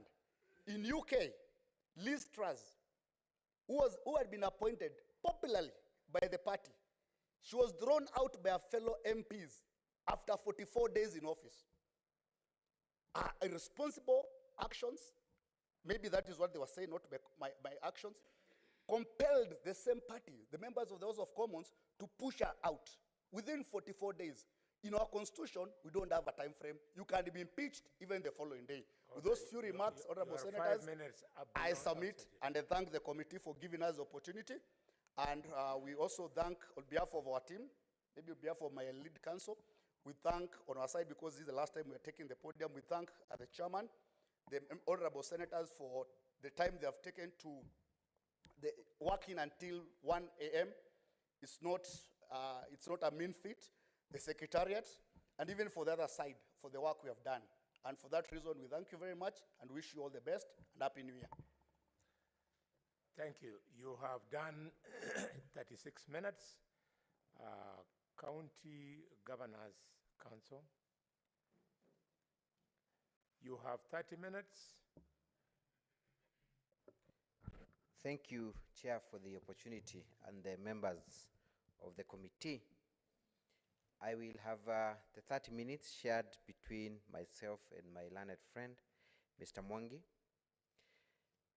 Very recently, honorable members, I had the opportunity to appear before the Supreme Court together with my learned friend, Dr. Muthomi Thiankolu, representing a mutual client on a presidential election petition.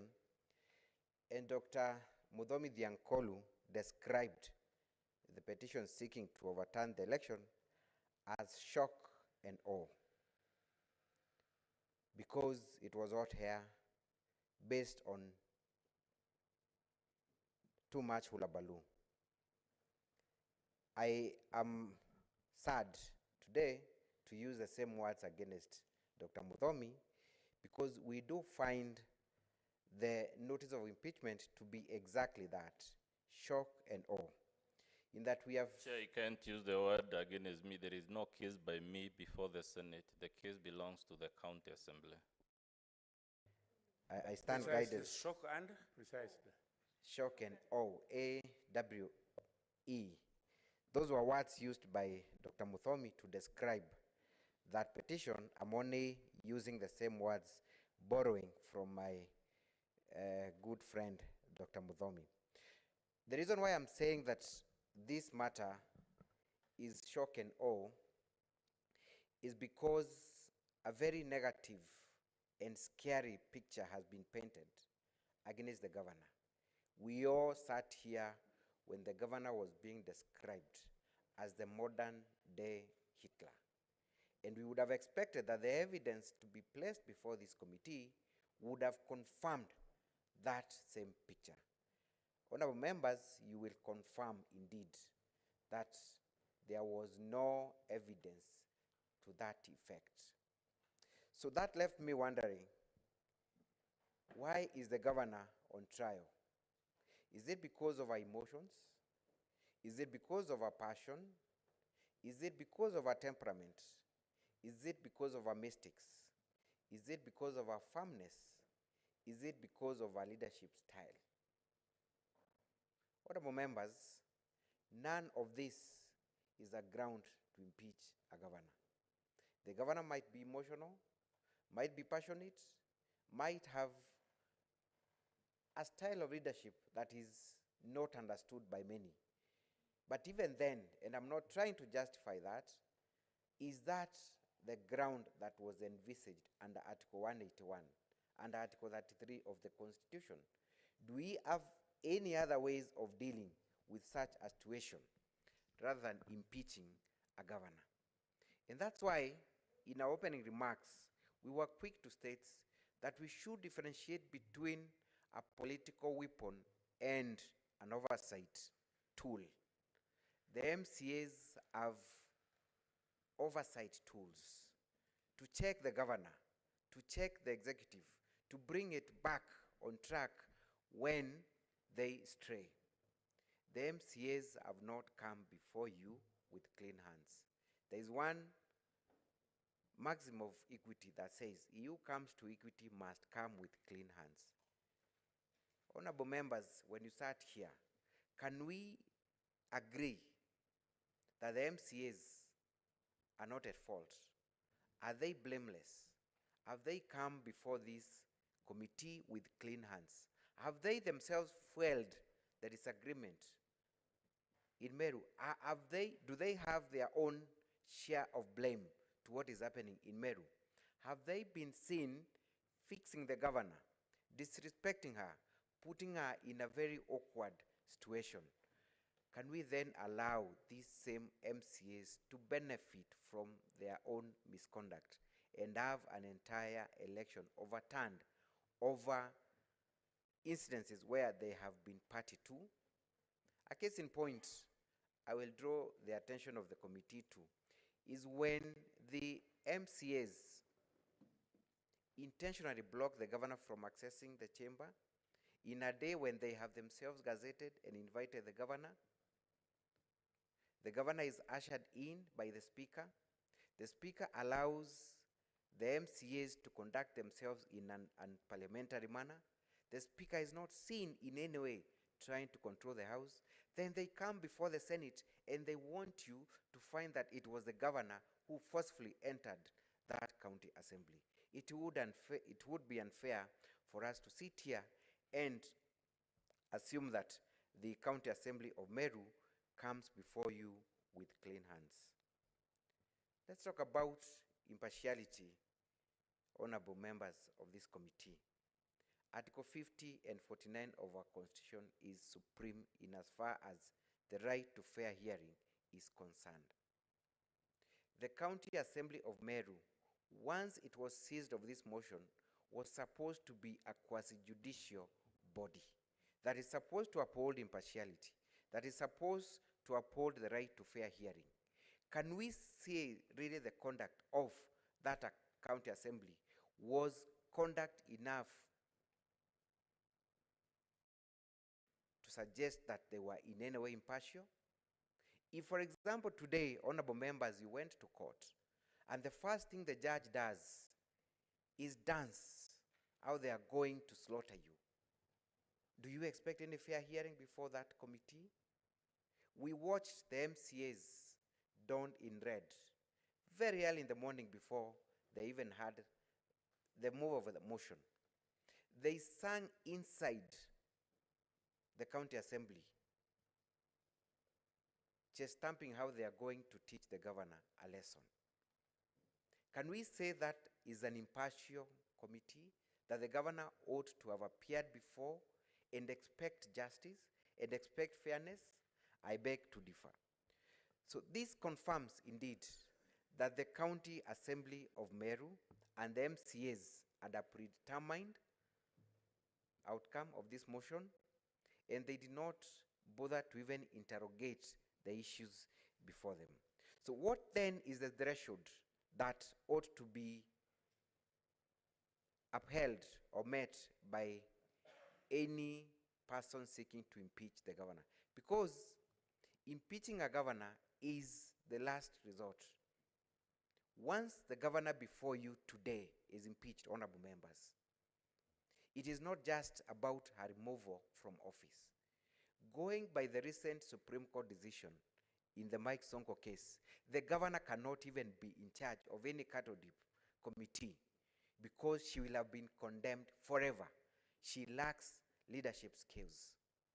Are we telling this governor here today that based on the evidence brought before this committee, that this governor, forever and ever, at her age, and with only 2 months of being in office, that she has done so serious mistakes that she can never ever run for any leadership position, because once you condemn her and uphold the impeachment, it will be the end of this governor to ever present herself for any of public office in this country.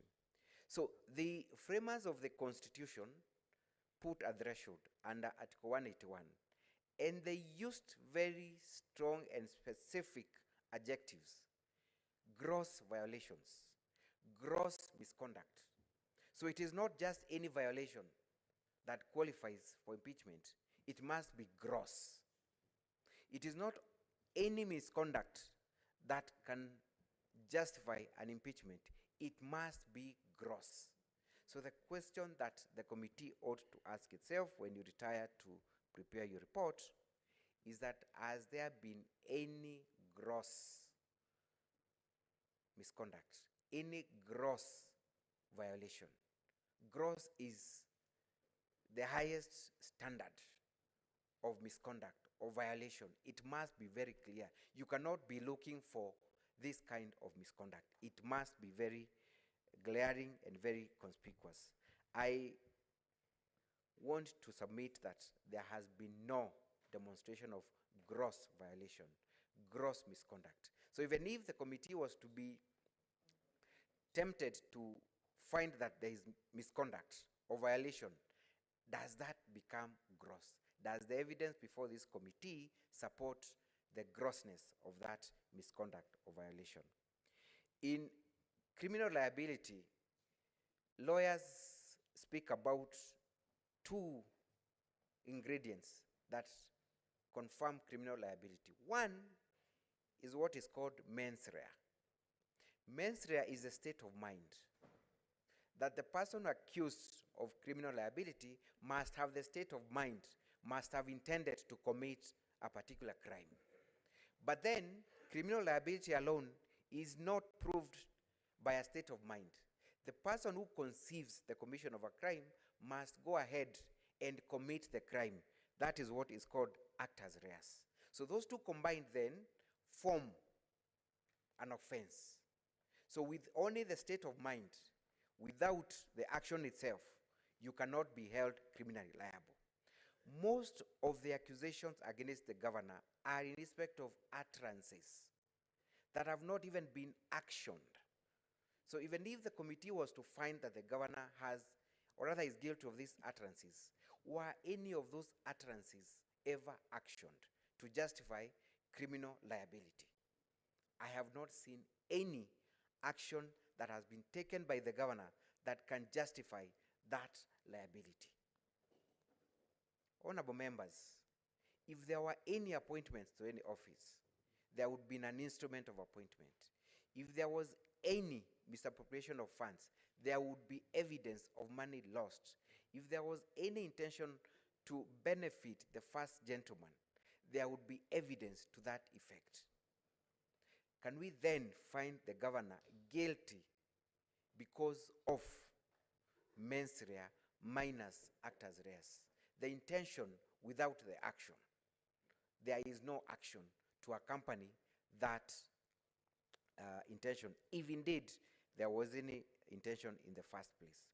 The Court of Appeal in the Martin Nyaga Wambora case, which was, I believe, the ever first impeachment motion to go through all the stages, the Supreme Court and the Court of Appeal had an opportunity to interrogate.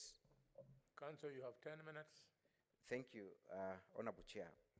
So the question that the Court of Appeal sought to give guidance on is what amounts to gross violation as envisaged under Article 181. And they said that the allegations must be serious, substantial, and weighty. So that not any allegation would qualify under Article 181. There must be a nexus between what the governor is alleged to have done and a particular violation of the Constitution or any written law. So then you would expect that of any of the 62 allegations, the County Assembly would pin and compare this action is in violation of this particular law. Have we seen that? We have not seen that. For example, you have been told that the governor has appointed the first gentleman to a public office. One, we must see the public office to which this first gentleman has been appointed to. That would be a violation. So we have not seen that nexus. Honorable members, because of time, allow me look at the issue of public participation. And this is an issue that I really want the committee and beseech you to really spend time on, scrutinizing all the memoranda that have been presented before you.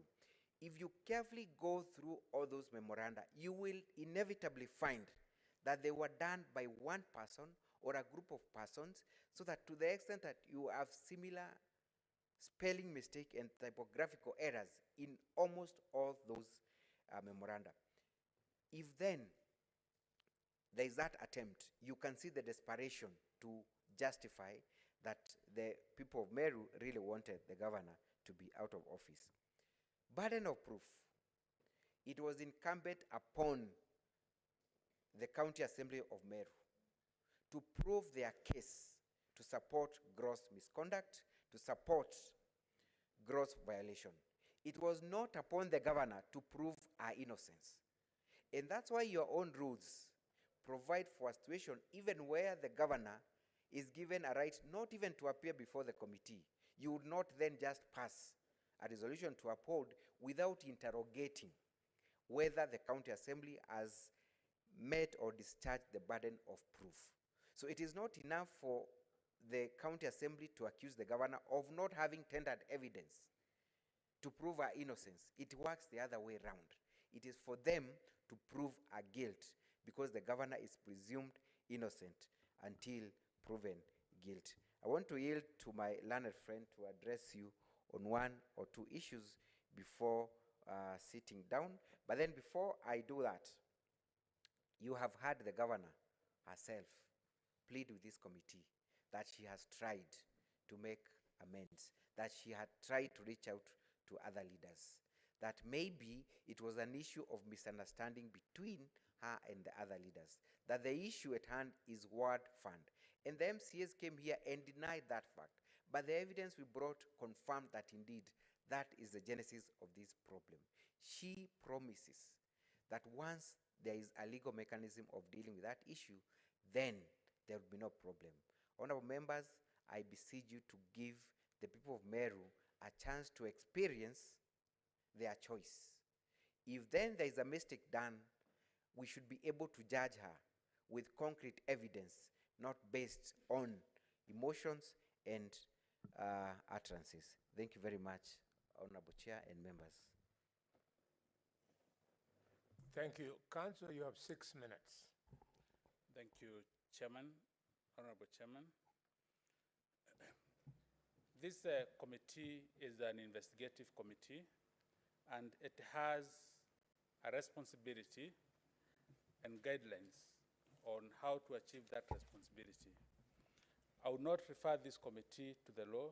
It is sufficiently informed with good experts in the law, but this is a motion under Article 181 and Section 133. This committee is supposed to determine whether the motion before the County Assembly has been substantiated, meaning the allegations availed at the County Assembly and debated, were they supported by cogent and probative evidence so as to be seen to have been proved beyond reasonable doubt. Those charges must meet a certain threshold, which Mr. Mutuma has alluded to, and I refer this committee to Civil Appeal number 21 of 2014.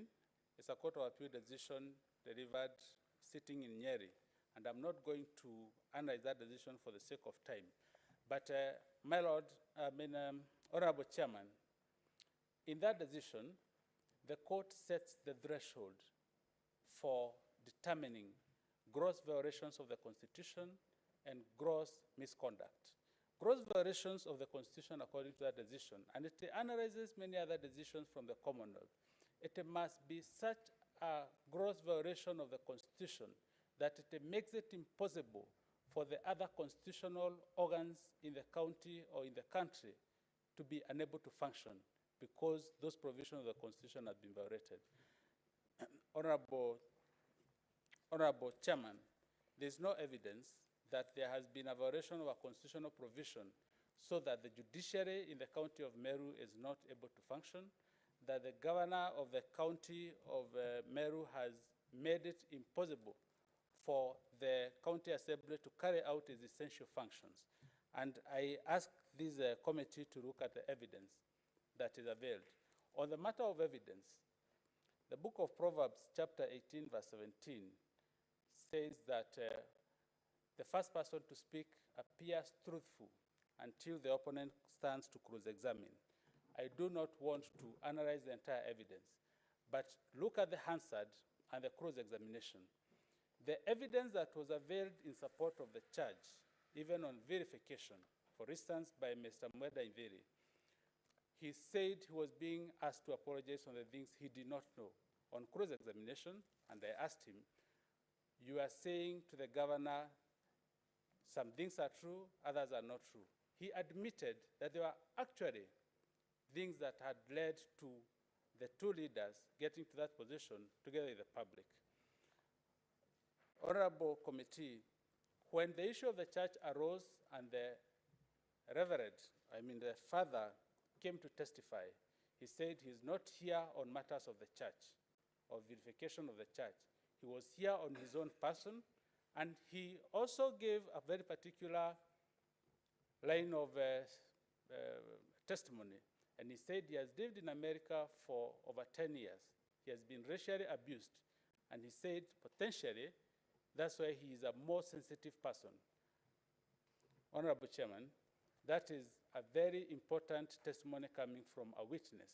And this committee should look at that evidence from that prism of this is not a usual person or a usual citizen for purposes of testifying on the issues that were before, that is a charge before this committee.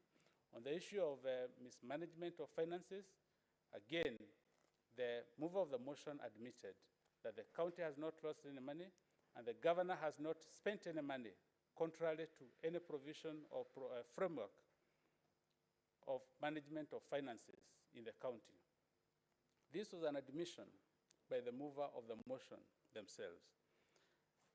When the governor and her...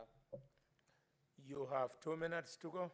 ...has stood up to testify today, a question was asked as to why the governor chose the chief of staff and not the county secretary. And I wish to remind this committee the explanation that was given that the chief of staff has been the governor in so many areas. And the issues to be testified upon were not only on appointments, but on even those other issues that are alleged in the motion. The most appropriate person and most comprehensive was only the chief of staff who had witnessed many of those things and not the county secretary. The governor was not hiding anything, and she was available for that cross-examination. On the issue of public participation, I would like this committee to refer to the High Court petition in Kiambu,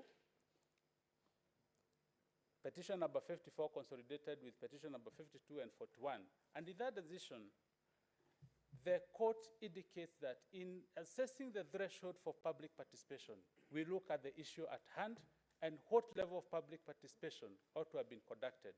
This is an issue where at the opening address, we were told this is a governor who cannot be tamed, and she's a result, an undesirable result of an election process. So it became clear at the opening address that the intention of the MCAs were to overturn an undesirable election result. And Honorable Chairman, with that in mind, the threshold was very high for the decision to be made by the County Assembly that the members of the public have accepted after only 2 months to overturn an election result which they had themselves come up with. On 1 minute, Honorable Chairman, I wish to draw this committee to the County Assembly Act on Public Participation. The Meru County has an act on public participation, and the principles set out at Section 4 of that County Assembly Act guides us to that threshold. The members of the county should have been well informed, well educated, and there was no time limit. This was done in a day, but could have been done wronger. There's nothing that limited the members who moved the motion from going all the corners of the county and having more lengthy time to fulfill the principles in Section 4 of that County Assembly Act. Honorable Chairman, I wish to invite this committee to look at the entire evidence that has been given and the cross-examination, and especially our testimonies on cross-examination and the evidence given today. This afternoon, the governor has indicated she is willing to work with anyone. She has tried to bring the county together, and she has not given up. All she has said, and in her words, time heals. Give her one more time, and she'll be able to bring all these people together. But also remind the county assembly that they also need to move the county forward within the framework of the law. If there is any transgression or a violation of the law, the governor has indicated she has not had any deliberate intentions in violating any law. She's apologetic. She has also received wisdom from this committee, especially from the persons who have served previously as governors. And she has, in her words, said she stands directed. Honorable Chairman and Honorable Committee, we humbly pray for you to find that this motion is not substantiated, and it's important that the County Assembly and the county government of Meru County is given a chance to run that county and afford services to the people. On the issues of the CCs, the governor said she has reorganized, but she's awaiting to... Order, Council. Yes.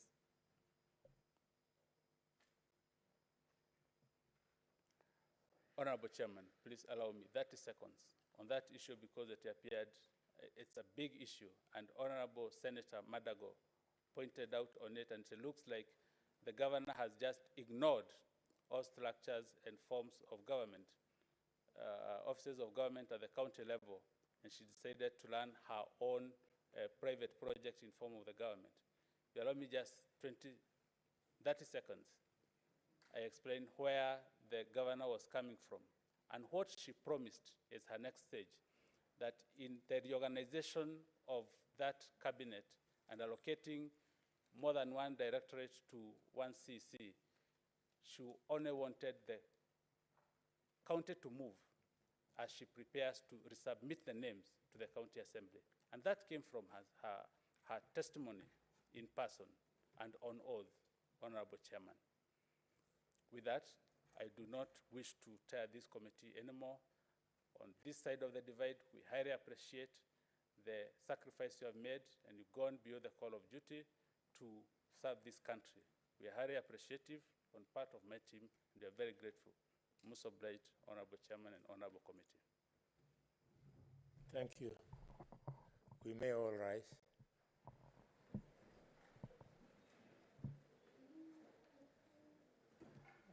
The proceedings of this hearing by the Special Committee of the Senate has now come to an end. It has been a great pleasure for the last 10 days, the last 8 days, to work with you. It has been very exciting that once again we are testing our new constitution, and it works. I must remain forever grateful to Council Mutuma and Co. on behalf of the team of the governor. Grateful to Dr. Mudhomi, Tiangulu, and Co. on behalf of the County Assembly. I'm very grateful to the governor for the cooperation that she has demonstrated. I'm very grateful to all of you, either directly or indirectly, you have contributed to this success. And I want to thank my colleagues, members of the Senate, for the lead that you have taken, the guidance that you have given, the advice that you have given. History is indeed made. Announcement. We are proceeding from here to the hotel that has been electronically sent to you. You will not be expected to sit until 12 o'clock tomorrow, although you'll be at the hotel for consultations. This is to allow the Secretariat to do the usual. Thank you. We are so adjourned.